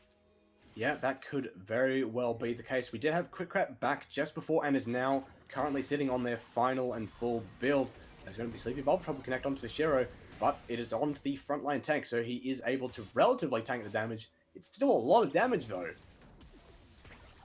It's neck and neck for the majority part. I mean, they're getting caught out, here and there. Zoe's getting close to finishing up her. The amount of damage she has been, dealing with with her Sleepy Trouble Bowl and Paddle Star, the combination is just lethal. It's almost completely unrivaled. If she had Dark Harvest, at this point, it would be a sure kill combination. That is for sure. You've got Zeref being able to. Sorry, I felt like a little kid when I heard her just blow raspberries. Ziv is really he's really putting himself behind a bit. He stands right on top of the Sleepy Trouble Bottle. He has the Guardian Angel available in his kit. They're able to send this round if they can catch on top of Sniper. Sniper is the only thing that's holding him back. That is for sure. I mean, if they take him down, they win. But until then, they are stuck at a stalemate. That is the 100% certainty I have so far as terms of the win conditions. Like we're 41 minutes 15, and it is still neck and neck. Yeah, it is still relatively neck and neck. It is still anyone's game. And of course, we have now relatively reached that point. Both of the 80 carries are full build. So they're not going to get any stronger. They are, without a doubt, they are strong, but they're not going to get any stronger. So it's more along the lines of mechanical and micro play. Exactly. Wait, micro or macro play are you talking about? Sorry, macro.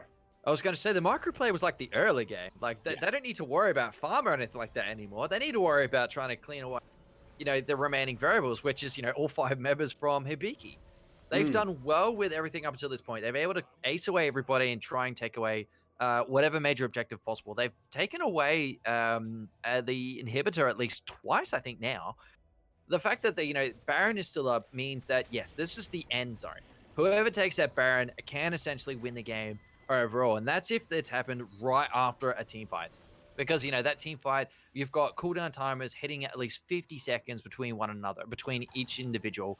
It's more than enough time for you to be able to push with Baron and cross-up minions, or even just regular minions, and take away a clean game. And if Hibiki can try and make the recovery needed, you can definitely tell that they're going to have the semi-series as a 2-0. Otherwise, it's going to be a sudden death. You've got 7 turrets to 6.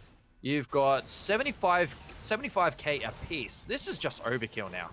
Yeah, they are going to look for the Baron, and they are going to relatively melt it down pretty quickly. Flash over from Shiramero, actually. He's on his own there. Exiv is currently there with the Cataclysm, but he's going to go down. GA is procced. Hibby Eternity is there. Zero actually taking a lot of damage. His GA will be procced as well, but that is Hibiki on the back foot as the final curtain call comes out and deals so much damage.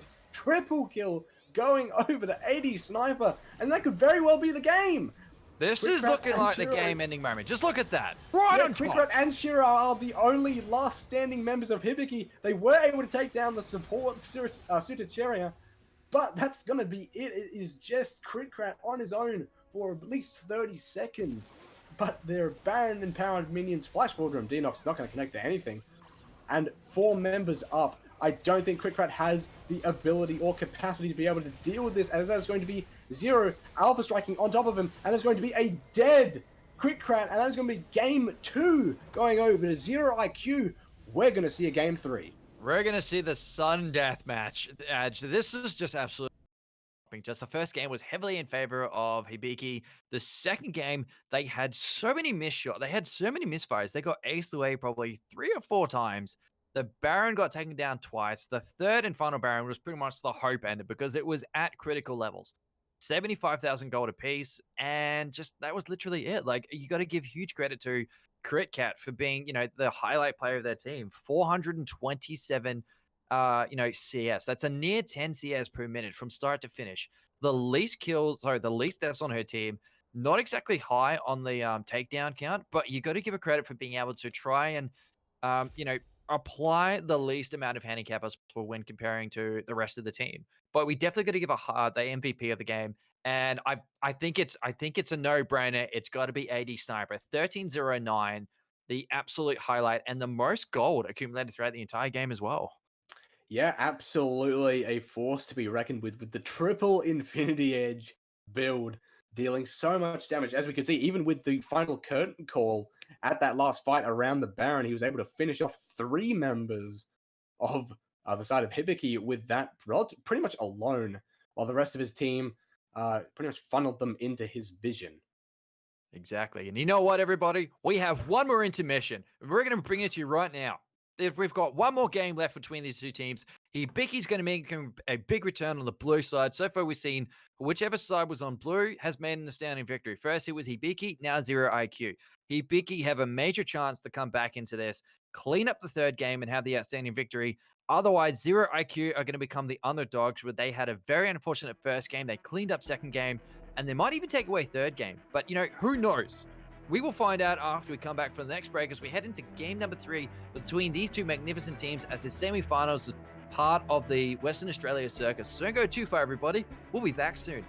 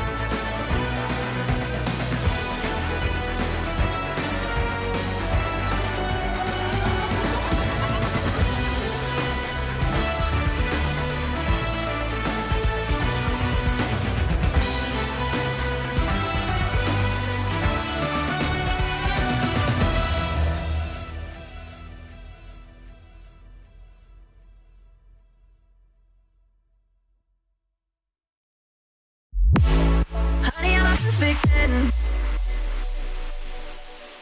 What does perfect even mean? Is there even such a thing? Oh, can we switch up all the rules and imagine a utopia? Darling, I'm just so fed up with these expectations. They keep weighing me down. My heart is begging me to get the hell out of my head. I'm gonna live inside the upside down for a minute and pretend. Honey, I'm a perfect 10. Whoa, whoa. Honey, I'm a perfect 10. Whoa, whoa. And if I say it enough, it gets ingrained in my head. And I start. Hello, everybody. Welcome back. This is the Meta High School League. We're coming into the final match, the sudden death match between Hibiki High School on the left-hand side, the Hibiki FC on the left-hand side, and we've got Zero IQ sitting on the right-hand side. Both teams are on 1 win apiece. This is the game for all the marbles, the final countdown, the last hour we have yet to show you. My name is Reinhard. I'm joined by Aj. We're both from the OECA circuit, the OECA casting organization, and we're going to bring you our hard-stomping final game coming at you just around the corner. Aj, how are you feeling? Oh, I'm feeling pretty excited actually, because so far it's shown that both teams can do exactly what they need to do to be able to pull out these games, and it's more often than not come from the jungle pressure, as we've seen from both games. Specifically on the blue side, as we've seen both games, whoever's on blue side usually is going to win. We did have Exiv on the Jarvan last game, and we had Zero on the Master Yi. Both of them doing relatively well within their own respective rights. But Zero's pressure was ultimately able to propel their team more ahead, especially on the Zoe pick, and potentially with the bot lane pick on the Jhin as well. They were able to get that nice catch-out kill onto Exiv when he roamed bottom, rather towards the middle of the game, which somewhat just set... I believe it was 80 Sniper up just for success completely. Yeah, just, 80 Sniper last game, the MVP. 10-0, I think it was 10-0 or 13-0, something atrociously low. No deaths on his scoreboard. I wonder if we're going to actually see him, return as Jhin once again in game number 3. I mean, before we saw in the champion selection lobby, when we started off with the bans, we saw Cassiopeia and Lee Sin taken off the bat immediately just because of how strong they were in game number 1. Game number 2, it was absolutely amazing. Like we saw Jhin as well as Zoe being very major players, as well as Master Yi and Vel'Koz for that matter too. Now we're going to be coming into game number 3, and I'm very curious to see whether they're going to be banned away this time as target champs, as well as Cassiopeia and Lee Sin, or are we going to see a return? I mean, we're coming into the champion, the first set of champion bans. We're going to be able to see whether we're going to be right or wrong coming into this. Yeah, will the blue side victory condition continue, or will it be thwarted? As we are going to see the first ban coming out. It's going to be Irelia, that mid lane staple coming out straight away in the bans list, as we're going to see Lee Sin actually banned away again, similar to the second game. Yeah, Irelia being taken off the back. Lee Sin, a target ban for from... That is Exiv in game number 5. Yep. Okay, so we're seeing somewhat simple. We're seeing rinse and repeats. All right, so we've got Silas and Irelia. That's the third time I've seen them taken away in this semi-final circuit from WA. We've got Morgana as well now, a target champion being taken away. This is just looking very hairy. Both teams are going all out on this one. Yeah, most of the bans coming from the blue side are oriented towards Terrific. They're in the mid lane, definitely taking away those hard carry champions away from them, so that they're unable to perform like they did similar on the Zoe, with being able to get those very nasty picks. We actually have Cassiopeia be the third ban. All 3 bans are target bans from that first game. They still don't want those picks to happen, and I guess since they won the second game, they're fine, or at least relatively fine, with the picks that they made in that game. So I'm curious to see if the side of Hibiki see that and then opt for some different picks. Doesn't look like it so far, as they did go for the Jarvan. No, well, they've seen Jarvan taken away again. We can definitely tell Xav is feeling very confident in his kingly, or should I say, his princely duties as the the future of Demacia. I'm liking that, like, we're seeing a nice rinse and repeat again. Cassiopeia with Lee Sin taken off the bat. They don't want Smarties and Exev to go hardcore online again. Oh my god, this is looking rinse and repeat of game number 2. It really is. The Vel'Koz already locked Suto there on the support position. Definitely did well on it in that last game. So not a surprise that they want to pick it up when it's available. Ramus actually being hovered here by Zero, a complete 180 really from the last game from his pick previously. Yeah, it's going to get locked in. I'm really curious. So we've also got Critcat picking, well, he's hovering around the Thresh, so we know there's going to be something interesting happening there. I believe in game number 1, it was not exactly very helpful. Sutor did pick him up, did not play very well. I wonder if we're going to see a different side of the coin, and it looks like we have Critcat swapping places with Vernity for Verny in game number 3. So it looks like I'm curious to see where this is going to work out better than what we've seen previously, because like Critcat did so well as Civet last time, the least deaths on the scoreboard, not so much the most amount in terms of takedowns either, but the CS really made the difference because that really helped them apply pressure where it mattered the most. Yeah, it really did. Kalista Thresh being a not unusual combo, just not very commonly seen. Kalista has more or less fallen off the map as the more staple ADCs as of late have been that Vayne, the Manamoon Kai'Sa, and Sivir as well. In addition, even Ezreal is being seen in consistent play. As we are now getting into the second ban phase, we're going to have Renekton and Tahm Kench actually getting banned away. Tahm Kench is a surprising ban, actually. Yeah, seeing him taken away, like he was okay in game number 2. Game number 2.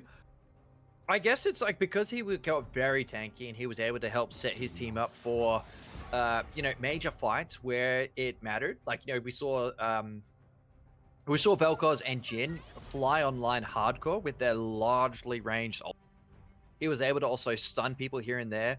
The Geico with Stoneblade also made a major difference because the amount of health it provided once it activates, it really made a difference, and it really increased the amount of health he had on his shield to be able to soak up extra damage.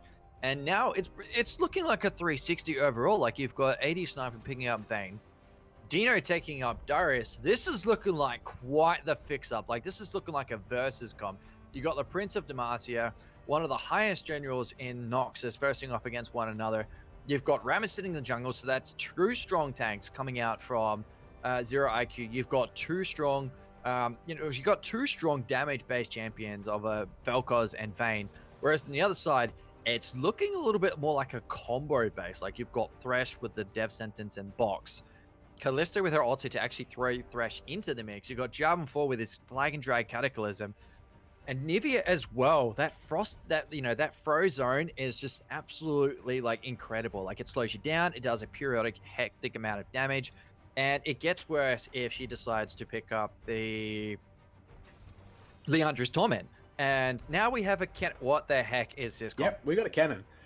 We did have Zoe actually being banned away, so that was a good target ban coming out from Hibiki there. Definitely don't want to see that, especially counteracting the Nivea pick. And we are going to have cannon, so this is a very heavy team fight focused team comp coming from Hibiki right now. Like they are all about the team fight. They've got so much AoE on their side of the team. They've even got a mass spear render from the Kalista, from Verony. And it's going to be Orianna picked up for the mid lane on Terrific there.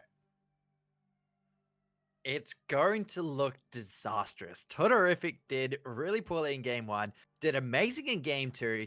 Game 3 coming in with the Orianna versus Anivia. I am fearful of this entire outfit. You've got Kennen versus Drave. You've got Kennen versus Darius. Anivia versus Orianna. Jarvan 4 versus Ramus. A nice rollout soccer ball with spikes, implanted on each end. You've got Thresh and Kalista versus Vel'Koz and Vayne. If Vayne manages to lock somebody down, Vel'Koz just pretty much just winds, he's pretty much like, getting the home run essentially. Just Vayne winds him up, knock him into the wall, and he just smacks him out for a home ding. What I'm really curious about with this early game is that Ramus does take a little bit to build up, because he needs at least an item or two to be able to make him to be a major impact on the map. Whereas Jarvan 4, he's the early game engage, the Cataclysm. Before level 6, he's got the Flag and Drag, which really helps set up for a fight. And then once he hits level 6, Cataclysm comes into play, and it's pretty much, the battle arena. Rammus, on the other hand, he has the ability to roll straight into somebody, taunt them around for at least 2 seconds or so.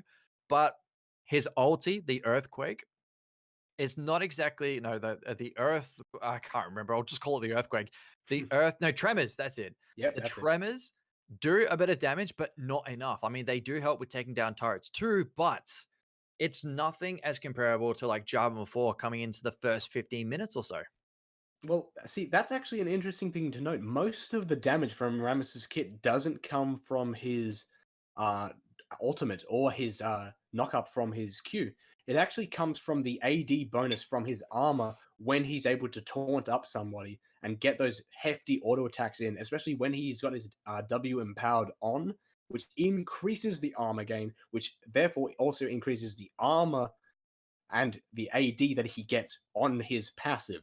So he's able to get some pretty hefty auto attacks in, especially in the early games where people don't have that much armor, and he can hit them pretty hard. You mean the AP bonus he gets? Like No, when he it's basic AD. attacks, he doesn't really do more AD. It's more a.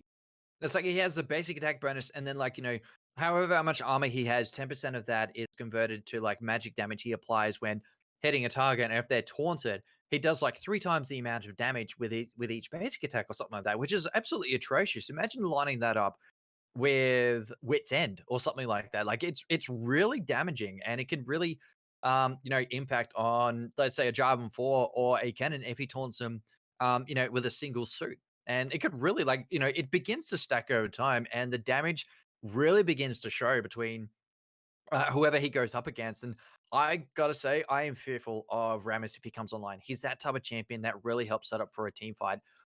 When you have like a Darius as well as an Orita coming in to help him.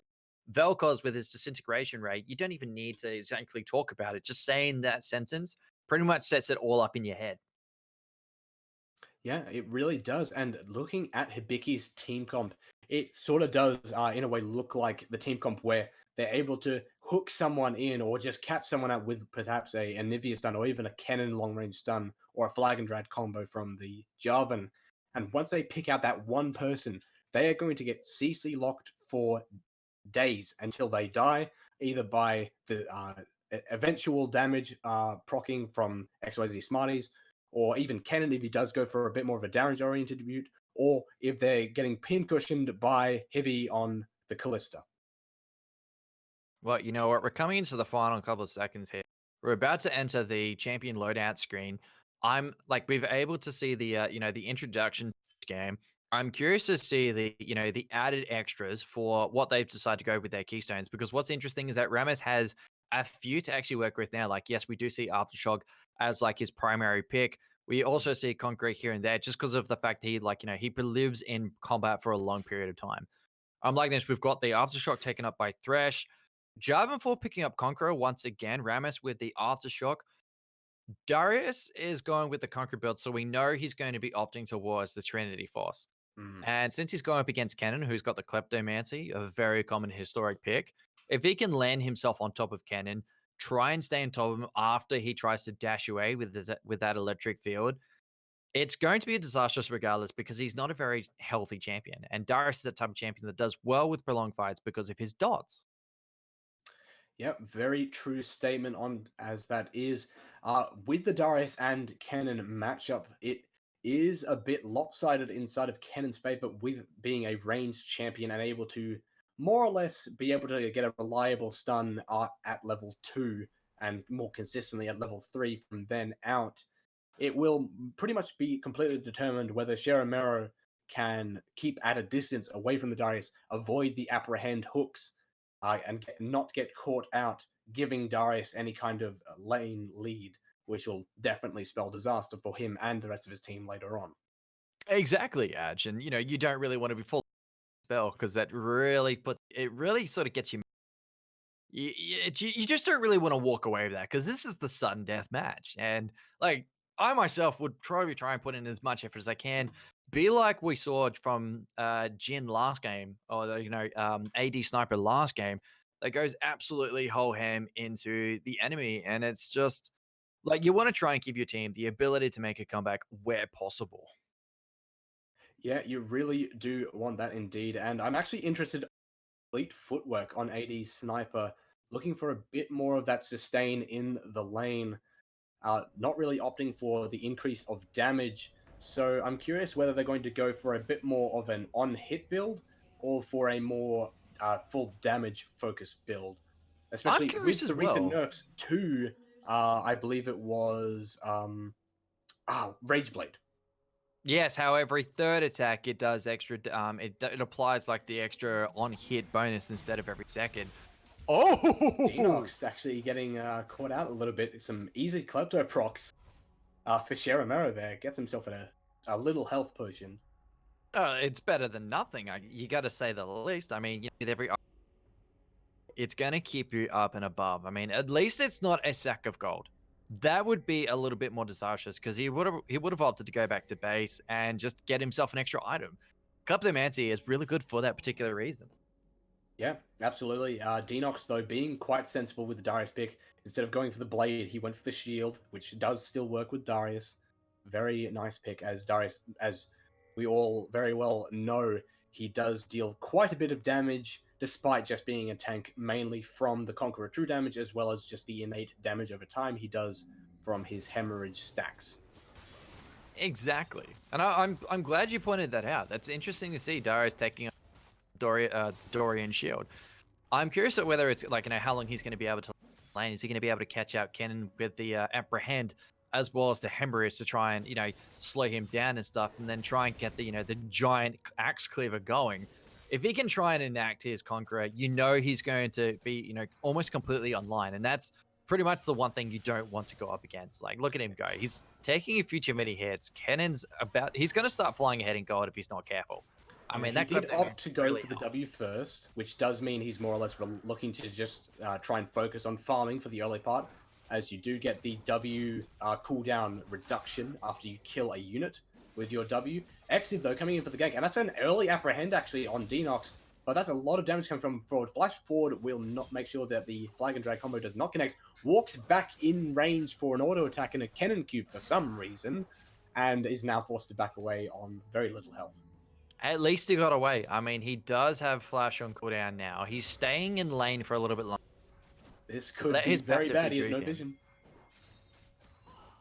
He doesn't have vision, but it does look like Exiv is opting to go back towards the red side.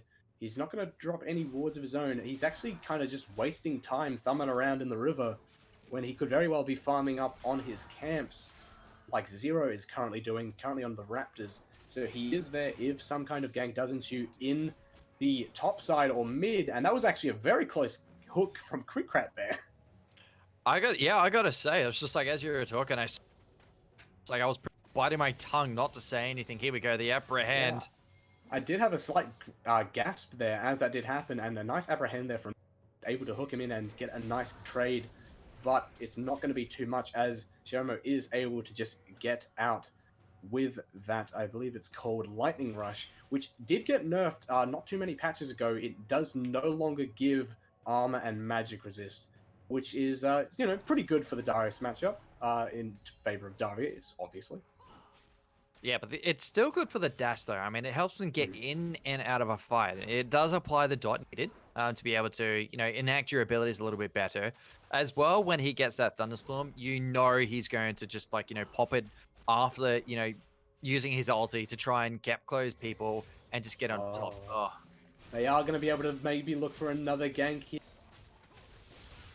Wait for it, and there it is. Stun is not available from the cannon, though, and that's not enough damage. He is going to be able to just barely get away. Denox, again, getting caught out in this top side. Exiv is just playing to that so much in all of 3 of these games, really.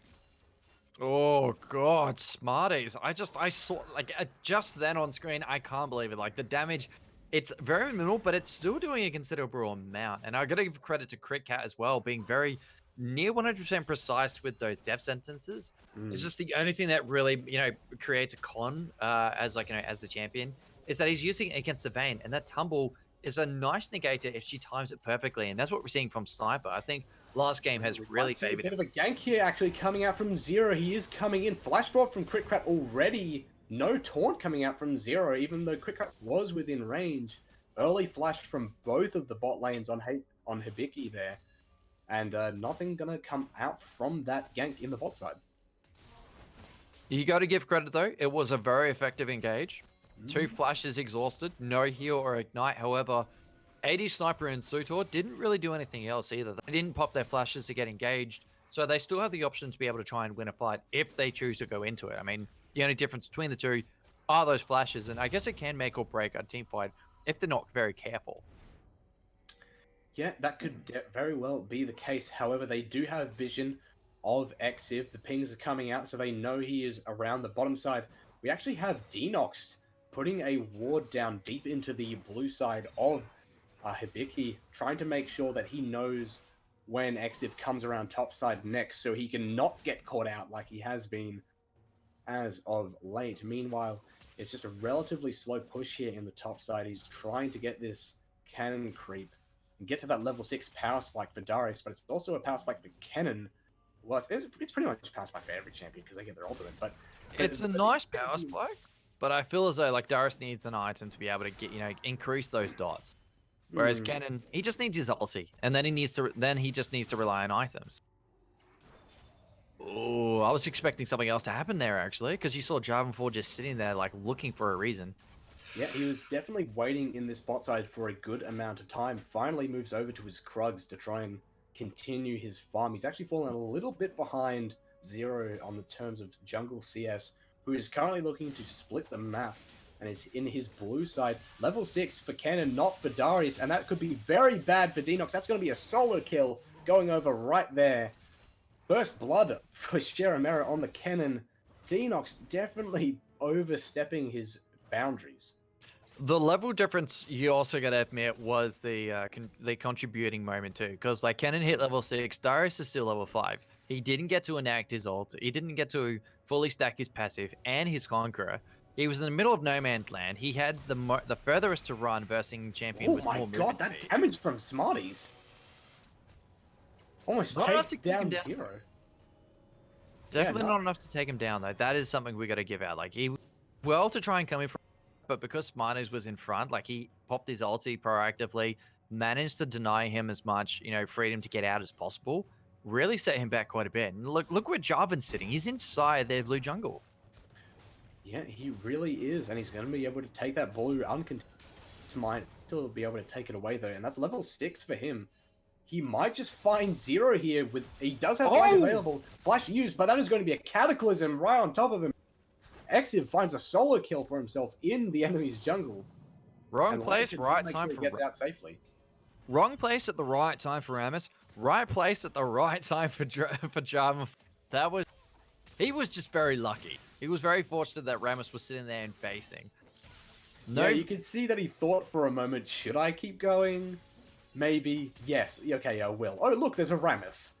Exactly. And just like the flash as well. Just like the flash on flash as well as, the flash out of there followed by the cataclysm. The difference was astounding. Like this is twice we've seen in this game where the ultimate literally made the difference. Like Kennen going up against Darius, Jarvan 4 just executing Zero with ease. And because Zero was also at critical health, it was going to be an easy finisher. Like there was no doubt he was going to claim an easy kill, irregardless of that flash, just because of Cataclysm. And what I've seen so far from Exiv, he's timing his ultimate as well as his flag and drag with almost near perfect position, waiting for the most opportune moment where they won't be able to get out. They won't be able to get out of it. Like Darius in top lane, when he tried to flash away.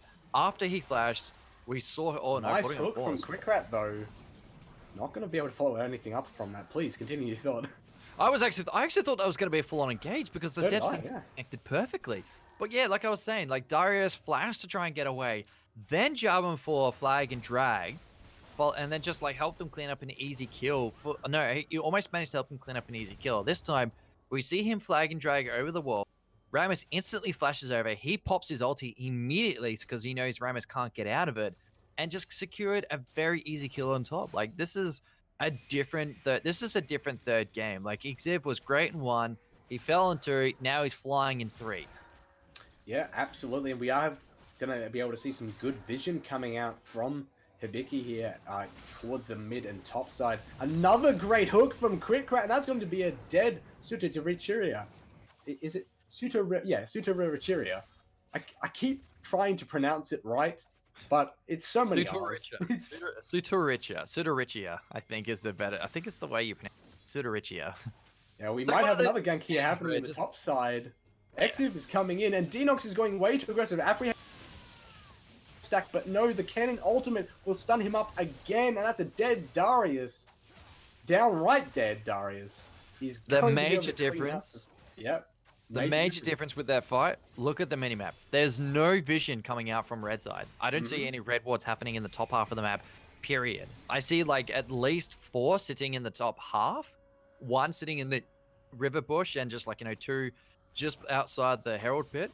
But because there was no ward, it was a Zero might be able to catch up. Nope, Smarty's going to flash over the wall and get to safety. But they took a good amount of platings here on the top side. And yeah, we did touch on the vision just before this event happened. But actually, Denox getting a lot of damage down to Shero. He doesn't have flash available though. Actually, Exiv going really deep in. Has to flash away, otherwise he would have fallen Denox. I heard the sound of the rollout coming from Rammus, and I assumed that he was going to connect up onto at least one member and secure up an easy kill. So far, they've yet to clean up a single kill, and what's really gruesome about this matchup is that you've got a Callista who's flying ahead of a Vayne. That's only the start of where things get bad. Veroni almost straight up tower dived to Richiria there. Yeah, I know, right? It was. You got to give him credit for having a lot of guts. He's really following through with himself. Yeah, I think he actually could have, honestly. Sutorichira did not have flash. He still had the ulti as well, which makes things even more gruesome, because if he decided to ulti, that was an instant knockup and a complete clean over for Vernie.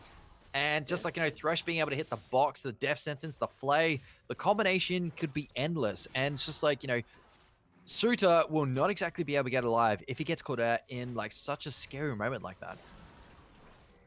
Yeah, just, I believe the Callisto Ultimate's called Fate's Call. Yeah, just pop that and bring your Thresh into the fight from pretty much anywhere nearby. Oh, no. Smarties could potentially be in a bad position here. They are looking to pressure for Drake, and they're going to have a pretty decent time of it, especially with the rend from the Callista. They are trying to counter pressure, though, but not going to be able to do anything. And it's probably just not worth the pressure. Hook coming over. It's not going to actually get followed up by Quickrat, but Exiv is going to follow it up anyway and secure himself a kill back. That was literally a death sentence. As soon as that hook landed, you knew it was going to just at a point like this, you can't really give away as many kills as what we're seeing coming out from Zero IQ, because it's 5-0. The gold accumulation is already at 4,000 and climbing. Vel'Koz, he instantly makes it back. No, wait, Rammus went down in the last fight. I was thinking Vel'Koz for some reason. Yeah, no. Denox is in a very bad position right now in the top side. He's trying to back away, but as soon as he does, Share American just shove this lane and get pretty much first tower. Oh, yeah, and just like that, look at the hooks. It's really landing left, right, and center. Yeah. Oh. What is going on here? Zero's now sitting top lane, allowing Darius to go back to base.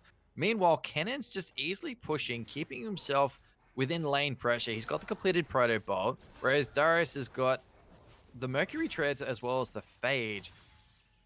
I don't really know what to make of this, because Rammus is having to sit in a lane for somebody, whereas look where Jarvan 4 is at. He's just easily farming his own jungle. He's able to make himself known in lane. And Anivia is just absolutely running around.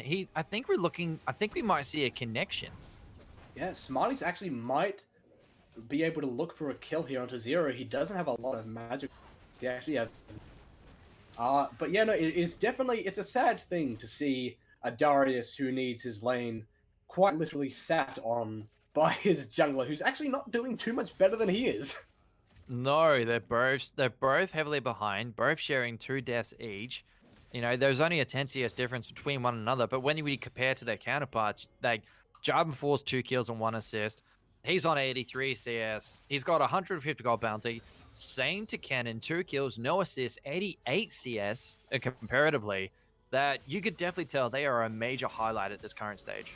Apprehend does connect, and he will be able to get 4 stacks down already. That's the 5-stack. This could very well be a solo kill actually here for Denox. He's going to be able to chase him down. No, the flash coming out from Zero gets him under the tower just in time. Meanwhile, another great hook from Critkrat under the tower onto Suturia. And she's going to go down. Denox getting caught out again. Double ultimate wombo combo will finish them off. And that's actually going to be 80 Sniper getting caught out again by Varrock. And that is going to be everything going bot side's favor for Hibiki. After 75 minutes, we finally see AD Sniper go down. All of last game, he had no deaths on his scoreboard. He didn't even pop his Guardian Angel. This time, he goes down at the 15-minute 30 mark, just under. And it's just beginning to unravel. Like, we're seeing the huge difference. Oh my goodness, another great hook from Critkrat. Almost takes down Terrific. Oh, I feel like we should have like a running tab of like how many death sentences actually land from Critkrat, because it's looking like 100% nearly. Oh, very nice Orianna ultimate coming out on top of Varrock. Actually, that might be a solo kill. No, it's not going to be enough. Lantern will get Varrock out to safety though. Rammus trying to look for something. Hook does not connect. Neither will the Rammus, and that's pretty much just going to reset everything while Exiv and Shero are doing the Rift Herald. There it goes. That's probably the third Rift Herald I've seen, taken away by Hibiki thus far. Like, we saw it in game 1, game 2, now game number 3. Yep. It's looking pretty gruesome this time. Like, last time, it was pretty close nick between one another. Now it's a near 10,000 gold difference, and Hibiki are flying ahead once again. Like, where were they in game number 2? Why is this happening in game number 3? What is the difference between game 2 and the current game that has really got Hibiki on, like, the high end of the scale? Yeah, it is a bit hard to say. I feel like it might just be the synergy from this bot side coming out. Critkrat just able to really land those pinpoint skill shot death hooks onto the opposing bot lane, and it's really just paying off, and Varrock is just able to push themselves ahead so far now. I don't think AD Sniper or Suturia are in any position to contest the counter bot lane. No, the difference is really beginning to accumulate. Like, just look at the CS difference between these ADCs. 202, 156 CS, 300 gold bounty that I have to add as well. The items accumulating between both sides is also staggering just as much the same. Like, they both have completed Blade of the Ruined Kings, but you've got Kalista with Berserker's Greaves as well as Ezreal and a dagger versus a cloth armor and simply just boots. Like, you could definitely tell who would win in a fight.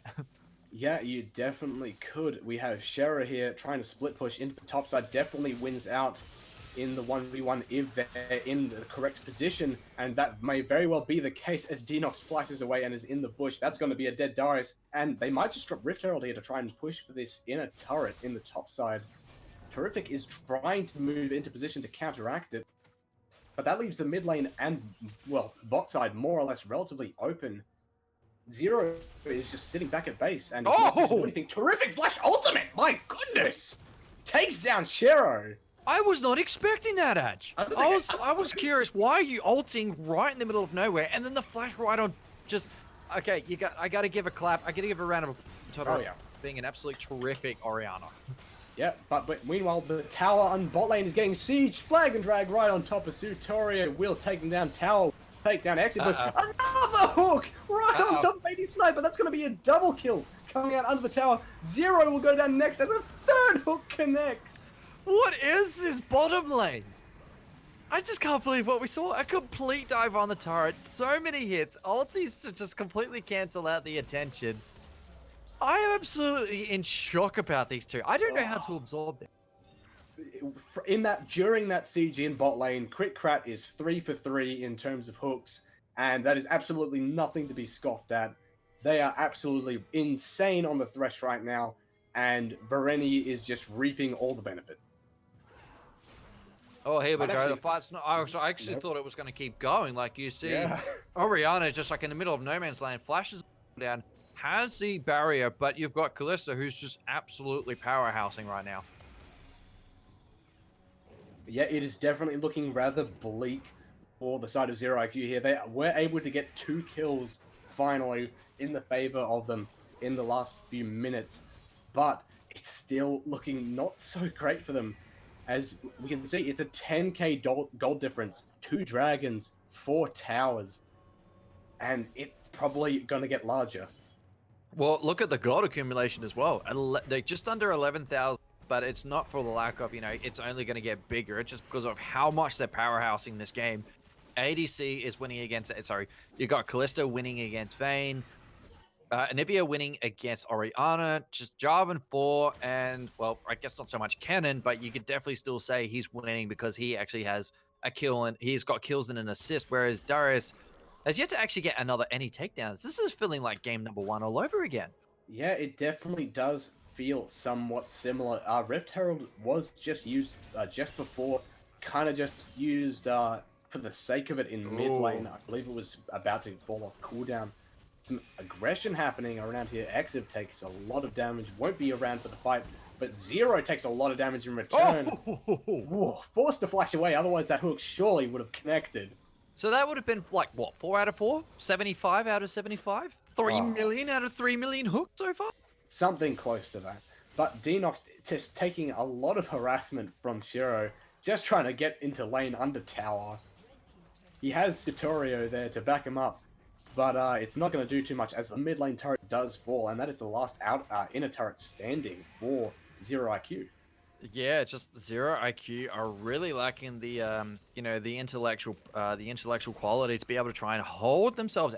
They've only got 1 turret remaining. Cannon is just absolutely powerhousing right into no man's land, into their territory. He's not even scared, honestly. Like, he's got that completed Zoni's Hourglass, the Proto Bolt, Boots. Darius, on the other hand, he's still working towards the Trinity Force, but at this stage of the game, it's a real huge handicap to not even have 1 finished item. And as I spoke, he just finished the Trinity Force, so I don't know how to feel anymore. But, for the lack of, even so, like, disregarding that, he's still falling behind heavily. And that is for the main fact that he's very low on, like, his vision. He's not exactly being very prudent with, understanding and respecting their ability to gap close him. Yeah, he's not doing too great, though. Apprehend, though, does land onto Force and early. They're still on Baron, though. Flash over the wall by Shero, actually, to try and get to safety. Baron will get taken down by Varrock, but that's actually going to be Crick going down to Terrific there. Ultimate was used, but Dara actually finds out Shero again. Ultimate will proc, and they will be able to get Darius before he's actually able to deal any actual damage. And overall, looking still in favor of Hibiki there. I actually thought Kennen was going to go down in that fight, but the flag and drag followed by the thunderstorm was an absolute hard stomping, just blocker. And this is really setting Darius back even further. He hasn't exactly got anything working well in his favor. He needs to opt towards the Steric Gauge just to at least stay alive a bit longer. And just like looking at the other remaining members, you've got Ramos on 0 and 3, has yet to complete his Thornmail. Like, the Brambles Vest is his powerhouse stack. Like, if he also opts towards the Dead Man's Plate, it could also make a difference. Or the Righteous Glow. It really comes down to personal preference and whether he might be able to catch up with the additional rollouts as well. There is no dragon available on their side. That is a lot of spears just sitting inside that mountain dragon. Yeah, it really is a lot of spears, and that's going to be biggie. And one thing I'd like to quickly point out on just, boosting Exiv's ego right here is how much of a good jungler he was. He left that blue buff alive for XYZ Smarties on 1 health for quite a while. What was he thinking? I mean, he has the the balmy passive on his jungle. He was able to do it, and he's very kind. He's a very kind jungler. Oh yeah, he's very kind for the wrong reasons. He's got to keep his team up on. He's got to get his team to catch up. Then 13,000 gold, 12,000 gold behind. Only getting larger as now they're beginning. They've already broken the base. Like, look at them. They're attacking their first inhibitor turret. Yep, that's got the turret gone already, and they're going to look to try and pressure the inhibitor as well. Meanwhile, Sharo is pushing in that bottom wave as well, as the pressure is more or less getting spread all around. Flash forward from Vreni actually going very aggressive, but that's going to be a dead Rammus on the 0. G actually proc on Varrock, and may very well go down to the Vel'Koz. No, just barely going to be able to get away, but it's still very low. They will be able to get the inhibitor, but are probably going to have to back out after this, because if they look to continue the fight, it probably won't work out well for them. Not yet, no. I mean, I feel like Rammus sort of gave up in that line. Just the fact that he sat there and took everything to the face. He allowed Vel'Koz to pop his disintegration rate, but didn't exactly go to a lot of deal, unlike Dino. Enox, yeah, just gets caught out more or less. Auto attack from Anivia finishes him off. Oof. The shard, the isolative shard coming out after the stun, followed by the ulti as well, was just too much for him to handle. He doesn't have any defensive stats. We can tell with the longsword and Ruby Crystal, he's opting towards the Sterix Gauge, so he's going to be able to survive a little bit longer in a fight, but if he doesn't try to make a comeback soon, it's going to be over, as we can see the rest of Hibiki looking towards the top, only remaining tier 2 turret. Like, that's the only thing left outside the base they have to defend against. They've got one member, they've got Darius down. Rammus they're all just sitting in mid lane facing off against these super minions. They haven't really got a lot to work with. They haven't got a lot of damage available in their kit. They've got Anivia as well as Kalista on high bounties, to say the least. Jarvan Force got the completed Guardian Angel. Might not be able to finish That is going to be 0. Maybe going shield from Orianna will just be enough to save them and keep them alive. This bottom lane tower will not last very long. I reckon it's going to go down within the next minion wave, and that might be terrific getting caught out as well. The ultimate does connect onto Smarties, but it's not enough. I was about to go on a spiel about how pretty much the main hope for the side of Zero IQ is terrific with the Orianna, as people like Shero don't have a lot of magic resist. That's Exiv actually going really deep in, just ulting on top of Suto, getting the kill, and will not go down to the tower as it is taken down as well. Zero goes down as well, Denox goes down, and that's going to be Shero ulting on top of Vayne. Actually, Shero going really deep is forced to pop the Zhonya's, almost dies himself. But that is going to be give credit to Crit Cat. Pushing towards the Nexus turrets, and this could very well be game, set, and match for the side of Hibiki, who are just able to take it and absolutely demolish it on the blue side in this game. This is... I just don't understand. Where was this in game number 2? Where was this? Hiding under a rock, apparently. That must be one heavy rock, because they finally managed to just slip out from underneath and just clean away game number 3 like that. Just, I can't believe what I saw. Just game number 1 worked so well in their favor. Game number 2, Zero IQ, 1 hot. Like, they managed to have a huge victory with a special mention to AD Sniper for having no deaths that game. Game number 3, it was just uncontested. Like, it was literally from the start, you could tell that Hibiki had a majority of the game in their pocket. Just like specifically because of this Anivia and Kalista, they didn't really need a lot of help in their lanes. Jarvan 4 only helping Shiro really helped set them up for like the mid to mid late game, I guess. They didn't make it to the late game.